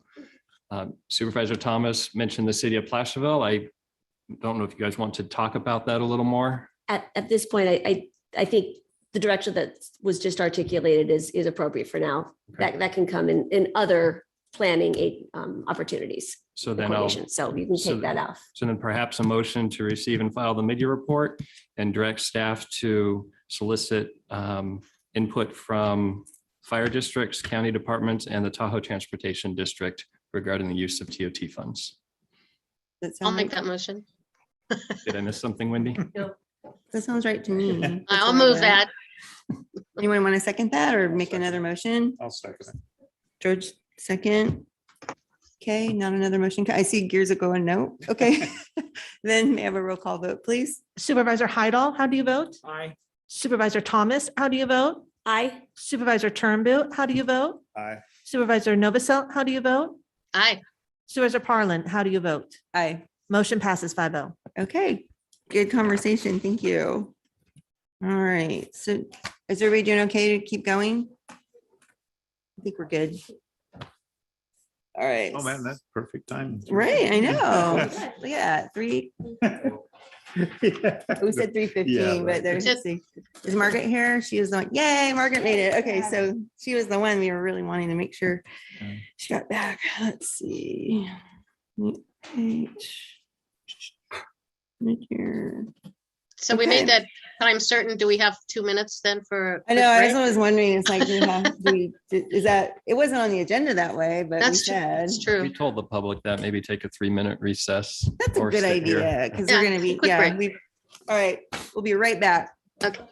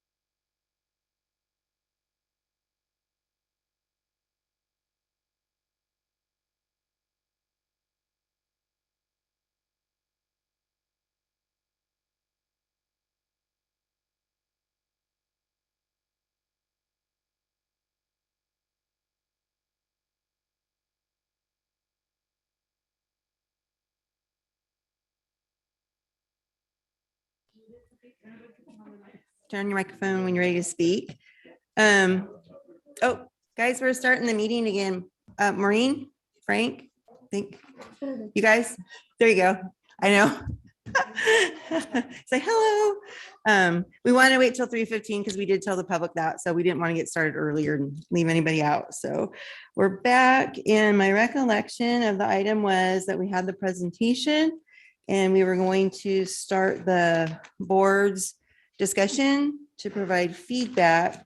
And wow, I have to get my brain back around that item. I was there. And we really appreciate you guys coming back for this to finish it up, but we can give it its due diligence this way. I did want to kind of just take a minute to kind of set this up the way that I perceive this unfolding is on Friday, Supervisor Thomas and I did meet with the city of Placerville in a 2x2, and we did discuss the strategic plan because it involves the city of Placerville and the county both. And that's where our conversation kind of led to, gosh, we're boards and councils that have to follow the Brown Act. And the only opportunity that we get to talk as a group and make a comment together as a group is at board meetings. So that's why we asked for the extension of time to submit a comment so that it would be coming from the board as a whole. Definitely do not want to delay any process. As it was noted in the presentation, there's a lot of good work already happening. So we don't want to impede any of that. I just wanted to provide clarity on that. And my thought was, after speaking to the city and the CAO and Supervisor Thomas, as the county representatives, we were thinking that today our board discussion would kind of be like, what are our thoughts on the plan? What do we see as the priorities? We do have some note takers in various departments. Then we were going to pull all of this together, including all the public comment letters that we received from the public at this board meeting, pull it all together into one cohesive, hopefully, I hope it's going to be cohesive, just so that the EDOK committee can see where the county wants to go with this, because we are a partner in all of this. So that's how we were thinking. And the next opportunity, unfortunately, for us to actually get a letter to the EDOK is March 8th, because that's our next scheduled board meeting. And the deadline was March 4th. So that's specifically why the county was requesting an extension of time. We also felt that specifically the city of Placerville that we met with on Friday hadn't had an opportunity to have this presentation and conversation as a council, because we can only talk together at agendized meetings. So that was another reason to ask for the cities. And I'm not sure if the city of Placerville, I was a little confused during the presentation if they'd had that same opportunity to participate as a council, but that's all it was. And so I'm hoping that the board can kind of work within that, knowing we're going to gather all these thoughts together and try to make a cohesive comment letter. I think it's going to be a challenge, but I think it's important to try to do that. So Chair, can I just say real quickly, thank you so very much for eloquently explaining that, because I think people don't understand our limitations as a board that is under the Brown Act, that I didn't even know about this letter until it came forward to the public 2 days ago. And that's rightfully so. I could not have a conversation with you two. So, I mean, that's our limitations, is we can't talk about things. So I appreciate you explaining that, because it is confusing sometimes to those outside of the Brown Act world, that that we necessarily have to go slow, and there's limitations to how much we can talk. So thank you. Very good. Yeah. The Brown Act, love it and hate it all at the same time. So, right, but we make it work. Right. So, thank you. Right. So with that, I think the next thing we're going to do is open it for board discussion. And I don't see any hands up or buttons lit up here. So I don't know who wants to open it and go first. Waiting. District 1, Supervisor Heidel. Okay, so I'd noted a couple of pages in the handout that I kind of want to emphasize. And the first one is slide 9. Because the one I want to emphasize is maintain transparency and accountability. We need to make tough decisions, and that's what this is saying. Looking back at our history with EDOC, COC and stuff, we have not addressed those tough decisions adequately, in my opinion. And part of that was a lack of unity, of getting everything together, getting everybody on the same page, getting a common understanding of terminology. And I want to thank all the efforts that went into preparing this strategic plan, because now we have that. We have that structure, that framework that we can all understand and work from. So hopefully the tough decisions will be easier as time goes on. But so stakeholders will need to be honest. That means data, evidence-based information, not opinion, not speculation, evidence-based data. And I think we have some disparity in some of the evidence-based data that's been presented by various groups. That needs to be sorted out because it needs to be verified. Is this valid data, or is it somebody's opinion put into something? Because we have to get to that evidence-based confirmation. If we have that, I think we can make those tough decisions a little bit easier. And decisions need to be made in the best interest of those experiencing homelessness. We can all have our own personal thoughts or opinions about, I don't want the homeless next to me or whatever, but you really do need to understand the needs of that group of people. And they are in desperate needs of our help. And so we need to work as efficiently and quickly as we can to put some of these things in place. So some of my comments are going to get to the implementation plan and things I think we need to move out on very quickly. So I'll leave that one, but maintain transparency and accountability. To me, that's a centerpiece of this. The next one I want to bring up is in goal 3. We talked about various things, and I'm focusing really on the short term, 6 months to a year, because to me, that's the real demanding cycle part. What do we do here short term? And there's things in here that are well defined in terms of what we need to do. But one of the things that I'm concerned with is how we manage this thing. And there's some suggestions in goal 4 in terms of getting management on board and stuff. But in my experience, there's a tool called a responsibility assignment matrix that defines people's names and organizations and what their role is in a specific goal as primary, i.e. lead, follower, support, whatever it is. Everybody has a role in this, but it needs to be well structured, and people need to understand who's taking the lead in that area and what is their accountability back to the system, the COC, to make sure that things are happening and they don't just slide away somewhere. Because it is so easy to lose track of the schedule of these things and fall off target. So that responsibility assignment matrix, I think, is something that we need to understand and talk about. Going to goal 4 then, it talks about action steps. Develop a year-round structure for countywide strategic plan implementation and reporting. Countywide means the whole group, not just the county, right? But the county has a role here. And one of the things I want to make sure that we make it very clear is what is our health and human services commitment to this responsibility assignment matrix?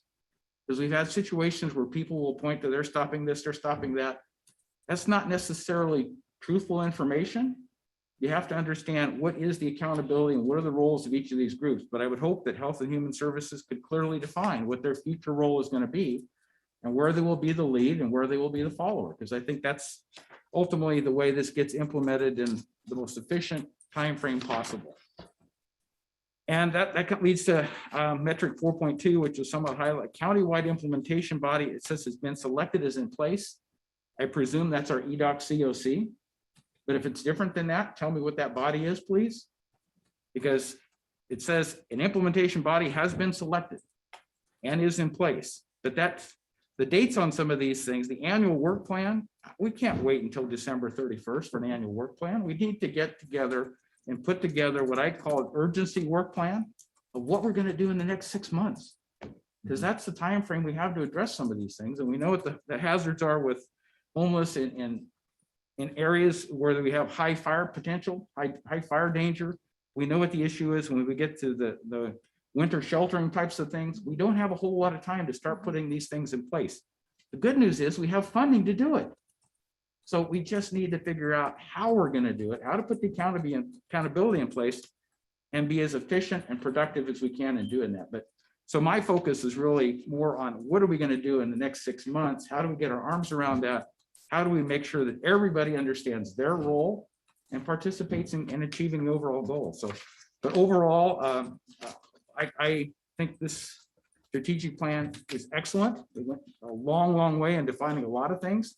The devil's in the detail. Now we need to get to that level of the onion that says the detail of the implementation in the next 6 months, more than before the end of the calendar year, because there's a lot of things that need to get done in 6 months. So that's what I'm looking forward to, is finding out how we can make that happen, what the county's commitment is to it, what other agencies' commitments are, and how we commit the resources we have. I mean, ultimately, you have to tie it to a budget structure, right? And we know what those monies are. So when we talk a navigation center, how much money is going to be allocated to establishing that shelter navigation center in a very short period of time? And sometimes that means you pay premium dollars for space that, you know, if you have a longer term, you can develop a lease on, but there's an urgency here that you have to look at too. So some of these things I fear are not going to be as efficient as they would have been if we'd been able to start earlier, but that's easily said too, because there's a lot of things that happened. COVID happened, Caldor happened, a lot of things threw us off track with respect to the strategic plan. But again, I'm very, very pleased with the results of this, the direction it's providing, but it is huge. And beyond every strategic plan comes the monitoring against goals. So the metrics part of it, to me, is very, very important. We have goals assigned, we have metrics, very similar to what we're doing with the county strategic plan. All of those same aspects of this, how we apply the tools, the resources and stuff, if we carry this out right, we will be very successful. If we get into spins and debates about where funding is going to come from, we won't. So I'm very, very hopeful we'll be able to efficiently get through some of these things and get some of the implementations done that need to be done. But thank you. Okay, and you might end up having more in a bit after we start this conversation. Who wants to chime in next? I'll chime in next. All right, One of Supervisor the- Trimble. One of the biggest things, I think, the hurdles that we needed to overcome was the sheriff's office and Don Simone's office, you know, working together. And it hasn't been working together for a long time. And I don't know where the problem lies, but I think that was a great meeting that you had the other day with Jeff Lakoff. It was a 2-hour meeting. He said it went very well. With Ed Falkenstein was there too, the captain of the sheriff's office. So things like that needs to stop. We all need to work together and solve this problem, no matter what, how it takes, because I don't want to go another year or another 2 years and we don't get this put in place. There's a lot of things here that's very important to these people. You know, we have the Caldor fire. There's a lot of people that are homeless right now because of that. People that lost their homes, did not have insurance, and they're sleeping on somebody's couch or in somebody's backyard in a tent. I hear it every day, especially when that's in my district. And we need to address these problems. One of the biggest things I like the program with the pallet homes. Santa Barbara County right now implemented this tiny home project they did. They put this all in effect. They had a problem, but they put it into effect in less than 3 months. It's already up and going. They expanded from 44 tiny pallet homes to now over 180. The same thing is going on today in Chico. They put 177 pallet homes up there at the fairgrounds. They have had people donating their time to put these homes together. It's working very well. They need temporary shelter, and this is the way to do it. We could put them in these temporary shelters and find them permanent homes as we speak, because right now there's nothing available in El Dorado County. People are having problems even finding rentals here. They have to go elsewhere to even find anywhere to rent. There's nothing here for them. So these little tiny homes, or pallet homes, or whatever you want to call them, is a good start. It really is. So we can help these people get back on their feet. It really bothers me when I see so many people right here at our library that are impacted by the Caldor fire, staying and living in their cars, and they have nowhere to go. This would be a real start for our county if we implement this and work on to find them permanent shelter. This is what we need to do in our county. Good. Okay, Supervisor Thomas, getting ready. All right. First of all, I would just like to recognize all of the incredibly hard work that is embodied in this very comprehensive plan. I know it represents years of dedicated work by a cross section of people and agencies and groups across our county, and just want to appreciate all of the effort involved. The data I thought was just very enlightening, that gave us a really good look at the issues that we are facing here in El Dorado County, and just appreciate that insight as we move forward on implementing this plan. I do have many questions, and I guess I'll just ask them, and later the appropriate people can respond. But I think one of the main things that I'd like to understand today is, what is our role here today? From EDOC standpoint, from Health and Human Services standpoint, what is the role of this board here today? What are you looking at from us? I think that will help clarify where we go here. I agree with Supervisor Heidel on the implementation plan. Who will do that? What is that? I'd like some clarity on what that process will be on a little more detailed basis as we move forward. And then, I have some little questions, but let me start with just my broad questions. And then, how do the steps that are identified in the strategic plan align with the direction that this board has already given in terms of standing up a navigation center with an emergency shelter component, recognizing that the board also this last year, our conversation was very clear, as Supervisor Turnbull also articulated, that we want something in place by this summer, early fall, so folks don't have to camp along our business corridors, in our woods, to cut down on the fire danger, because I know that issue will just be exacerbated in our community this year with a lack of brain. Probably in the not too distant future, our public will be very, very concerned that our unhoused individuals don't have a place to go. So as we are working all aligned and working together on the longer term solutions, and I see common ground on a navigation center with an emergency shelter component, I guess my question to be is, how do we also find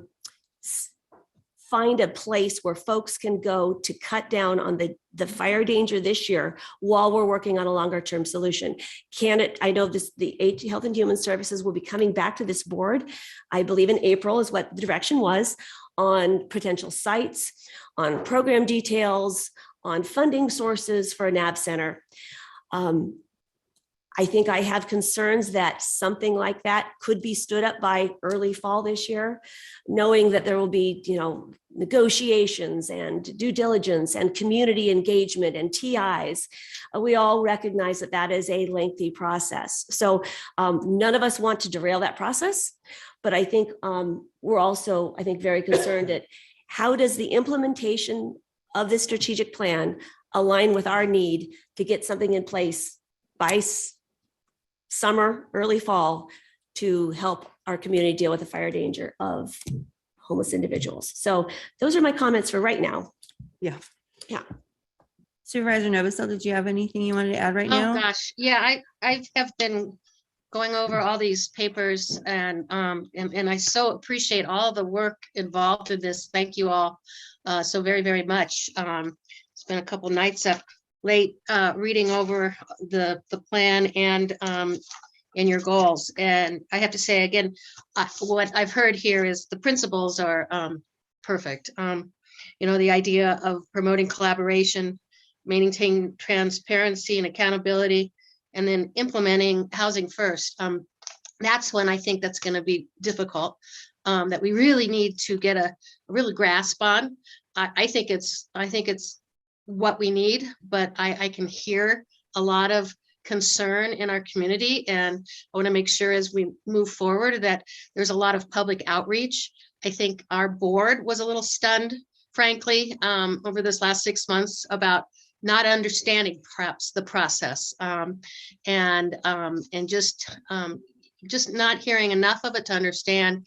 And when they came up with the Poly Pines Hotel, I was the first one to raise my hand and say, I don't think it's in the right spot, but I love the idea. I think I absolutely firmly believe we have to get navigation center. We have to get these sheltered beds up and moving. And I totally agree with this. It's just, I want to make sure that we have good public input as a part of it, and public input through our Board of Supervisors. That's our job, is to be an ear for the public and be able to verbalize that back to people as yourself, who are the online workers and understand truly how it works. But it's getting that word out to the public. That's what we're here for, to help you with, I guess I would say. And we want to be that help. We want to be that conduit for you. And so you need to absolutely understand all this. I've been trying to get there.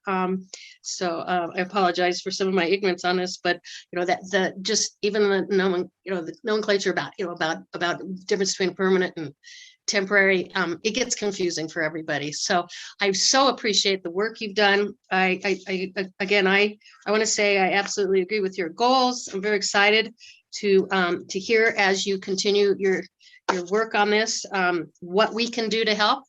I think the short term, as you've heard, are critical for us. We'd love to help you in any way possible.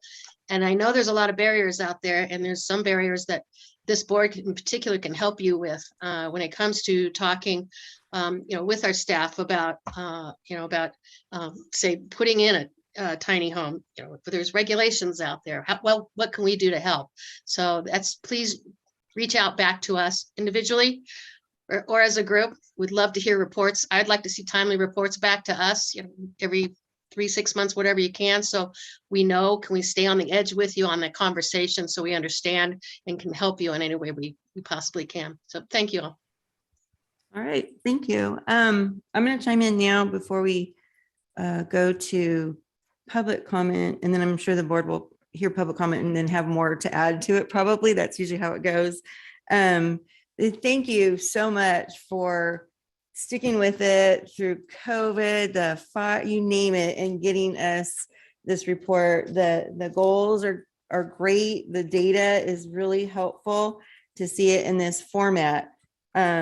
What I got out of the EDOK meeting was, I think it was last week, I can't remember, everything's a blur right now, but was that part of the input that the EDOK board would be seeking is to prioritize all these goals, because we can't do them all at once. My understanding is it's physically impossible, humanly impossible to do them all at once, because it's an overwhelming task, all important. But I think what I hear from the community and a lot of the public comments and emails that were sent to us, what started us last year, I think, on a conversation was the sense of urgency to get folks off the street and out of our fire-prone areas. That's an urgent need to get them into the tiny home type of project, which I love it. It's delineated here. It's in goal 3.1.f. That's my favorite urgent goal. And I mean, just urgent. That one, to me, we should focus as much as we can, bring in whatever organizations we need to get that one going, because it's a need that is, we wanted it last year and that wasn't going to happen. So for me, that's to me the number one goal. But at the same time, I understand and I get it completely that we want to continue working on, because the numbers show that all of our organizations are very successful at either bringing people out of homelessness or preventing them from going there. And we have a lot of services for that, but I don't think everybody knows about those services. And so I was looking specifically at, well, goal 1 is stop homelessness before it begins. And I think that since we're already doing that, continue and maybe just educate, market it, for lack of a better word. I love that our 211 system is in here in strategy 1.1.b, I think, if I'm reading this correctly, to use 211. And that's exactly, if I remember right, when we renewed the contract with 211, I think last year, it's a blur. But But we asked for that. We asked for 211 to be beefed up. We asked for a marketing campaign so that like on every newsletter that any of the supervisors send out, 211 is on there and it says exactly what kind of services people can get from that. I really think we need to do a blitz to help folks understand the services we have. Because I don't think it's clear and easy to figure that out right now. I just don't. Hence the navigation centers. So I so appreciate it. I think it was Martin. I could be wrong. In my mind, our library hub system that we've set up is fabulous. And I'm just thinking until we can get the actual navigation center set up the way that we want to, because that is going to take some time. I think it would be wise to support that navigation center services at the libraries. We're already doing that. Our communities are very comfortable in our libraries. It's just a great way for people to feel welcome in their community. So I'd love to beef that up. Kind of as a temporary thing until we get the center going. You know, we just can't do it all at once. And we already have this in place. And I love that Martin brought that up. It just made me so happy because everybody knows I love our libraries. So those are kind of the goals that I'm seeing to get things happening quickly while we're looking at the longer term projects. And I'm thinking that maybe if, I'm not sure, I'll be putting you on the spot here, either Don Simone or maybe Daniel Giamonti can kind of give us a picture of, we only have so many resources. What do you see to get the fastest bang for the buck going to make the biggest impact? I think that could maybe help us with our conversation too. So I know I threw a lot at you guys, but you can tell I'm very excited that we're making progress on this. So that's that. And CAO, did you want to chime in before we get some public comment, and then we'll bring it back and do some more talking, I'm sure. All right, Kim, if you will do public comment.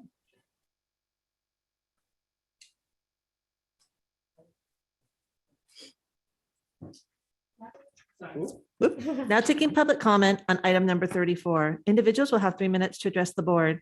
The timer will notify you when you have 30 seconds remaining to comment. Public comment will be taken first from those participating in the boardroom and then from those participating through Zoom. For those participating by Zoom, please make sure you unmute yourself when called upon. If you're joining the meeting by phone, press *9 to indicate a desire to comment. If you're joining by Zoom, press the raise hand button. Please voluntarily state your name for the record. Good afternoon, members of the Board of Supervisors. I have to say, I'm Maureen Dion Perry from Camino, resident of El Dorado County for 24 years and currently volunteering and working with the Winter Lodging Pathways Program and Housing El Dorado. And we thank you sincerely for your support of the Winter Lodging Program. We couldn't be doing it like this without you.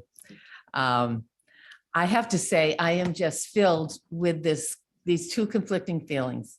One is such incredible excitement to receive, review, and hear you're talking about the strategic plan. It's absolutely wonderful. I think the plan is wonderful. I wholeheartedly support it, and I'm hearing nice support from you and the recognition of the urgency with which we need to act. And I know that my heart, on the other hand, is heavy as I work with the homeless folks in the Winter Lodging Program. I'm seeing the real reality of this up close and personal with working people who have full-time jobs, who cannot afford a place to live, who come to the shelter at night so they can sleep and go to work the next day. A woman who came out recently, clean and sober, 3 months in treatment, has nowhere to live, comes out of, made this commitment to get clean and sober, comes out of treatment and is now in the shelter and is deathly afraid of the ending of the shelter in March and being back in the unsafe position of being a woman on the streets. senior citizens who have chronic health problems, just and amidst all the other stories you heard today. We get knocks on our door at 11 o'clock at night from the sheriff, bringing people who are discharged from jail. That's now, we are the discharge place from the jail. Marshall Hospital, discharged to the shelter. So I know you have some hard work to do. I hear the support. The big thing, one big gap barrier is going to be not in my backyard. And I think it's going to take your strength to deal with that throughout our county, to really, it's not an acceptable answer. It's going to be in someone's backyard, and that's just the way it is. Thank you so much for the work you do, EDOC, all the community folks, Home Base, HHSA. It's an incredible opportunity moment we are at right now. Thank you, Maureen. Thank you.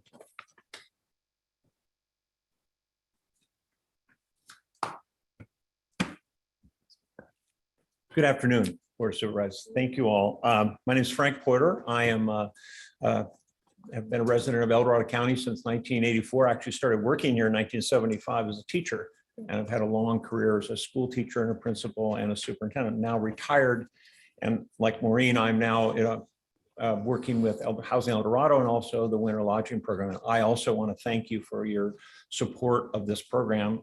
It is filling an urgent need, as you well know, and we greatly appreciate your support for that program. I also wanted to just add a few comments. Margaret Lewis earlier did a marvelous job of talking about the impacts of homelessness and underhoused on students and on schools and their school performance. As a school principal and a former superintendent, I can attest to, I worked with many homeless families and students, and the research and my own personal lived experience with them is it's a terrible, terrible impact on their school performance, on their attendance rate, on their long-term prospects for graduating from high school. It is not a good indicator. And we have, as was pointed out earlier, 856 underhoused students in our county. That is just to be unacceptable to all of us. I also want to say that I think I've also come to learn, as many of you have, that we have an enormous shortfall in affordable workforce housing that is aggravating this whole problem and making it worse. And we've got an enormous catch-up job to do. And the county has adopted a new housing element, which has a lot of key strategies, if implemented with intensity, urgency, and fidelity, to actually impact on the number of affordable housing units, which is our long-term goal, right? That's where we want to get people permanent, permanent housing, not temporary. To Mr. Turnbow's point about pallet shelters, they are a great option. We have, as Housing El Dorado, studied multiple examples of, you cited some of them, in fact, sir, that we think are a great way, a good way, not great's the wrong word. It's a good interim solution, emergency, and you can put it up pretty quickly. There are ways to do that. It's entirely feasible that we could knock that up and put it in place in 6 months. The key is the land. One in 30 minutes. So the key is to find the land. So that is where we all hang up. And as Maureen pointed out, it's going to have to be in somebody's backyard, basically. I think there are better options and better locations than others. There are some real feasible sites. We've spent a lot of time researching properties, as I know your county staff are, and we think there's some prospects there. I want to close by saying, during the Calder fire, we as a El Dorado community rallied together. It was amazing. It was a terrible, terrible emergency, but to the credit of, Frank, I'm being very consistent with everyone. Anyway, I'm so I hope sorry. we bring that spirit to this cast and this rollout. So thank you very much. Thank you. Thanks. Good afternoon, board. I'd like to say it's been a pleasure spending the whole day with you, but yeah, because of the topic, it really has been. I mean, anywhere that we're talking about what we can do for the homeless, for the poverty stricken, for the disenfranchised, for our community, I'm going to be there.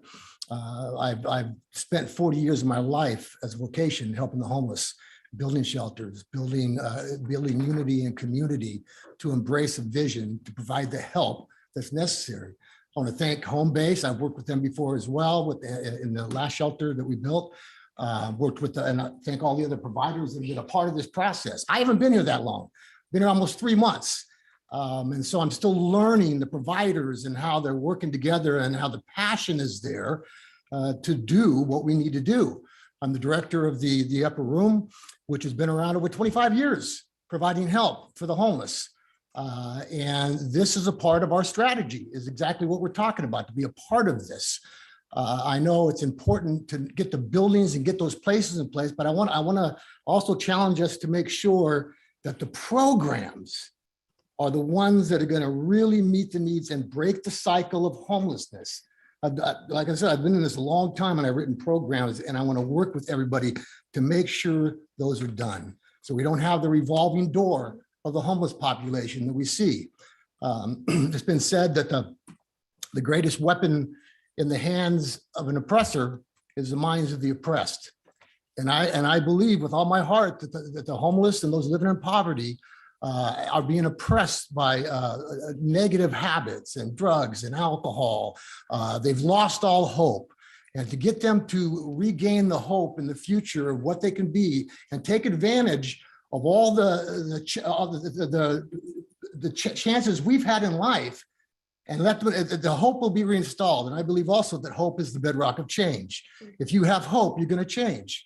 And so having those programs in place, those holistic programs that are going to provide the physical, the emotional, the psychological, the behavioral, the spiritual pieces there, assessing the individuals in the very beginning to find out where they're at, having that person-centered wraparound service and continuum of care that is going to ensure the success of the people that we serve.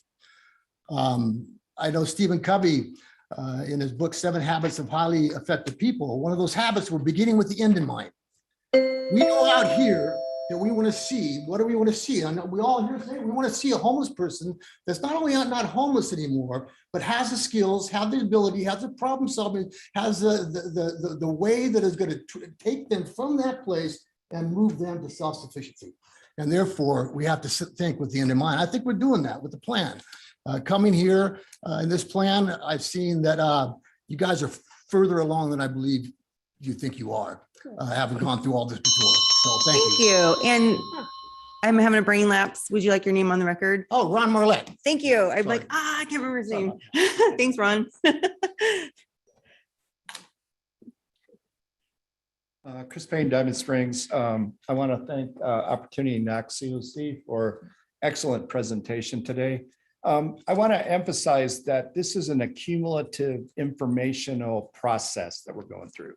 Essentially, if you followed along with all the other agenda items that this board has had on this subject, and Jonathan Gaisborough always reminds us that it's immediate and we should have its attention to the people that need it now. But with that in mind, I think the board itself, I can see that you're beginning to understand more collectively the importance of all the information that we've heard and how it fits. I'm a governmental geek because I got a master's in public administration. So I essentially look at Opportunity Knox COC as an entity of which a lot of the public doesn't understand. I believe that they think the Board of Supervisors essentially has all the answers or could have all the answers. But it actually, in our county and in the state of California, the continuum of care people, in this case, El Dorado County, Opportunity Knox, they're the critical element in strategic planning, in motivating individuals to be participatory, but also telling the Board of Supervisors, how can the board help facilitate what we need in El Dorado County? And I think that's an important part, which you brought up, Chair, about asking them, what can we do? If you're told that this is what we'd expect of you, the Board of Supervisors, then I think that goes a long way to deciding on a budgetary perspective how it might fit. And then the monetary part, which money is always coming into the county from multitude of sources, that is maximized. That process of grants and other funding is emphasized and utilized. in a practical sense, very effectively and efficiently. So this has been wonderful. The speakers that you had, the participants today, and giving you the report, I think it was well done and I appreciate it. Thank you very much. Thank you, Chris.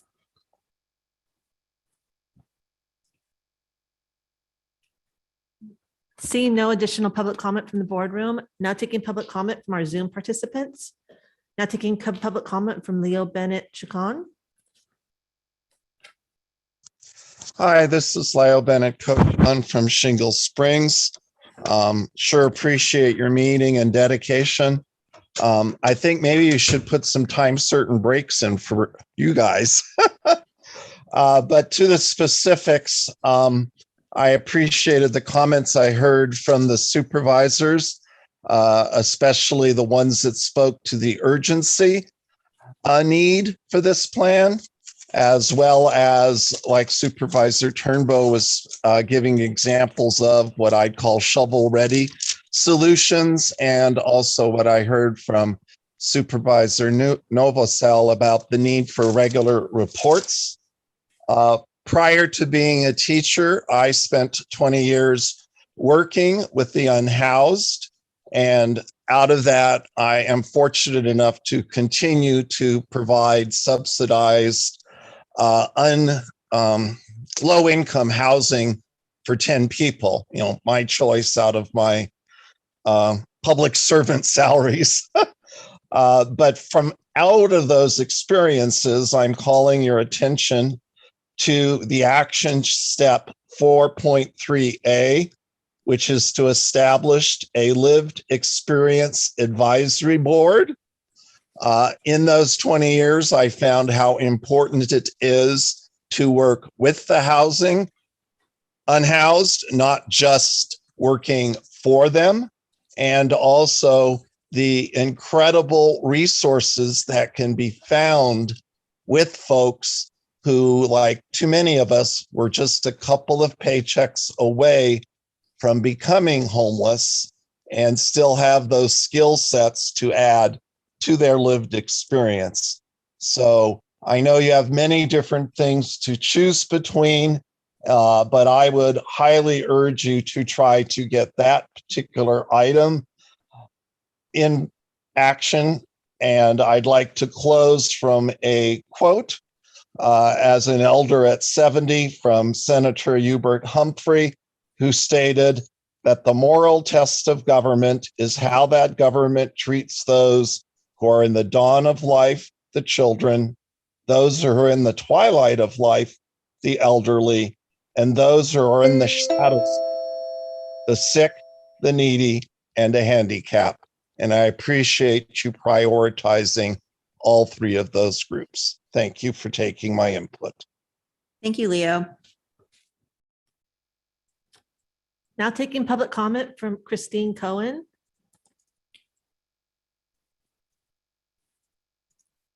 Christine, can you please unmute yourself?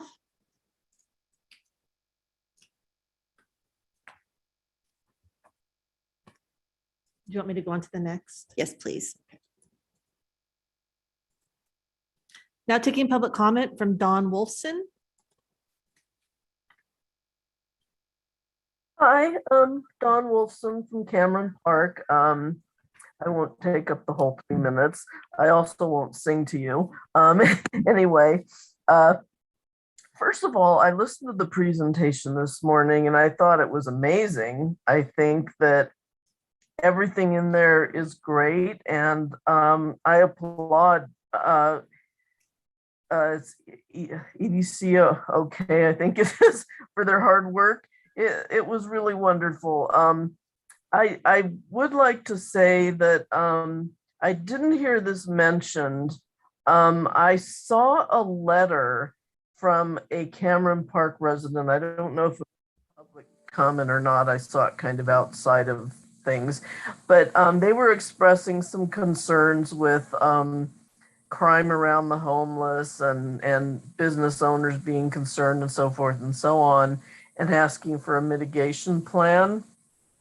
I don't think I heard that mentioned anywhere. And I agree with Supervisor Heidel that the needs of the homeless should be put first. However, I do think that you have a pretty vocal group here in Cameron Park that if that isn't addressed, you might get some pushback. But I love where this is going. Good job, everybody. Thank you. Thank you, Dawn. Now taking public comment from Jane McGinnis. Can you hear me? Oh, yeah, we can hear you, Jane. Oh, good. This was a marvelous presentation by everybody. I have to say, the draft strategic plan, when you look at the whole thing, looks enormous. When we see all these pieces at the same time, there's been a lot of conversation about the time that it took to put forth the plan, forgetting the delays that were caused by COVID and by Caldor. But now that the first draft is done, I have to say I'm very impressed with it. By taking the time that was needed and creating a plan that covers such a broad scope, it makes it look a little intimidating, but it's also very good. Because if it were smaller and less ambitious, by implementing in one area, it could cause problems in another area that's not even being addressed and cause confusion. I think in creating such a complete plan, I think implementation has a much better chance of success. Having said that, there's no way that we can, across this broad front, advance in a single line forward. Clearly, there have to be things that are urgent and things that will then have to follow behind. I think it's pretty obvious to all of us over the last year that the Navigation Center and a temporary homeless shelter has become extremely urgent, not just on humanitarian grounds, but as a matter of public safety. And I think that this is something that has raised a lot of angry voices in the NIMBY arguments. There are always going to be people, no matter what your issue is, if you're doing your job, you're going to offend somebody. There's always going to be special interests that don't want what you're trying to do, and special interests that are pushing you hard to do what you're trying to do. I think it's your job, and that was a great question, Wendy, and also Lori. What are we looking for from you? What is your role in this? I think your role is to lead. Not necessarily to do, but to lead, to make sure that the momentum doesn't stop, that you determine what is the most urgent thing based on true and valid statistics. Clearly, we have fire danger, health danger, danger of death, and that needs to be looked at quickly. We have some abilities to make that happen. It needs a piece of land. You have land. You're coming back with site recommendations in April. That sounds very good when trying to put together something quickly. And George has a great plan for that. If you can find the land, he can find the tiny houses, and I'm sure we can find some people to get them put up fast. The library situation, together with that, would be a great Band-Aid for it. Thank you, Jane. Yep. Now taking public comment from Ruth. Oh, thank you. Good afternoon. Yes, Ruth Michelson, District 4. I was so excited, so happy to spend my 2 hours this morning listening to that really wonderful and understandable and upbeat report. Thank you, thank you, thank you. I have been paying attention to this for more than 35 years. I've lived in this county 37 years. I worked for the county for 9 years, worked for New Morning, et cetera, et cetera. Homelessness has been a focus, and I've volunteered in many different ways within the homeless community. And it's just a red letter day, gold star, whatever you want to call it, to hear that presentation, to hear all those groups coming together in unity, all with a very similar goal. I especially liked Carolyn's presentation. I thought what she had to say had great clarity. And the woman who was the Volunteers of America, I enjoyed what she had to say as well. So I'm very, very excited. Been waiting for this day for a long time. But I also heard what Supervisor Heidel said. What I just said is the cup half full, and then there's the cup half empty. Okay, People came together, kumbaya. It was great. We even had the chamber, we had landlords, we had everybody saying, this is really your priority. And I think it's wonderful. Our community has finally gotten to this point. But then, Supervisor Heidel said, yeah, but we have to have follow through. We have to, the rubber meets the road. We have to make this happen. And I like that he's a pragmatist because yes, these were all good words and good unity, but let's make it happen. Our homeless deserve it. We all agree. So I look forward to seeing what that is. And I don't think getting a report every 3 months, as one of you all said, is enough. If we're trying to achieve something in 6 months, finally, to get something for our homeless, if it's, the navigation center at the libraries, if it's tiny homes in some land, by this coming fall, you need a monthly update. Things like this just don't happen with, you guys getting a report every 3 months. We have to keep on it now that we finally got to this pinnacle of everyone's involvement, everyone's attention and unity on the issue. So I think it's very exciting. And I'm just so pleased. I asked for a report, a year ago, November, when Supervisor Bierkamp was there, and I wanted a report of the $17 million or so that had been spent back then. And Don Simone gave a report. And I have to say, you'd really have to have been an accountant to really understand that report. But today's was a different, instead of talking about just numbers and lists of numbers, it was really, what are all these parties doing?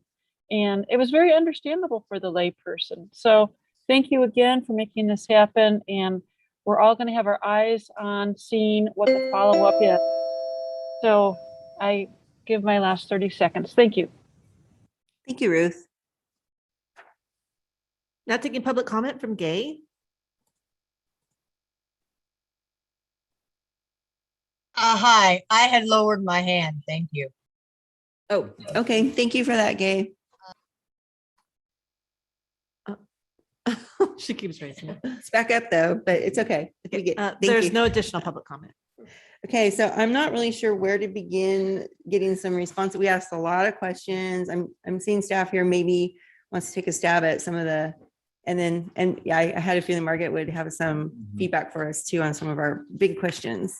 So maybe we could approach it where we go by each speaker. Supervisor Heidel was first and Supervisor Turnbull, and I would probably defer, let Margaret address any kind of EDOK issues or questions she saw in, let's say, Supervisor Heidel's comments.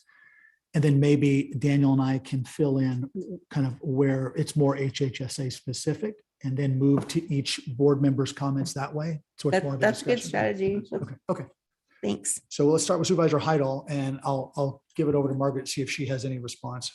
Okay, and I may lean into Carolyn, who is our consultant, because as you know, I became the co-chair 4 days ago. now. Yeah, it hasn't been that long. You got this. I did serve as the vice chair for some time, but it doesn't get as deeply into the weeds as this position does. So I may need to lean into them a bit, and I appreciate your allowing that. So Supervisor Heidel, your comments were multifaceted, and so I noted as much as I could, and please do address anything that you'd like me to come back on, but I appreciated your idea of common understanding.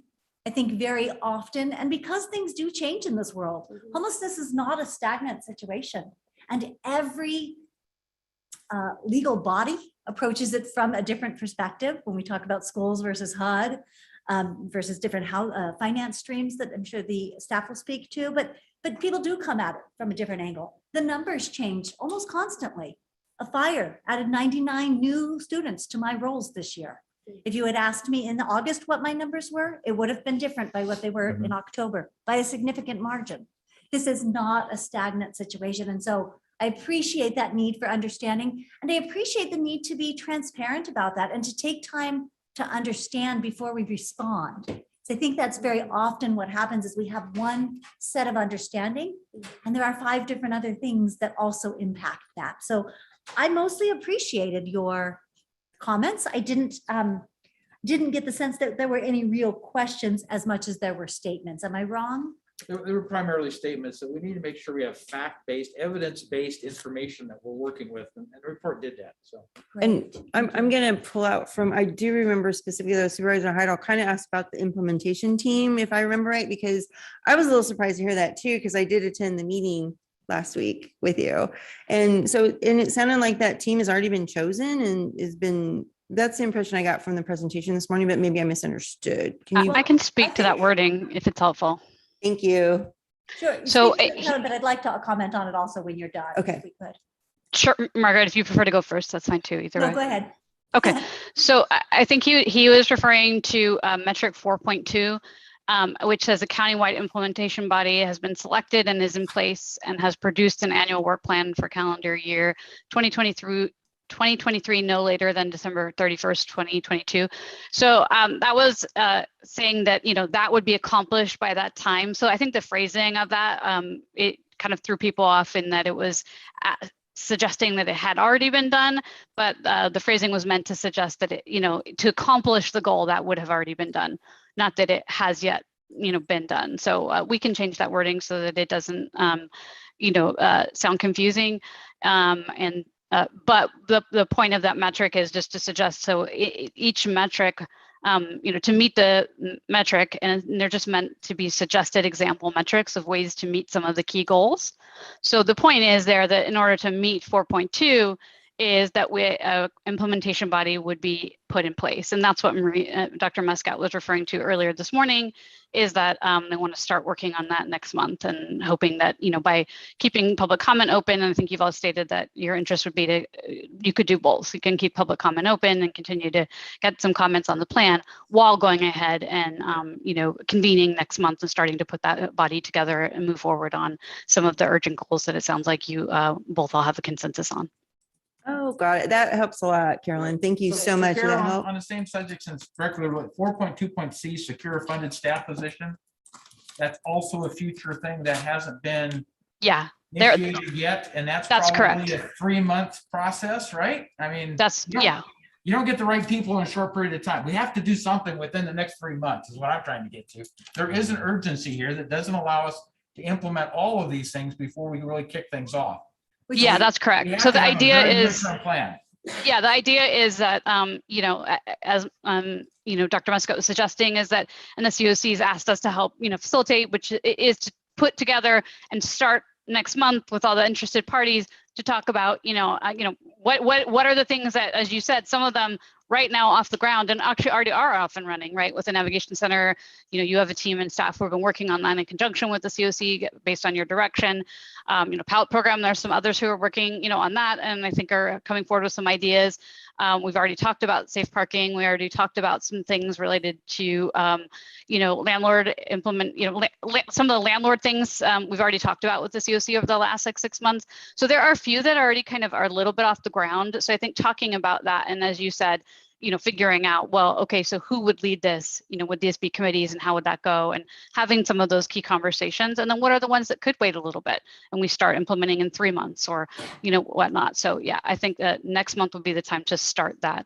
But yeah, if the way these were phrased sort of in the future tense, meaning that you would meet them, it clearly was somewhat confusing. So we can revise that in the next draft. Does that help? Yes, Yeah, that helped me immensely. And then Margaret, did you want to add to that? No, that was exactly what I was going for, is just that sense of, those are the goal finalizations, short, medium, long term. Right. And that's what it would look like when it had been completed. So. Very good. Okay. Actually, and all of those timelines were just set as kind of, an example way to kind of visualize it, but that's why it says example at the top, and even in the sample implementation plan, it was all just to sort of help you see and visualize some of the goals, which are hefty and weighty, right? There's a lot of them. So we pulled a few out to kind of just help you see how you might visualize and tackle the first year. But, it's for you then and us to help you work out the way you really want to do it. So don't feel tighter, if that doesn't look like you wanted to, that's okay, because it's your plan, and we'll help you, put that together in an actual first year plan that you want to follow. I just want to make sure this wasn't gated. We have to wait till we have somebody on board to lead this implementation to get it off and rock and rolling, right?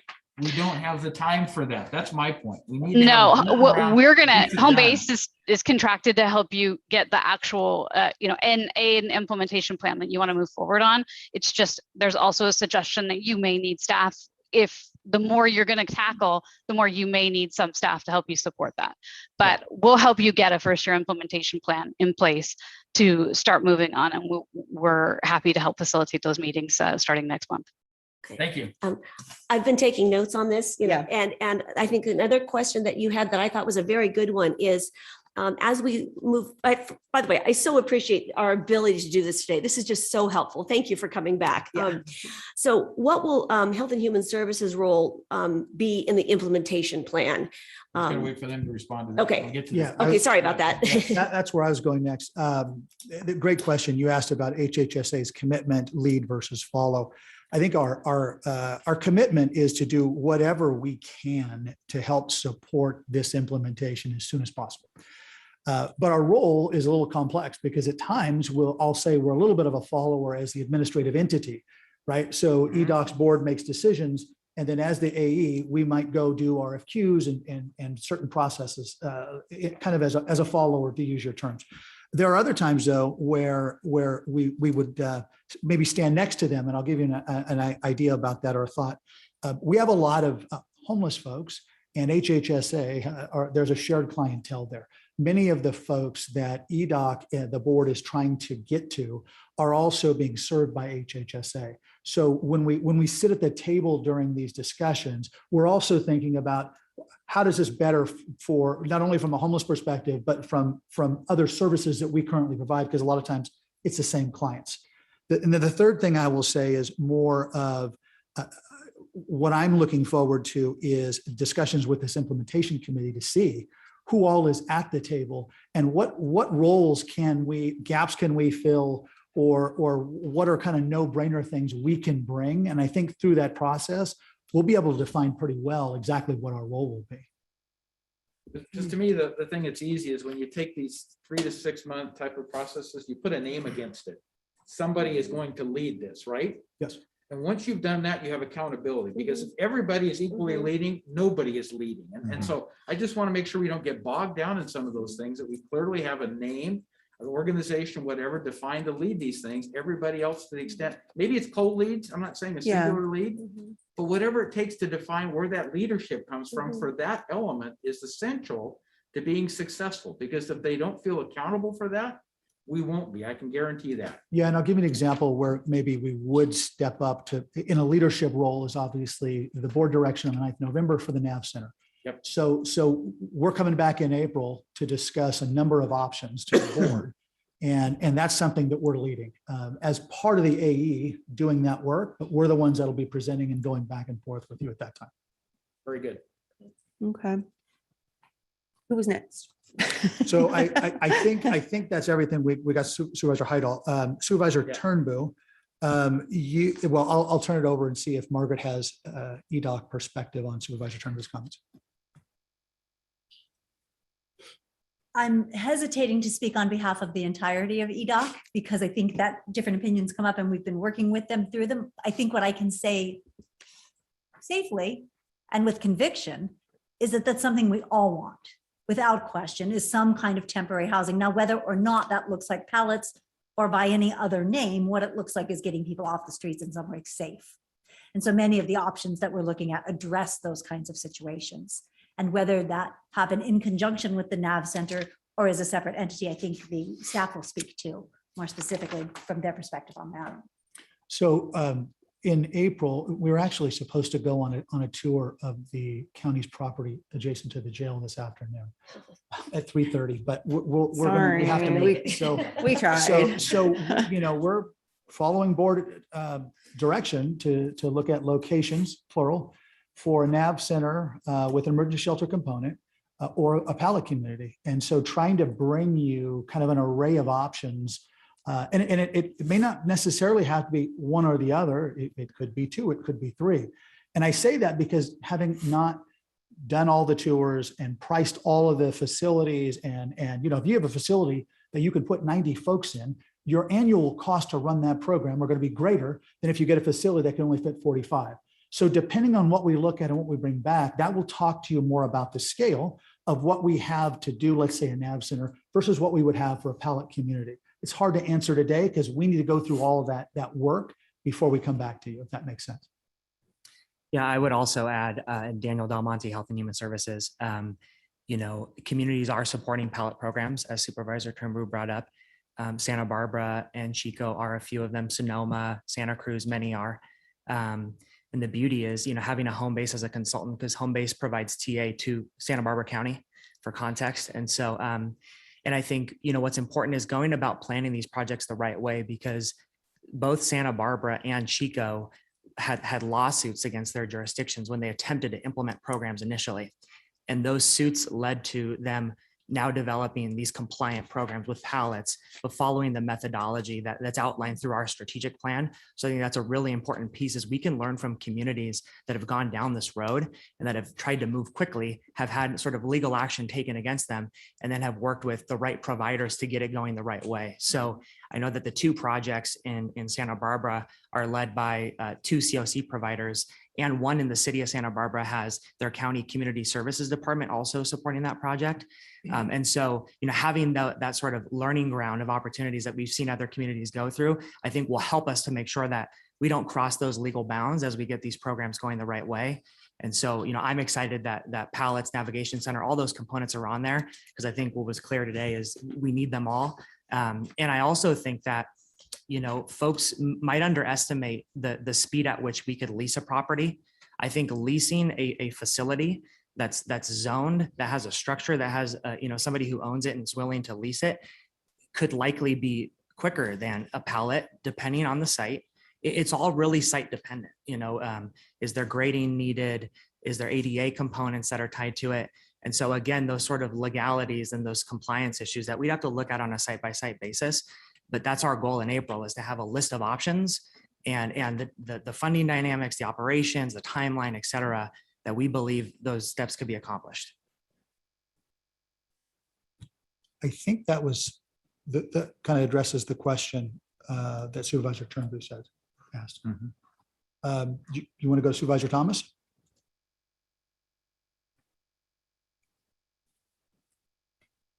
I'm just rereading my notes to refresh my memory. We have to do that too. We're like, what did we say?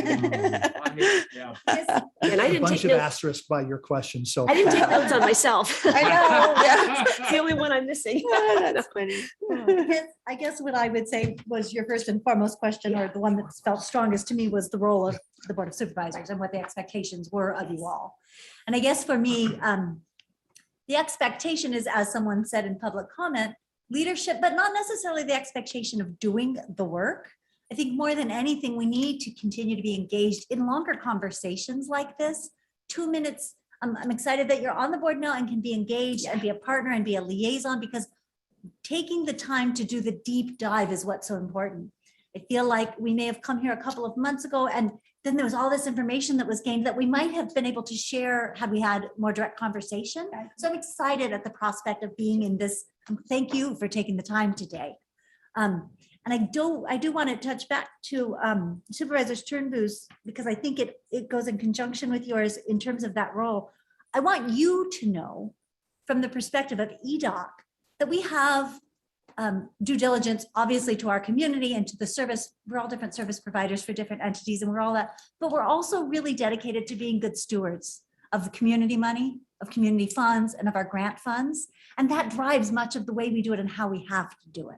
And so when we talk about what we want from the board, that's what I want to be able to share with you, is this is what we have available, and this is how we can do it. It may not even be how we want to do it, but it's how we can do it. And so that I would just add that. Other things, someplace by summer or fall, that is going to need to go to staff and their status on their current acquisition projects. I don't know if Carolyn has a thought on any of that either, but.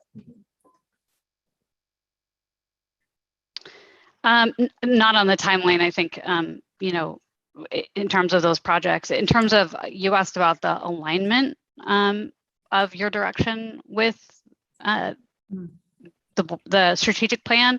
And I think your direction aligns very well with the strategic plan. I think that the COC has for years been prioritizing the things in your direction, and those align with the strategic plan.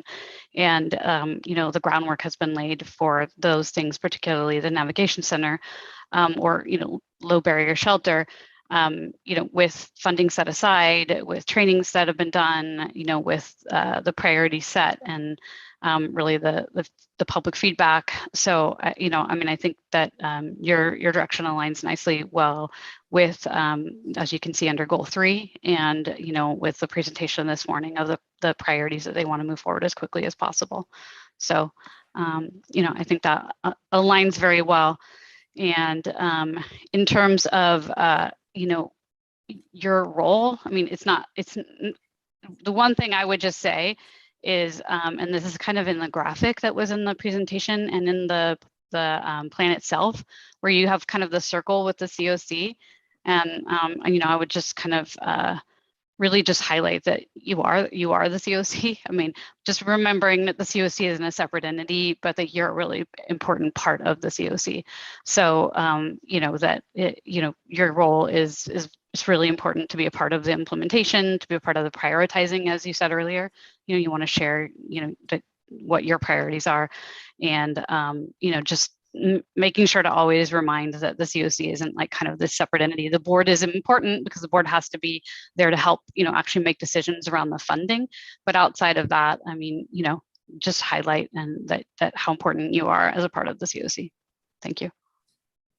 Yeah, so board members, I would add, to the question of the role of today's item is this is tied to the state's process where in 2019, for the California Emergency Solutions to Housing Grant, they asked communities who were receiving allocations to commit to developing a community-wide strategic plan. So, and by committing to do so, now we've been able to leverage these grant allocations each year coming into our community, one allocation to the county, one allocation to the COC each year. So now during the Homeless Housing Assistance Program, round 3, now they're saying you have to submit your actual plan in order to leverage your allocation. So this is a receive and file tied to the state's process for following through with our commitment, and also allowing us to tap the HAP3, the Homeless Housing Assistance Program round 3 allocation this fiscal year, and subsequently will allow us to tap next fiscal year's allocation, which again is estimated in the amount of about 1.8 million combined for the COC and the county.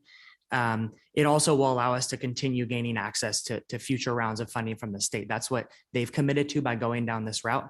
And to tie in Supervisor Heidel's comments about evidence-based data, the state is only looking at data that can be verified and compared county to county, community to community, and that these metrics have been adopted by our federal government over the past years when they created the Continuum of Care program. And so these are really the only data points through a homeless management information system. And with these metrics that you can actually compare data to data across communities. Whereas, before having a homeless management information system, if people talked about data, they were only focusing on 1 or 2 subpopulations. They weren't looking at it with the same metrics. And so you really can't compare apples to apples in that case. And so all the data that's in here has been verified by both the state and the federal government, and is verified as a requirement when we submit these grant applications and say, these are our data points. These are our funding allocations and what the money is going toward. And therefore, these are the gaps and where future allocations would go toward addressing these gaps. And they really want to make sure all those things connect. And so this item is a part of that process.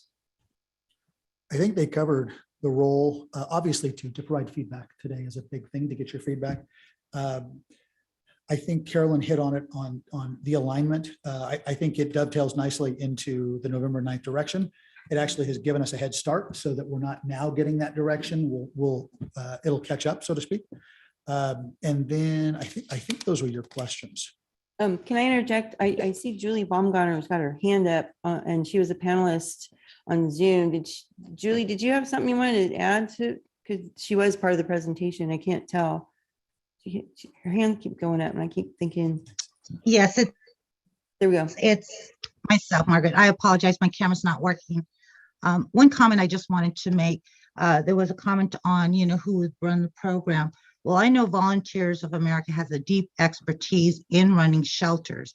And one of them is a good example is the Nevada Cares campus that I slightly touched on earlier today.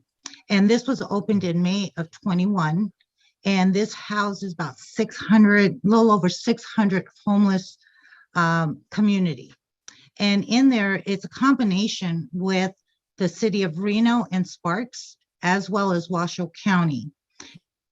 And this is their emergency shelter with all of them combined together, working together.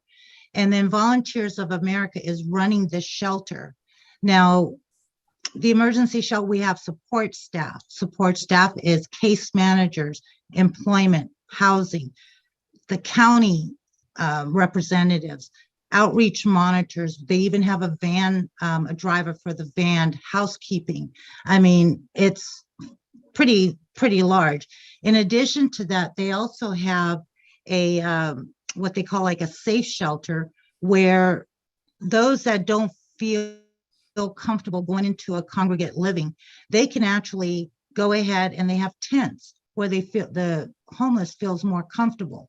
But with all these services, and we keep talking about these wraparound services, mental health, alcohol, drug treatments, this is where we can get them what they need, provide them with the services all within the shelter. So I would suggest maybe if you want to know more about something like this, the Nevada Cares Campus is something that you can search. It's 45,000 square foot. It's about the size of 3 football fields and the largest in the nation. As far as statistics, you may want to go to the National Alliance to End Homelessness, and we'll put this together for you. That's where it's a national statistics, not specific to a state, but it has a lot of the data. That's all I wanted to mention. Thank you, Julia. I appreciate that. I had one other question relative to the county's responsibility here, and it's metric 3.3, which to me is one of the low-hanging fruit. We recognize that 22% of the homeless are car camping. And what this is all about is establishing a pilot for a safe parking facility. And it would seem the county could be a leader in establishing a pilot to do that. We have parking lots, we have facilities that are oriented towards providing services to our homeless. We have access to various organizations to support all of those things. It would seem that we could step up and do that and start down that path fairly quickly with a pilot, right? And I'm assuming that would include access to bathrooms, and they'd have to have some kind of a control element associated with that, because we know the history of the city of Placerville with some of that stuff was unattended. But I would think that would be something the county could put together a pilot for, and maybe the city could do it. We could do it together. But that's some of the low-hanging fruit that I see here. Supervisor Heidel, if I may, skip over just for a moment Supervisor Novosels's comments and jump right down into Chair Parlin's comments. Okay. The idea of having to prioritize and not being able to do everything at once, and we can't do all of the work simultaneously, is certainly true. However, we can be working simultaneously on those two efforts, on the continued search for a navigation site pallet area, while we set up a safe parking zone, while we work temporarily to enhance the hubs, whatever pieces we're going to do. We can't just wait for them to find a piece of property. We have to be working in the meantime. So thank you for that. And yes, I think that the EDOC has discussed that is low-hanging fruit, and that is something we want to get on right away. And that's something that's being done all over. And as you said, relatively easy. Well, we've talked about it in the past, but there's nothing that's there yet. So we need to figure out where the best location the county might have to do it and see what it would take to facilitate it. And if that means some budget to do, opening and closing and maintenance of the bathrooms or something, I think that's what the board can participate in, is finding some funding if we need to allocate for those kinds of pilots that I think will demonstrate the utility of having those distributed through our communities, not just in one location. Yes, but you need to start somewhere. So absolutely. And again, with Supervisor Parlin and Thomas being on the EDOC board now, those are ideas. People can bring forward solutions and ask for EDOC support. And we can certainly, it is a mutual transparent circle in terms of who's doing what project. Again, coming back to that circle, the continuum of care is all of those outlying circles that we referenced. And so any service provider can come in and say, here's a plan. How can you support us, EDOC? I guess my question on that is, it takes a site. So while perhaps the service provider or group might, want to put together this program, it takes a place. And so who would lead that, Right. identifying the place? Because that is the key component. Yeah, so that's exactly, so love these comments. And that's exactly what would be discussed with this implementation group that would come together in March. Because all it takes is a church with a parking lot, an organization who owns a parking lot that offers that up. The financial investment is very low in these projects. To We could Supervisor find funding Heidal's for that. comments, it's, we bring the services that are in our community to those sites on whatever set schedule, similar to how we've been supporting folks in Roomkey throughout the pandemic. And so services we already have, now they're just going to this site a few times a week to meet with folks and case manage. And it's just a safe place for them to be. So yeah, these are things that we can engage in very quickly. And this is something, as has been mentioned, that the COC's talked about. It's a very low hanging fruit, low cost, and can be put together. So if the county is interested in considering, parking lots or things like that, we can continue the discussion and we can bring that information to that implementation group meeting in March. And I'm aware of at least one a faith-based group that has expressed interest also. So great, Okay. great, Very Our good. library hubs are another thing to consider. Does that make any Yeah. sense in certain locations? So I'll leave it at that. It can make sense to not, bring folks to where there already are services essentially, Right. and sort of capitalize on that. So these are all things that we can discuss. Thank you. And I'm going to interject again. Kristen Patterson was one of our panelist speakers, right? Earlier, she has her hand up too. I think wanted to add something. There she is. Hi. I just wanted to mention real quick that the city of Alameda has been really successful with their safe parking program. They have the Village of Love, which is a nonprofit out of Oakland that is doing kind of what we were just speaking about, they're running of it. But I would really suggest reaching out to them. And I think it's been really successful. It's worth looking into. Thank you, Kristen.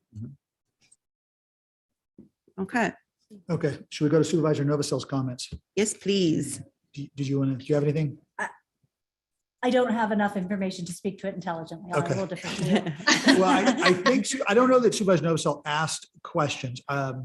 She talked quite a bit about public outreach, the need to get public input, which is part of this process. She talked about if there's any assistance the board can give when it comes to, and she named tiny homes, but I'm sure she means anything that EDOC or we would need. It's a good way to get communication information out. If we run across challenges with regulations or permitting or those things, is kind of what I took away from her comments. And correct me if I'm wrong, Supervisor Novosel, I don't know that you asked a specific question of us. Yeah, no, I did want to make a couple points, and that is important. I think public outreach is incredibly important when you start to look at locations. As what had happened previously, I think it's really, really important that we can learn a lesson from that. And that is, it's not just willing buyers, it's figuring out what's the best place, what has transit and services, and that makes sense for whatever services you're going to offer. Now that we have this roadmap of a plan, then I think it's much easier to move forward and to relay that to us so we can relay it to the public and have that conversation. I think that's incredibly important. And that's what I've been hearing from some of my counterparts in other counties, is that's what makes it so successful, is when you get the public, not necessarily to agree, but to absolutely understand what you're doing and why you're doing it and where it's going. And so I think that's critical. And I did want to make one other comment. I serve on the Human Rights Commission, and we are going to have a forum in June, and it's being called A Day in the Life of a Homeless Person. And you were talking about lived experiences, and I think this would be a fabulous opportunity to have a homeless person come talk about what they face as far as human rights. It's not about so much about the housing per se or the transportation or all these other challenges, but what happens in their life. We've heard those stories today. I think they are so overwhelming. I think that's where you get the public to understand, where I feel this need to want to help immediately when I hear a story such as we heard today. I think that's just a great way to educate and gives that empathy that needs to happen within our communities. So I would ask that you reach out to our Human Rights Commission, and that you join in on our forum in June. Very good. Yeah, we will do that, and I'll relay Thank back to EDOK on that too. Thank you. Yes, Supervisor Parlin. Okay, so you talked about prioritizing goals. You talked about fire danger, tiny home approach being a very high #1 goal for you. You asked kind of what did we think that the fastest, biggest bang for the buck to have the most impact would be. And I have some other comments or some other things here. Margaret, did you get anything different than that or something you want to speak to? The only thing I want to speak to, and I think this would be helpful, and I know it may be a challenge to hear, but tiny homes, pallet homes, non-congregate homes, congregate shelter, emergency shelter, we're talking about getting folks out of the elements and off of the street immediately. That's the priority. And I think when we use all of these terms, we kind of get wrapped up into a specific solution. And I think being open-minded about the solution, if we can just talk about people getting off the streets. Yeah, no, might we be have a helpful hard time coming up with a communicating. word for that. Like, is that temporary? It's an emergency shelter. Emergency shelter. If we just call it that, we know what we're talking about, right? Yeah. And I'm going to jump in here. I think this board is incredibly open to what solutions you think can come forward, knowing that our priority is to get folks, off the street and reduce the fire danger, because we're not the experts. So I think I can speak as, for all of us, that we are very open to your solutions. And I agree, let's not get tied up in any one nomenclature. Yeah. Emergency shelter. Okay. I had kind of some notes around fastest, biggest bang for the most impact. And we kind of just hit it. There's so many things that I think that are low-lying fruit that we could move on. And we keep talking about next month, which is actually next week. But Yeah. the safe parking I had here, that one I know is quick and people are just dying to start that. The NAV Center will be back in April, which will include some pallet options. And then, you could consider doing something separate from those in order to do something quicker, temporary, to create some sort of emergency shelter. You could look at expanding the winter shelter. You could look at prolonging to keep people off the streets if there's a fire danger issue there. But we will certainly include that when we come back in April.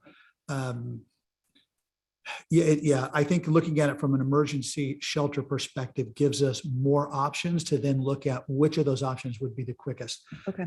And potentially the most affordable. I'm trying to think. The other thing I'll highlight, and I kind of made some notes.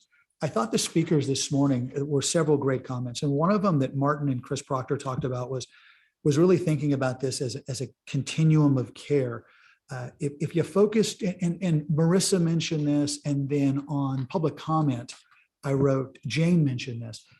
Keep in mind that we need to be kind of careful with this because there's a balance. If you just fill up one of these modes of housing and you aren't building a system out, you kind of start to warehouse human beings.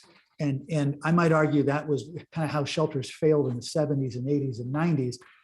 They didn't really kind of look at it maybe quite as holistically, provide the navigation services, and have some options to move people through. So we really want to be careful how we do that so that we're not going too, full bore in one area at the expense of some of these other areas. I think that's everything I had for what Supervisor Parlin. Yeah. So is that going to be helpful to the, which is funny now that I'm on it, but I'm talking about myself as part of a member of the board, the EDOC board. Is it going to be helpful to the EDOC board for us to kind of summarize our thoughts and our priorities? I mean, it seems like it kind of came out, and I know a lot of people are taking notes on what we've been saying today. It's going to be really interesting. I mean, a lot, you guys, there's a lot of people taking notes. It's a little intimidating, but will that be helpful to that board? Because isn't that where the comments get submitted to say, this is what because they're not all here listening to us right now. And this has been, a long day. So putting it in a letter, do you think that'll be helpful, Margaret? So I think that would be helpful. And I also think it could be beneficial to ask the board. I mean, from my perspective, and I think I see, Carolyn might be agreeing with Carolyn. We're thinking that's a good idea because I think it's going to give everybody's perspective. And so that's important. Okay. We want to take and incorporate all of the information we can get everywhere. It's a collective. We are not an entity. We're a collaborative group. And so, Just to be, I will say though that we have had a note taker taking notes all day. I think you have as well.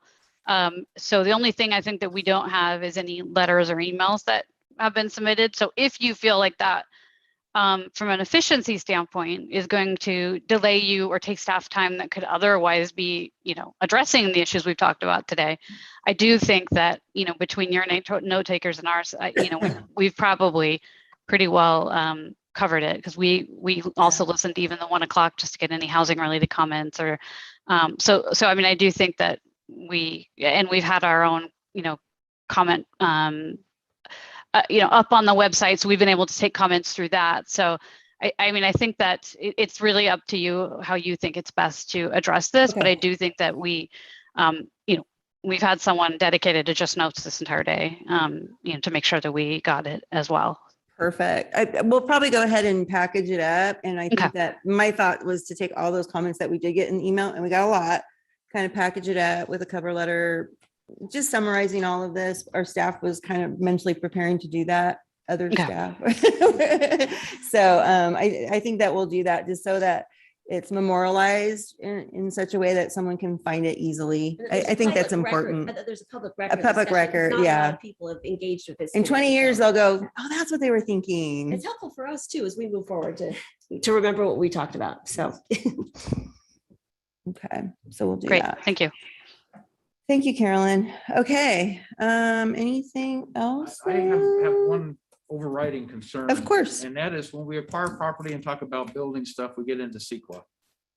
And I see that as the major impediment of trying to move forward here, because we are going to get the normal response.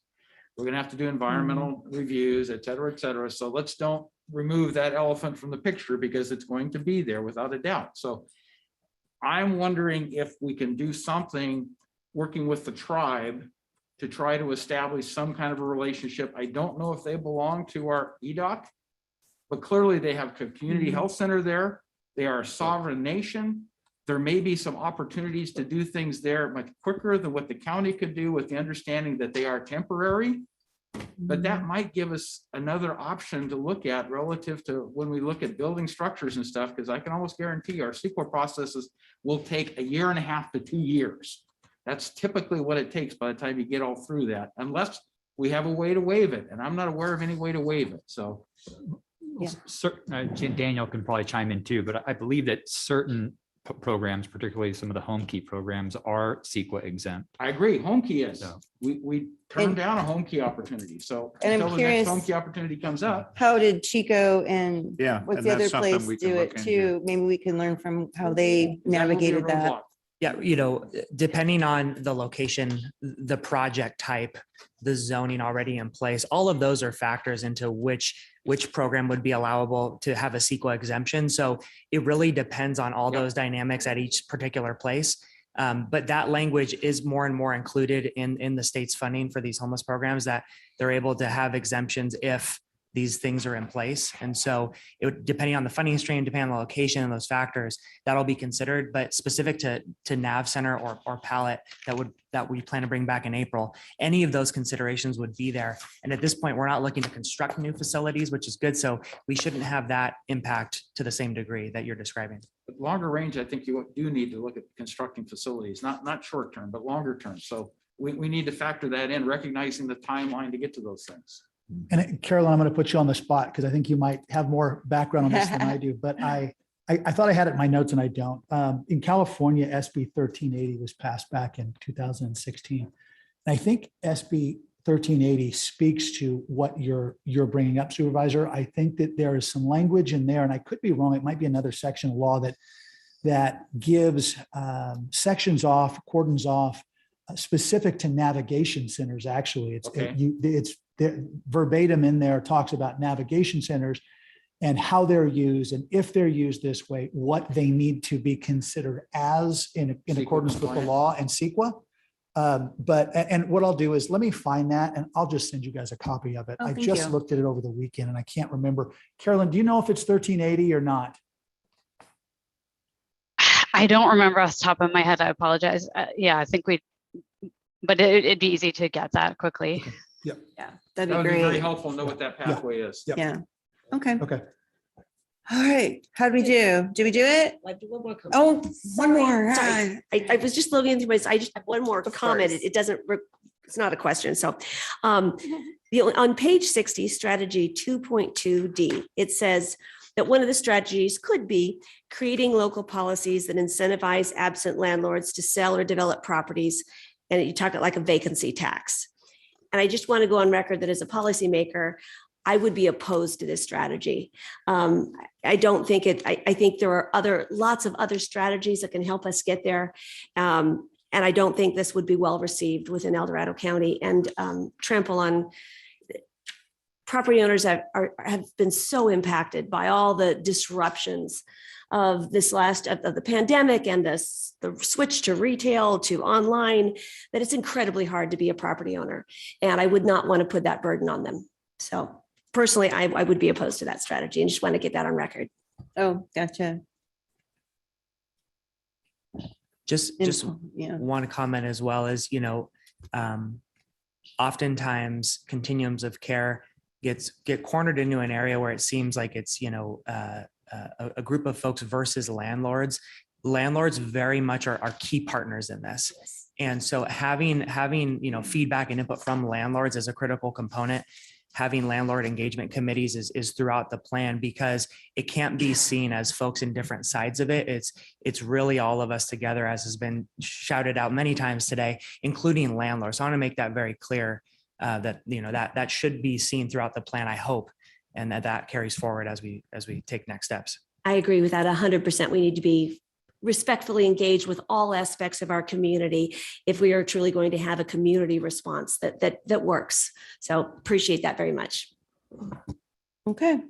Yeah, one thing to add, I just want to thank all the churches and all the nonprofits for all the help that they have gave to help with the homeless in the situation during the Keldor fire.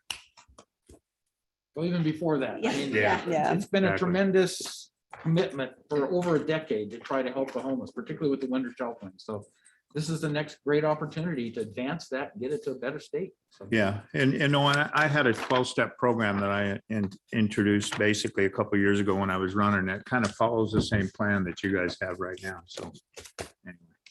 I do have one final question for our CAO, I think. Going back to like August a year ago, we had the combined meeting between the city of Placerville and the county, and we all got all excited and we were going to do all these things, and then other things happened that kind of got overtaken by events.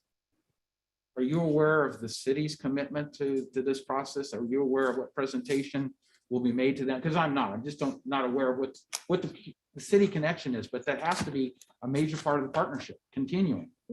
So we had the 2x2 on Thursday or Friday of last week. Yeah. Yeah. It was Thursday. Okay. At least from the city manager's perspective and the two council members that were there, I think they're 100% in alignment with the conversations you had today. The number one priority is getting people sheltered somehow, some way, so Okay. to reduce the fire danger. Yeah. As far as any presentations or conversations with the full council, I'd have to defer to HHSA or EDOC. So I did, the day that I sent you folks a copy of the draft plan 3 weeks ago, I think that same day or the next day, I sent the same copy to both city managers, told them what we were doing today.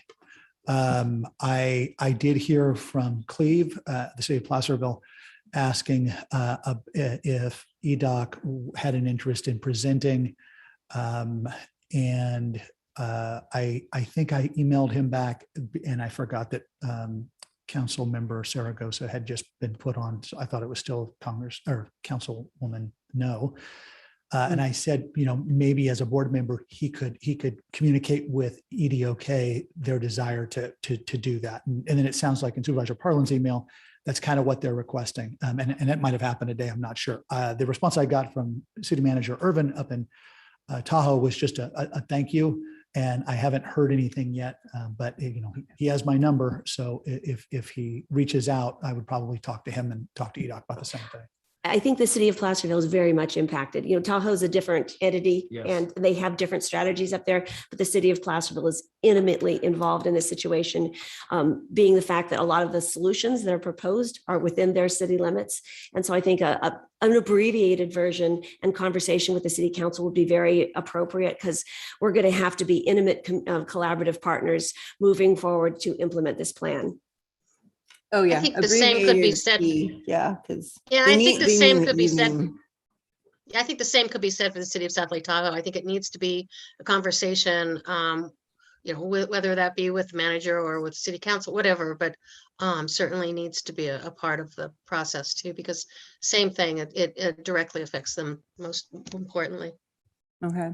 So let me follow up with EDOC after this and see what we can. Okay, so you'll Thank reach you. out just to follow up. So that way we'll have clarity and we won't be And wondering. that public awareness is important Yes. too. With Yeah. that, 'cause not everybody's going to attend a board meeting. They might attend a city council meeting and get the same information. So then they're aware of what the plans are and what the reasoning and the timing of it is. So. And with the city council meetings being in the evening, it's a little Right. easier for Well, folks to engage in that. So, yes. Good Thank you. point.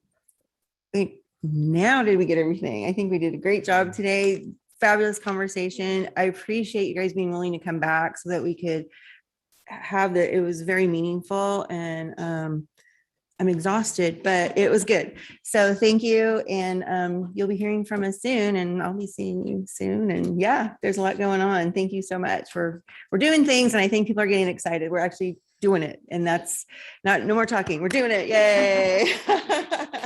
So, all right. Very good. I'll just take a minute. I gotta stretch my legs really quick. I think we can do to and froms, and then we're out of here, right? Okay. I just need, oh my gosh. Oh. Sounds good. Yeah. Oh, yeah. Okay.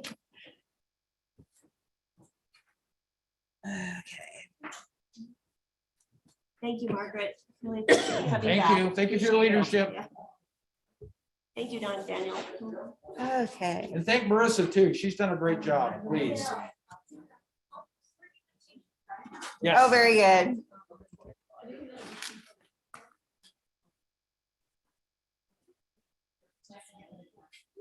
Okay. All right.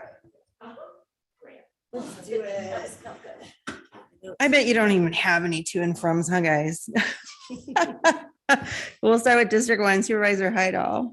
Okay, on Wednesday, this goes back 2 weeks, Wednesday the 9th, George and I had our monthly meeting with the El Dorado Hills Chamber of Commerce. The first time George attended with staff and stuff, but good conversations about what the business economics are, what's going on local to El Dorado Hills, both in the business park, which is part of District 2, as well as town center and other areas. So I think those conversations will continue. I find them very helpful in terms of making sure people are informed.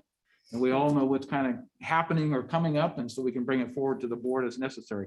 The same day, I met with Rob Harris and took a tour of the Rasmussen Pond, and I did that with my planning commissioner, John Bania.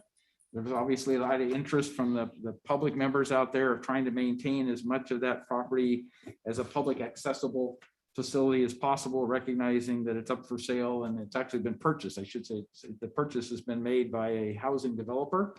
So I think we know what the plans are there, but I want to make the board aware of that, because I'm sure we will be getting additional requests. We also had a ribbon cutting at Viscuso's Pizza in El Dorado Hills, so that was a fun event to attend. Same evening, we had the El Dorado Hills APAC meeting. Rafael Martinez was our guest speaker, and I thought he did an excellent job of trying to explain how we prioritize our road funds, what we do in terms of maintenance, what our capital programs are all about.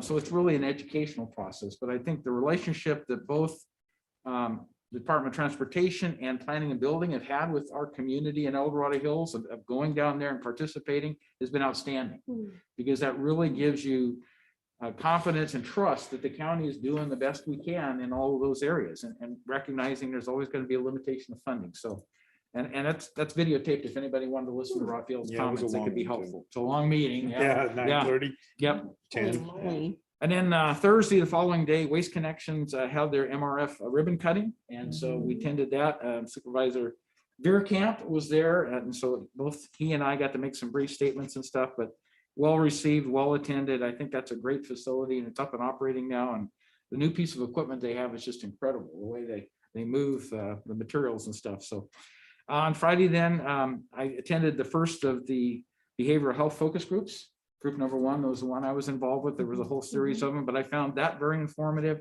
and particularly from the aspect of how we're trying to look at mobile units to address some of the community needs and some of those things, because I think that's a major improvement if we can move our services to people. And that's what the hubs was doing, right? Yep. It's been doing for many years. So I think that's all beneficial. And if we can get more of those resources deployed to make those things happen, then I think we'll see the benefits of that longer term.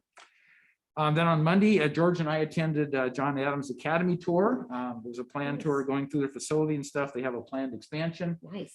Fairly significant. They're doubling their floor space. They're trying to grow their current 9 through 12 program to include seniors. So right now they're taking through juniors, 11th grade. Next year, they're going to be taking on seniors, but they needed the expanded capabilities and stuff. And so the county may play a role in terms of helping turn around permits, TIs, and that's what intended improvements. So I think the awareness of what's going on there was much appreciated. And so we're engaged. I had my monthly meeting with planning and building. Those are always appreciated, good conversation. And on a Wednesday, I had my monthly meeting with DOT Director Raphael, as well as my planning commissioner, John Bania. So there's a lot of things happening in and around El Dorado Hills that are still work in progress in terms of traffic circles and other things that I think are going to be very helpful if we can get them implemented. A lot of that depends on grant money. It does. So we have some support, but we've got to be successful in winning grant money. And then on Thursday, the 17th, Pioneer Community Energy monthly meeting. And we talked about expansion there, and it looks like Nevada County is one of the nearest opportunities for expansion. There's several others, but that's the one they're kind of focused on. So very soon here, we can hear more about the interest in Nevada County joining the 2-county, now JPA, making perhaps a 3-county JPA with others to follow. So I think that was really encouraging, that it seems to be something that other communities are getting very interested in.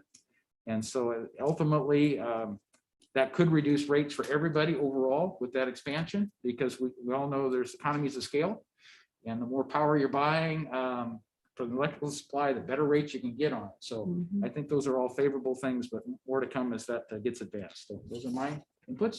Great. District 2 Supervisor Trumbu.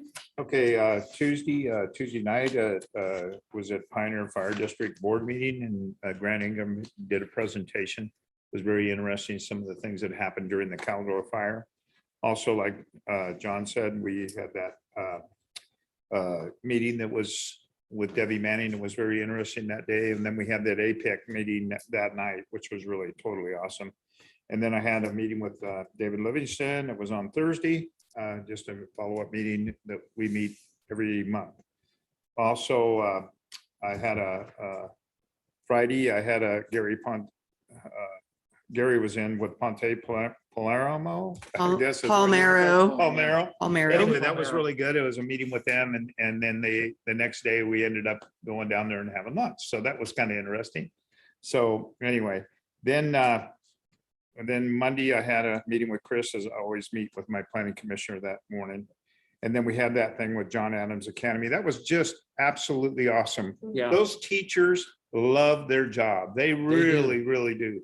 And the students love being Oh there. man, and they really do. And how they were acting, that some of the things that they were putting together and stuff, it's just amazing to me. And that really is a lot about history and talking about our history in our country and stuff. It totally, I'm a history buff anyway, you know that. So I was really interested in that. I had also a ride along with Brian Mullins the following day, and we observed the drainage problem that's going on in Cameron Park right now. And we're working on trying to solve some of the residents' issues there. Let's see. And then I had a meeting with Ed Acuna that afternoon on Wednesday, some of the issues that's going on with the El Dorado train. Yep. You know, and then I had a meeting on the Thursday with Karen Coleman, regular meeting. I had an air quality meeting. And then I had a meeting with Carla Haas and some of the ideas that we're going to bring, forward and stuff to try to get this FEMA assistance, get it off the ground. So the videos and some of the other things that we can do to help the residents. Let's see. Then I had a meeting with Mike Powell the next morning on Friday. And then I had the municipal utility district presentation that was given. And then also I missed a thing. Lori and I had a meeting with the person running for Congress, Oh, George. right. was his name? I can't even think of it. now. Remember, yeah, that guy. George Radanovich. Thank you. Yeah, there it Can't is. remember. So anyway, it was, we had a lot of things that was going on, especially meeting with a lot of constituents, because there was a lot of concerns out there right now. So anyway, that's it. Very good. District 3 Supervisor Thomas. All right. Well, the week before last, I was out of state, so don't go for that. I know. The biggest thing that I've been dealing with is the heartbreaking situation in Camino, where 14-year-old Juliana Abalo was killed by a hit-and-run driver the night of our last meeting. And of course, the Camino community is just reeling in grief, in anger, that although they also are in a space where they are determined to do something, and they're coming together in an amazing way to say, you know, what can we do to, you know, help ensure the safety of our students? They're really moving forward in a very, very productive way. And so I'm in this space where how can I walk with my community and walk with them and lead them through this? And so yesterday I called an interagency meeting with Vern Pearson of the El Dorado County Sheriff's the El Dorado Sheriff's Office, Rafael Martinez, Commander Hatfield for the CHP, Dr. Ed Manansala from EDCO, and of course, Matt Smith from Camino School. And I have to express my deep gratitude for all of them for meeting with me on a holiday afternoon. And we had a really dynamic and very collaborative discussion on, you know, what it means to be with our community in this space. And, you know, just really am very grateful to all of them. I also want to thank Brian Mullins, as well as Raphael, who has been engaging with the community and community groups as they are looking at, you know, are there roadway deficits that we need to look at? You know, everyone's just trying to figure out, is there something we can do? And so Brian has spent a great deal of his time working. He lives up there. So as a neighbor, as well as using his knowledge of, you know, transportation is being very helpful in that space. So I also want to let the board know that next Monday evening at 6 p.m. in Camino, I will be holding a community meeting with all of these agency partners. They're going to be with me to be with our community and just be present and to listen and to understand what the community's concerns are. It's not necessarily, I don't want the community to have to go figure out where to find everyone, just bringing everyone together under one roof and then to listen and then to see where we can go from the community. Some things won't be possible, but maybe some ideas that emerge will make sense. And so we'll figure that out as we go. So that's taken a lot of my time this week. Also toward the owners of the Pollock Pines Motel had reached out to me, and I know Supervisor Hydal, and I went up and toured the motel site this last week. Not that, I mean, the board has already voted, but it was interesting to understand what program is in place there right now and to see it. And I appreciated the time with them. I also attended the behavioral health focus group and found that very, very beneficial. I also took part in a focus group with Marshall Medical Center as they look at how they can expand their outreach and meeting the needs of our community. I had a very beneficial meeting there. Attended the Diamond Springs El Dorado community meeting. I don't usually go to that, Karen does, but I thought it was important to introduce Kaylee to the group and to understand the support that the board and the county are bringing to all our boards and commissions. And Kaylee was just, I just have to say, she was a rock star. She presented herself so well, and they were so excited to have her support. She is going to be just a tremendous asset to our boards and commissions. So it was a privilege to introduce her that night, as well as introducing being there to support 2 new commissioners on that. I really appreciate everyone's volunteering their time to do that. Had a 2x2 with Supervisor Parlow, and I'll let you talk about that. And then a fabulous SACOG meeting where we met with the director of the California Transportation Commission, as well as the Undersecretary of Transportation for the federal government. And they talked about all the different potential fundings for our roads. You know, no, the transportation bill isn't finalized, certainly, but there could be some additional rural set-asides and funding that could be beneficial.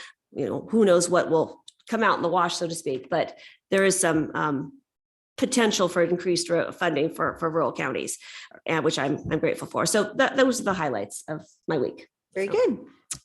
District 5 Supervisor Novasel. Thank you. Well, so I'll start with my annual or my monthly meets. I met with AT&T, the Government Affairs staff to talk about broadband and Caldor restoration projects they're working on. Met with a grand jury. That was interesting. Then I got a phone call from Amanda Ross, my planning commissioner, and she's moving out of the district, out of our county. So yeah, and she's been such a great, she's been so great. I'm just so saddened. So she's moving at the end of March into Sacramento. So I've got to go look for her new commissioner. I know she's just been fabulous. I have to say, yes, that she was very, very, very much missed. I always appreciated her comments. So that was sad. CSAC, we had our kitchen cabinet meetings last week. Let's see, I did my normal staff meetings last Monday. Met with Fawn Leaf Lake residents about issues there. And I talked to Karen Gardner about Track It and our HDL contracts. And then finally, Hank, the tank. We are doing what we can. As you probably all know, I've been with the Lake Tahoe Wildlife Care for over 20 years, and we get bear issues, but it's always so distressful when the public gets wind of a bad bear that is going to have to be put down or, hopefully find a home for, but that just doesn't happen very often. More often than not, they have to destroy them, and it's a really, really sad moment for everyone. So just, if you know anybody out there, please tell them to do what they can to make sure everyone keeps their garbage secured. As we say, a fed bear is a dead bear, and it's just so sad. And the more I see his face on TV, they had him on national news again this morning, the sadder it makes me, because it's probably not going to turn out well. I hope it does, but I doubt it. Anyhow, that's it for me. Thank you. All right, thank you. So 2 weeks of stuff, man, there's a lot, but I'll try to pick things you might want to know. Following board direction, I've been working with staff to work on updating the agreement with the American River Conservancy about the management at Chili Bar. We need to update the current management plan before we can go out for the RFP or RFQ. So there's a step in between. We're making great progress on that. I'm very excited. On Friday the 11th, I had a meeting with the Cool Pilot Hill Fire Safe Council. They're wanting to put together an evacuation plan up there. A lot of the fire safe councils, I feel, are wanting to do that. And so I know they need to coordinate with OES. And so I'm hoping that somehow all the fire safe councils, when we have our fire resiliency working group report out in March, that somehow all these evacuation wants, plans, and needs get folded into that. I don't know what to do with this. There seems to be a lot of disconnect, and I think we should all be talking together. So I'm trying to get everybody together. Wish me luck. There was a ribbon cutting ceremony at Henningsen Lotus Park for the Gam Sun Trail. Basically, state parks, the county, community, a lot of organizations were there. And I just wanted to remind everyone that the board approved money. I can't remember what year it was, but for a portion of that connector. And so we were invited to be there. I didn't say anything because it was quite the ceremony, but I was just happy to be a part of it, and everybody appreciated the county's participation in making that trail connection. It's a fabulous part of the state parks out there at the Marshall Gold Discovery. So that was really fun. They had dragons, and actually they had firecrackers go off. You guys, it scared the bejesus out of me because I didn't know they were going to go off until the dragons started dancing. It was hilarious. So that was fun. I also attended one of the focus groups, I think I don't know who was on there, but it was a great conversation. Nicole does a fabulous job. She's so good. And inclusive, and following the way she runs the meetings was great. And of course, the Supervisor Thomas and I attended that EDOK meeting. I think it was last week, Tuesday the 15th. Oh, the day we were dark here. So we went to the EDOK meeting. There it is. I'm like, how did we do that? So it was great. Good conversation there that led up to this. So fabulous. Then on the 17th, really neat. We had a on-site meeting out in Cool Ken at the Water Agency is helping me connect with the Bureau of Reclamation and state parks and the Fire Safe Council out there, potentially starting some kind of a livestock grazing for vegetation. I've been told not to call it vegetation reduction or management, it's maintenance. So, and maintenance is important. When you do a fuels reduction project, you have to have maintenance in there or it's just going to grow back and you've wasted all your money. So I appreciate the strategy there. It's a heavy lift, but there used to be cattle grazing out there back in the day and the community appreciated how it kept the vegetation down. So I'm trying to bring that back and I'm getting a lot of support. So we'll see how that goes. And then we had our 2x2 with Placerville, and they were basically just, I just want to let everybody know there was about 3 topics that we really talked about. We may be bringing back items to the board. That's why I want to give you a heads up. Potential budget item, potential land use item, and then the strategic plan we already discussed today. So it was great. The 2x2 was really good, and trying to be transparent and give you guys heads up about what we talked about, which is difficult. So, and did I already think? Okay, I'm so tired. I can't even tell you. Did I thank everyone today for helping me navigate today? Because it was really a rough day, and I just appreciate you all helping me. I'm trying to follow our protocols. I think that we have a responsibility to do so because the public wants to feel safe and heard and respected at our meetings. And it's difficult, and I get that. You did a great job. You did a beautiful job. Thanks, Yes, guys. I agree. It's tough. So I really appreciated you guys working with me to make it happen, and we'll get there. We'll get there. You So, handled it very well. thank you. Sure did. CEO. Thank you, Madam Chair.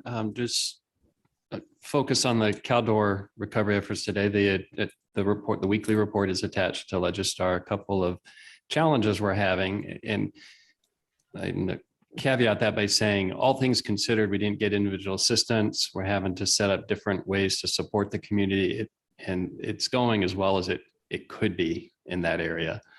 And there's really 2 issues, one impacting Grizzly Flat and the other impacting the cabins on Forest Service land that we're not having a lot of success resolving right now.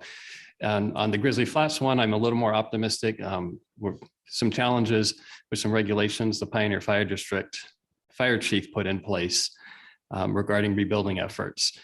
Trying to nail down, was that coming from the fire chief or from the fire board? It appears it was a fire chief that is no longer with the district, but that's caused a lot of frustration amongst the community.